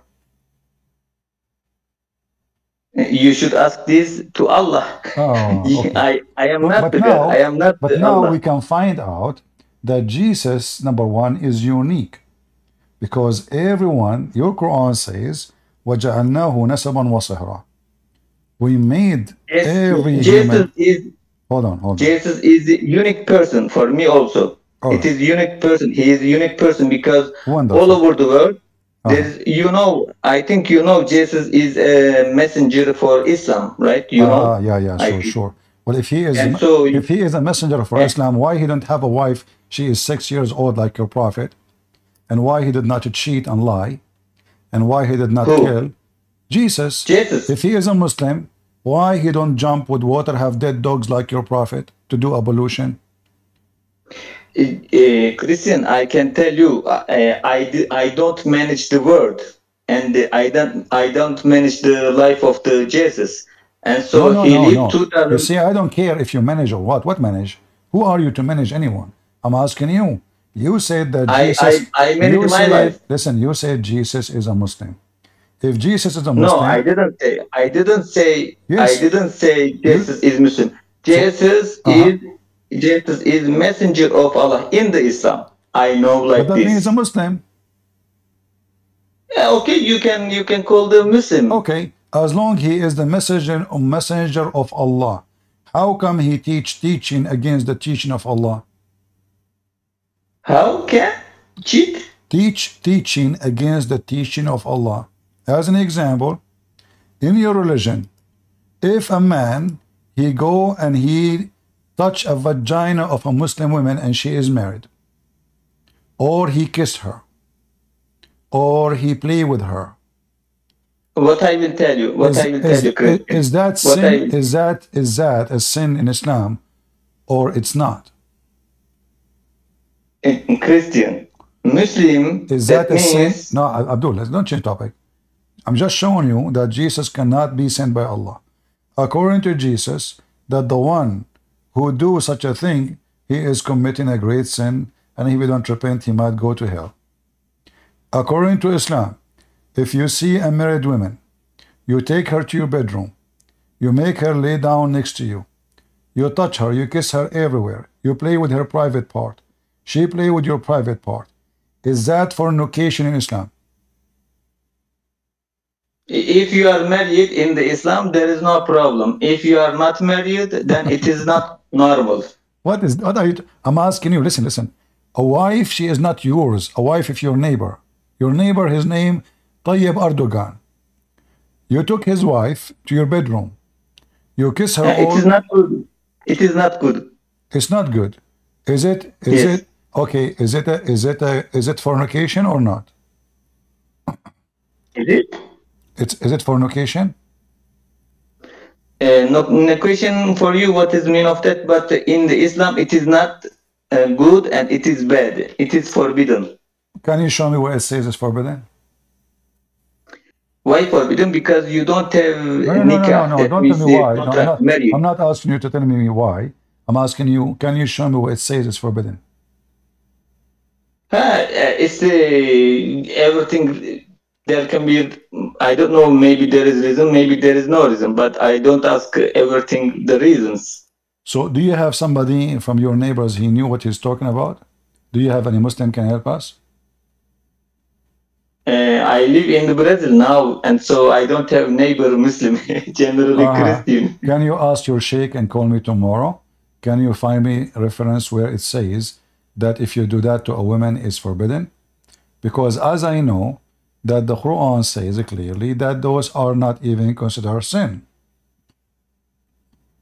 In the Islam, I can tell you, in the Islam, if I don't have nikah, that means the contract, a marriage, that means the marriage, if I didn't marry with a girl, and so I cannot have a relation sexual. My friend, there is nowhere in Islam it says what you are saying.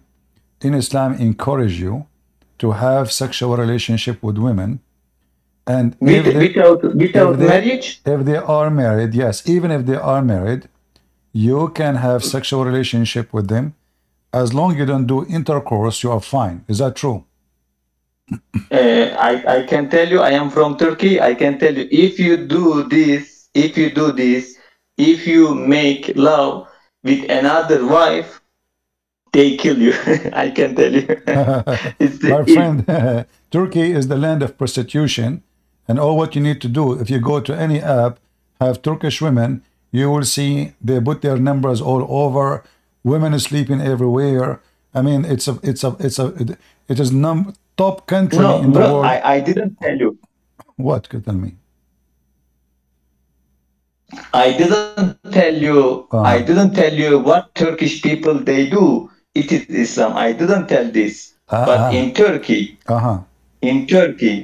you tell this is Islam, and in Turkey, some people they tell different Islam also. But what I know, I said you what I know. But other people, you can know difference. You can tell difference. But this is your Islam.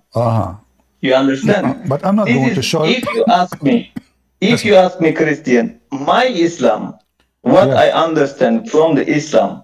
If you ask me, I live in Turkey and I learned Islam little. I am not a sheikh. I am not professor. But if you ask, what is Islam? What Allah say for this situation? And so I tell you, if I don't have contract, marriage with any girl, I don't have contract. Don't give me speeches. Can you show me where it says that if you touch a woman's vagina and she is married, that is a sin in Islam? You ask for screen. Reference. It is ayat. Can you give me reference? Something from your book, the Quran. If a woman she is married. Okay. If a woman she is married, you do not have sex with her, but you are playing with her, touching her, kissing her. She is kissing you, touching you. You know, you do all things except sex, except intercourse. Without sex. Is that forbidden in Islam? Without sex? Without sex. Is that forbidden in Islam? But I touch it. I touch her, right? Yes. She's married. it's forbidden, bro. Because Well, here we know go. this. Okay, I will tell you. my friend, here we go. Chapter 53. You're a prophet, a man, his name is Nabhanu Tammar. He came to him. He told him, a woman, she came to my store. I invited her inside the store, and I did with her everything the man do with the women, except intercourse. What your prophet, he said to him?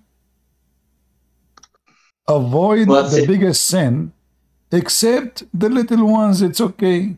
So according to your prophet, al-lamam is what the man did.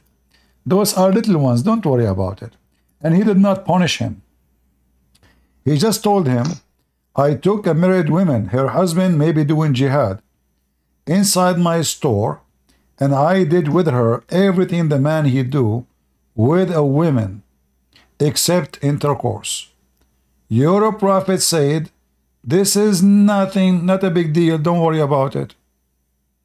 So what you are saying to me is a lie. Christian, what I will tell you, I will tell you, do you know Gunah? What? Gunah, we say in Islam, you do something, it is bad. That means we call it is Gunah. You mean zina, zina?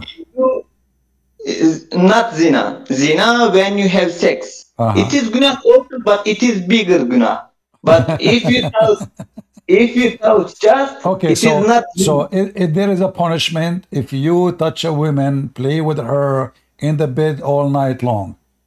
If there is a punishment, or it's okay. Just to play, I don't know there is the punishment. Well, there's no punishment. I just showed you the story. Open the interpretation of this verse and you will see it. Your prophet, he did nothing to the guy. In fact, he said to him, don't worry, this is called limam. So now your wife, she gonna go to the neighbor. He can touch her boobs. He can play with her butt. He can play with her vagina. He can do everything with her except sex. According to Allah religion, this is not a big deal. This is nothing. So when you say to me in Islam, you know, we laugh at Islam. Islam is not a religion. It's not even a system. Islam is a prostitution, because this is prostitution. Bro, what I will ask you, what Islam should do for this? And then tell me what you do. Well, at least say, if you do this, you go to hell. At least. But you, as you see, it says it's not a problem. It says if you do lamam, it is not a problem. Christian. Listen. If a man in Islam, he do fornication, do he go to hell? No. No, he don't. If a man in Islam, he is a gay, do he go to hell? No. Because as long you say shahada, you are going to go to heaven. So when you Muslim, you say you have a religion, we are strict, we love. Bro. You can, listen, if you sleep with the goat when you are going to Hajj, is it haram? Again, tell me, if I go to Hajj? If you have sex with the goat, is it forbidden?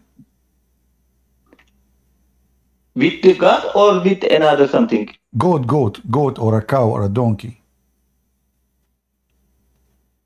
It is forbidden, sure, bro, because it is animal. Okay. So why your scholars and your book says that the one who do such a thing, his Hajj is valid? Hajj? Yeah, when you do Hajj. Yes, Hajj. You go to Mecca. Yeah, you go to Mecca. So now you had sex with the goat, and according to your religion, you know. Yes. You are, you know, Allah, He like you, and you can do Hajj. Here we go.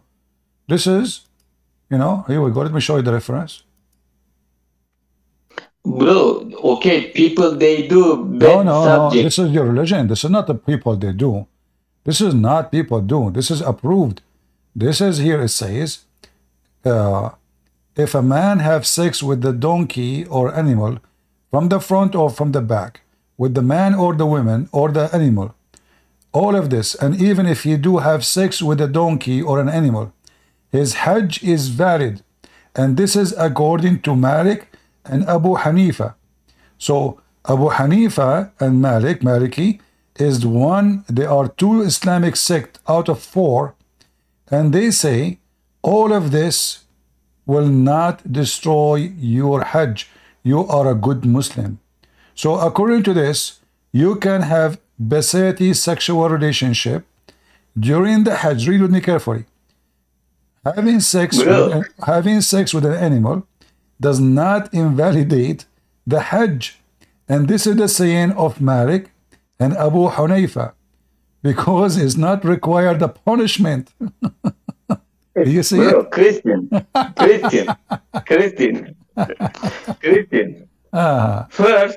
First, can you tell me one rule?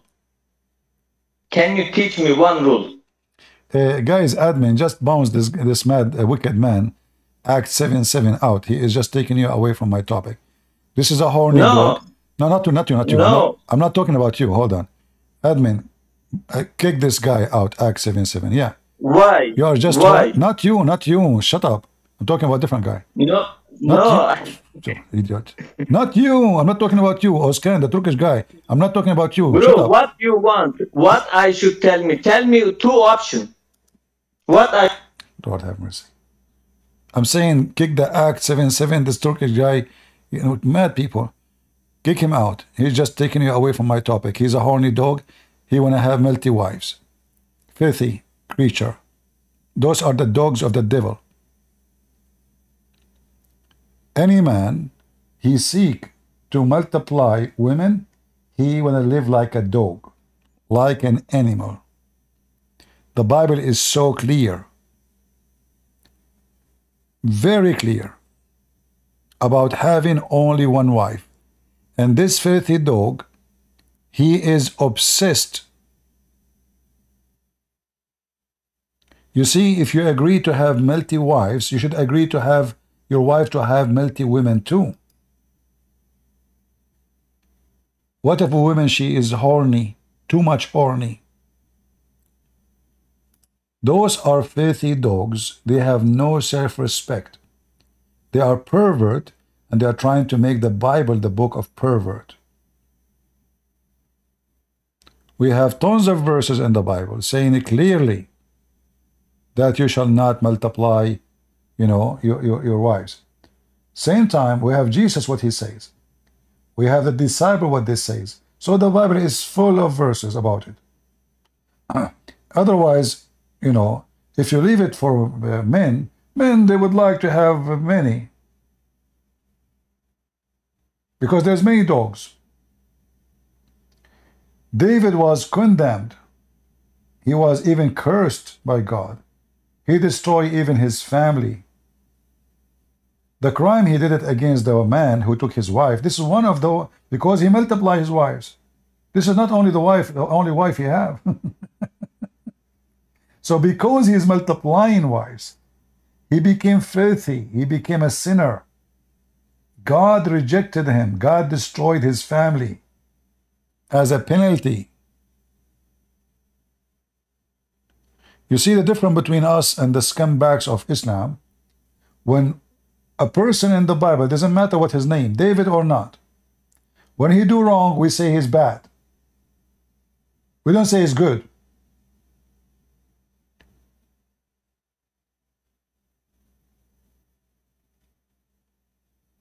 And our book condemned the behavior of such a thing. It's all over. Now the Turkish guy, I kick you out because I'm talking about a different person and you are going crazy. As you see, don't give me a speech about he said, she said. This is your religion. Having sex with animals does not invalidate the Hajj. What kind of religion we are talking about? Why does not invalidate the Hajj? Because there's no punishment. Same for having sexual relationship with married women. If, sexual relationship Is it necessary to have intercourse? No.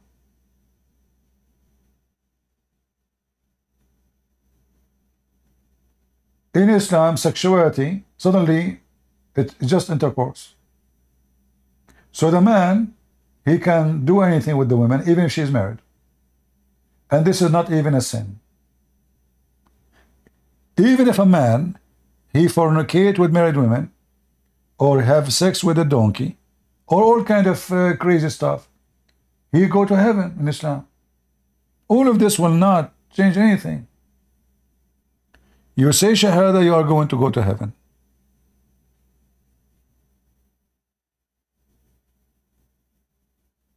So this poor guy, he do not know his religion.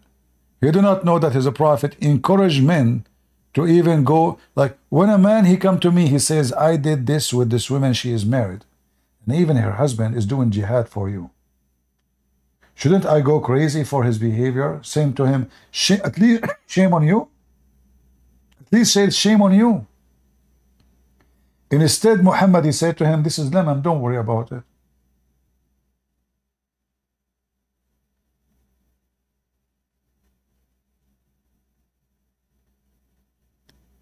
That is not the act of God, and this is not a teaching of God.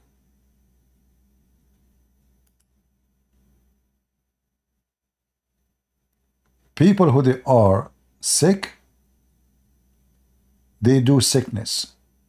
You see, all of us, including me, we got tempted.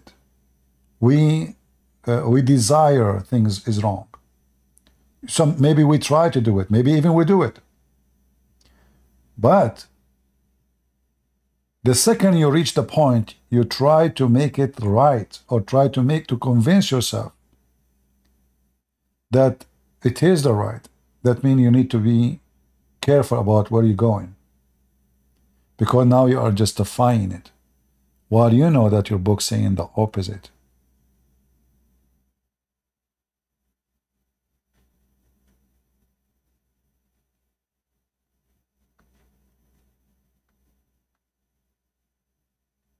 When God, he created Adam, how many women he created for Adam? One, right? At that time, in fact, this is the time maybe it should be, based on the logic of those people, man have more than one woman. Why? Because he wanna spread the, you know, there's nobody in the earth, it's empty. So the more women, the faster, at least as a start. Yet God, he created one man and one woman.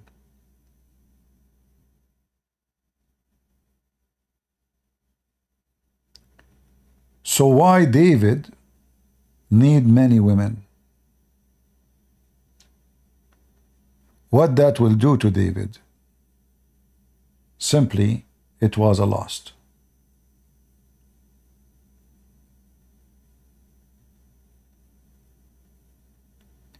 He was following his lust.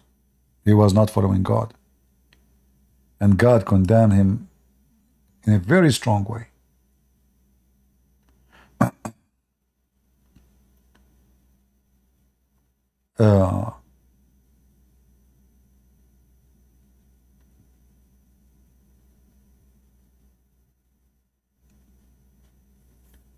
When somebody says to you that in the Bible it says that somebody he have two wives and somebody he have, but this is not about God saying to them go and marry two wives. They did that. This is what they did. I will give you another example. The daughter of Lot, they even had sex with their father. Well, the Bible mentioned it. Does that mean the Bible is, you know, saying it's okay? Does that mean God said to them to do it? So the Bible is not only teaching us about God, it's teaching us history about people and God. People sin, people act, people bad, people good. When the Bible teach about Cain, the story of Cain and Abel, and like the brother murdering his brother. Is the Bible saying you should kill your brother, or the Bible telling us a story about what they did? So those liars who try to manipulate things, they say, well, in the Bible it says, like as an example, a person, his name is Lemish, from the book of Genesis.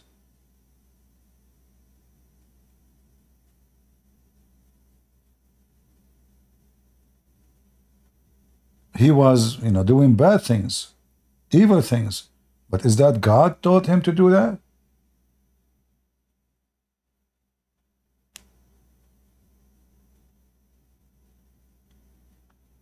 Even he practiced polygamy.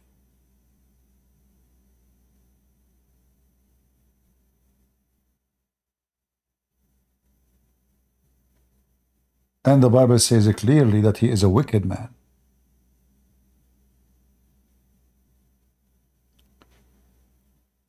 So there is a huge difference between the Bible and the book of the devil Muhammad. The Bible mentions stories of bad and good people.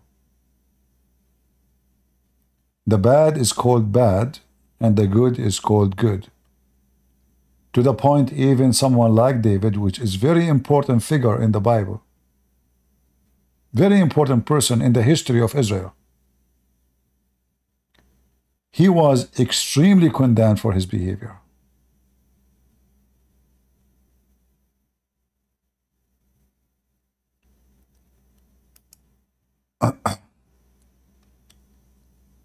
Like when I mentioned to him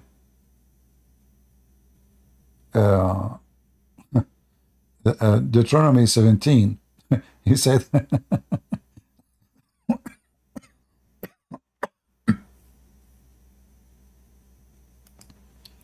he started like, what are you talking about, But if we go right away, we will see it immediately. That the future king of Israel should not do such a thing. The kings of Israel, because this is what kings they do. Wealth, money, power. All those things will take you to one place. Temptation. Because you can do what nobody can do. Nobody can stop you. Nobody can tell you what is right, what's wrong. You are the king. You can execute the one who opposes you. You can destroy a kingdom next to you. So who is going to say to you, you are being filthy?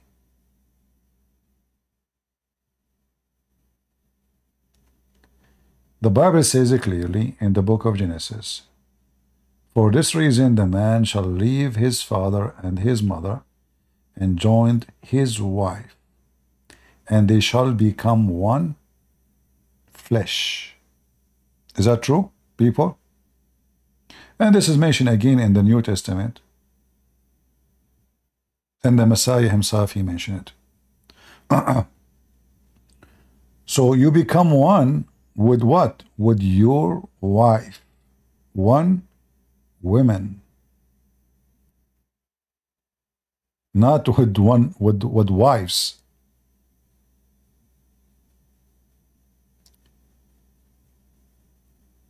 And what I notice about this guy who is speaking about polygamy, how evil he is.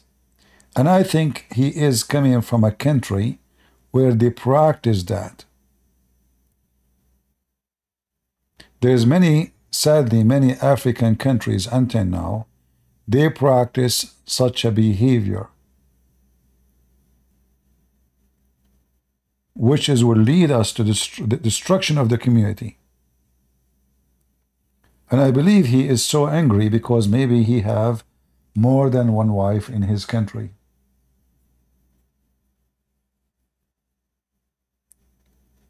The one who lives such a life, he is living like a dog.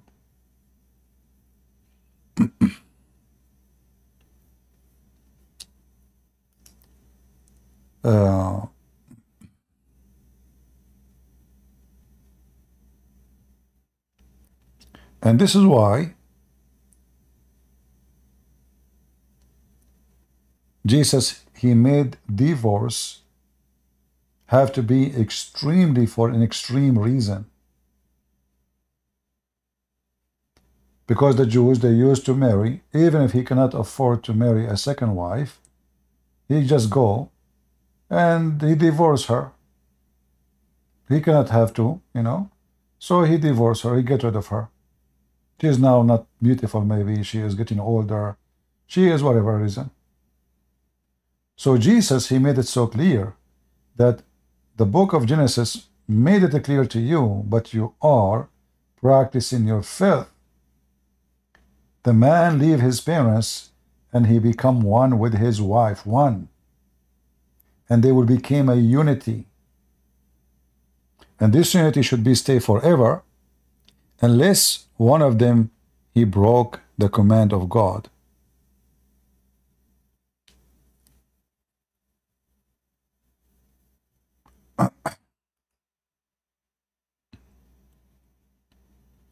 And Jesus make it clear that the two will become one in the flesh. The two.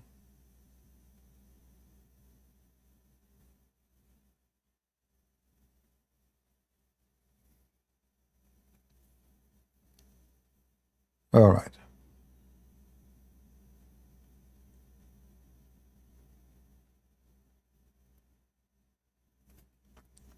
Did we have a good time? How is everybody in Ramble doing? Are you guys in Ramble sleeping? I don't see the text moving. I think people on Ramble, they are sleeping right now. Let us see people on YouTube. Are they sleeping?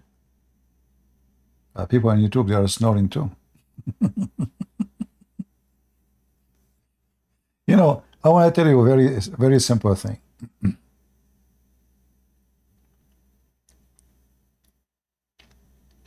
Don't live like an animal.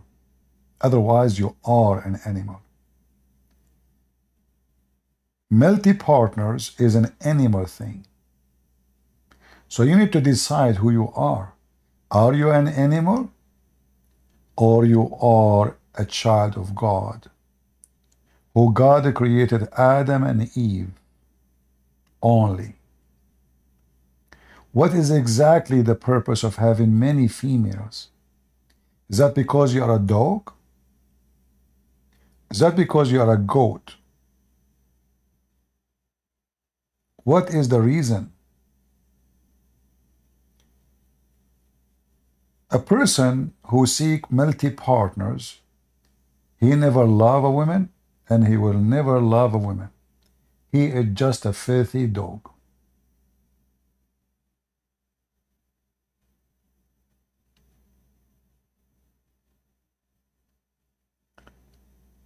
You do not need to be genius to understand that you cannot be a person who respects himself and you seek multi-partners. You know, when I look at a human being, I look at a woman, and then I play with her, I use her, I sleep with her, maybe I have kids from her, I dump her. I have another woman, third woman, fourth woman, fifth woman. What kind of life? This life will be destruction. In fact, it is economic destruction, education destruction, family destruction. I remember when I used to be a kid, I go to a Muslim house. The kid was saying the F word to his brother. He said, F your mom. I said to him, how you say that, you stupid? You say that to your mom? He said, no, his mom is not my mom. And this is the first time for me, as a Christian child, hearing such a thing, that there is a family, they have more than one woman in the house. And then I saw how disgusting it is. They hate each other.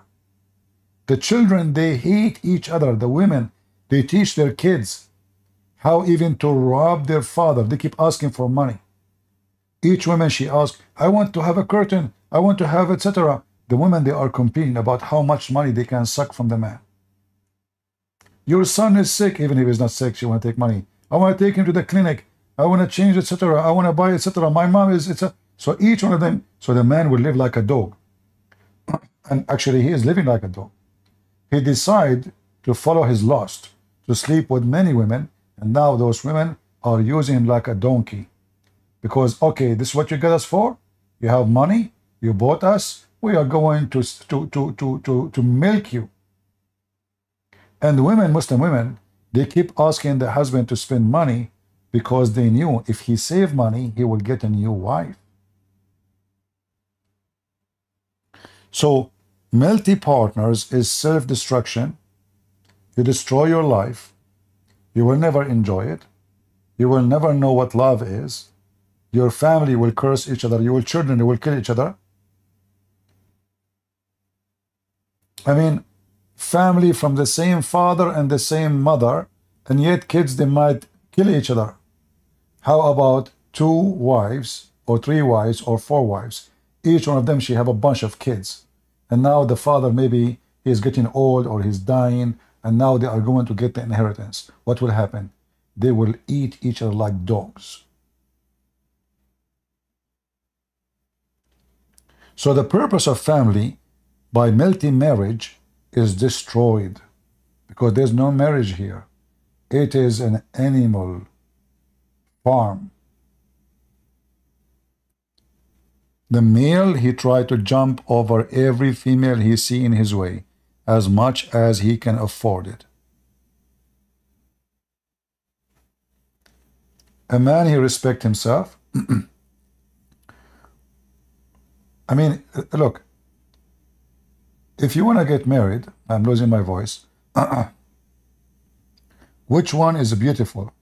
You wake up in the morning and there's 4 women pulling the hair of each other in your house, 70 kids throwing rocks at each other or shoes, and you cannot even support them, and you don't know how to solve the problem between them. Look what happened to Muhammad.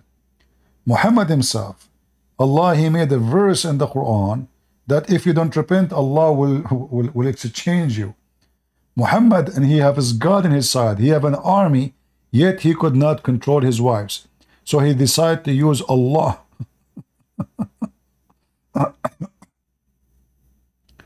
Right? So,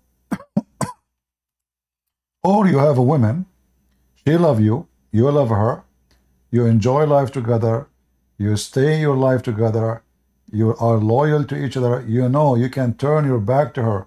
When you have multiple wives, you cannot turn your back because they know that you are an animal. They don't have respect for you. For if you are respected, you will marry only one. Why the women will respect a man? He just brought another woman. And then the other woman, he brought another woman. You see, even dogs have more loyalty than those men. Dogs, they have one master. They are loyal to the human they live with.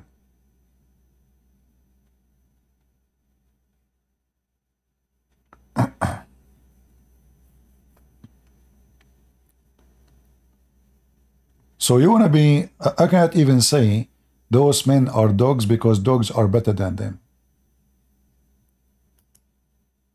And I'm serious about that.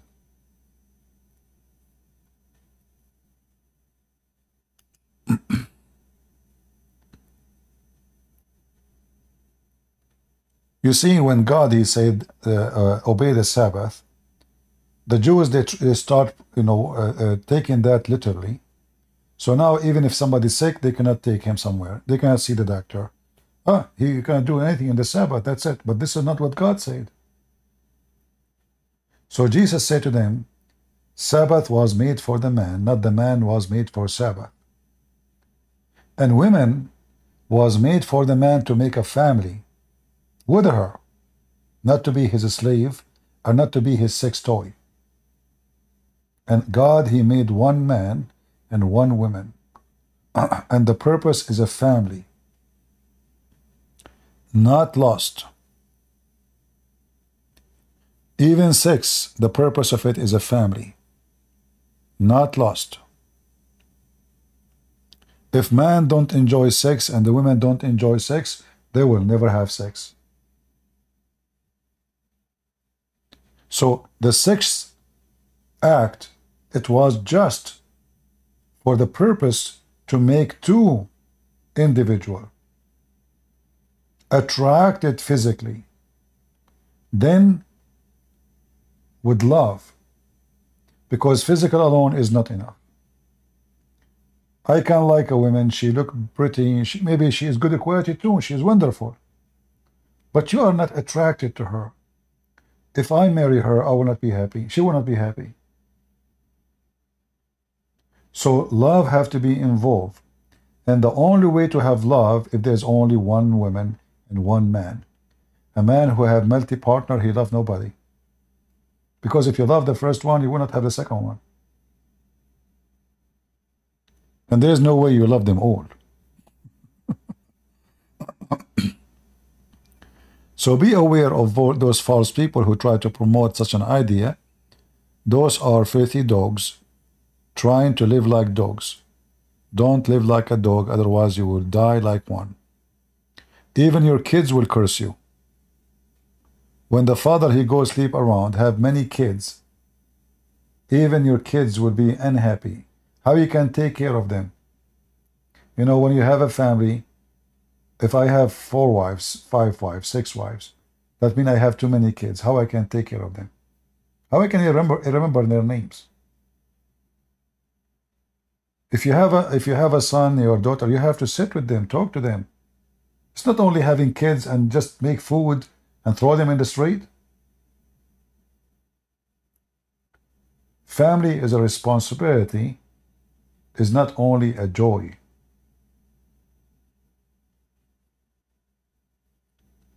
When you bring a child to life, you have to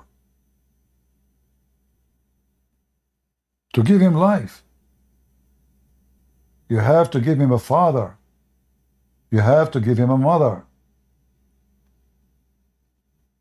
And family, where multi women inside the house, fighting with each other, this will be a hell of house. There's no love. There's no peace. And trust me, a child watching his parents fighting, he is a very unhappy child.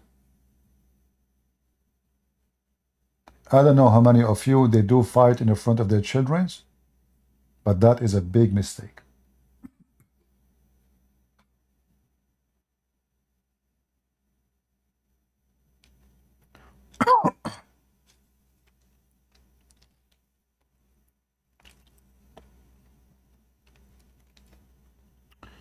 All right. Anyway, you do as you wish, but we as a Christian, we do as the Bible say, not as we wish. Because sometimes we can be tempted and we can wish something wrong. And yes, we do. But if you are a person who believes that the Bible is your constitution, then you go with the constitution of God. The Old Testament mentioned men and women who did sin. They are not the best example for us, and God never said they are. We have to be vigilant, otherwise this earth is full of dogs, and it will be just another one. All right, I think we have enough for today. Today we don't have too many listeners. Maybe, oh man, it is already in the morning here. Time goes so fast, I did not notice. So thank you guys for being here. And again, by the way, I mean, before we go, if you have a family, if you are married, and you have a children, be sure to sit with your children. Yes, it's your duty to bring food to the table, to go to work. Yes, life is hard. Yes, you are tired. But if you want to have a healthy family, a child who loves you, then you should give your child time. The same as you spend time with your wife. He and she need time too. Be careful. A child he feel that he is neglected, he can be your worst enemy, even though he is your son. Because then he will feel that you brought him and you neglect him. You think God giving food is enough, giving shelter is enough, paying tuition is enough. You are mistaken. You might have an enemy inside your house. So imagine if we have a little small family, yet we can be in trouble if we don't take care of our kids. How about having multiple partners? Too many children, we don't even remember their names. So you have to be careful and you have to take care of those children you bring. This is why I say, if you are a person who is not capable of having a family, you better not to get married. For it's a big responsibility. Don't be tempted you get married just for sex. Well, this is not a good reason to get married. Don't be tempted just because you have a child or you want to have a child. Well, this is not even a good reason to get married. Because the most important, are you qualified to take care of such a family? To love your wife, to take care of your children, and give them all their need, not only their finance and their protection, but your love. So if you are not qualified for such a thing, then don't go for it. Otherwise, you might have an enemy in the house. His name is your son. And there's tons of stories in the world like that, where the son, he hates his mom and his dad, even though it should be the opposite. Because the father, he was living like an animal, and maybe the mother was doing the same. So don't bring enemy to your house. Have children who love you and love God. Thank you all for being here. May the Lord bless you. And until we see you soon again, God is good. So is Jesus. And there is no name, no David, no Solomon, nobody is perfect. Remember that. All men are sinners, the Bible says. The only good is the good God. That is our God. So this is why I say, God is good, so is Jesus. Amen.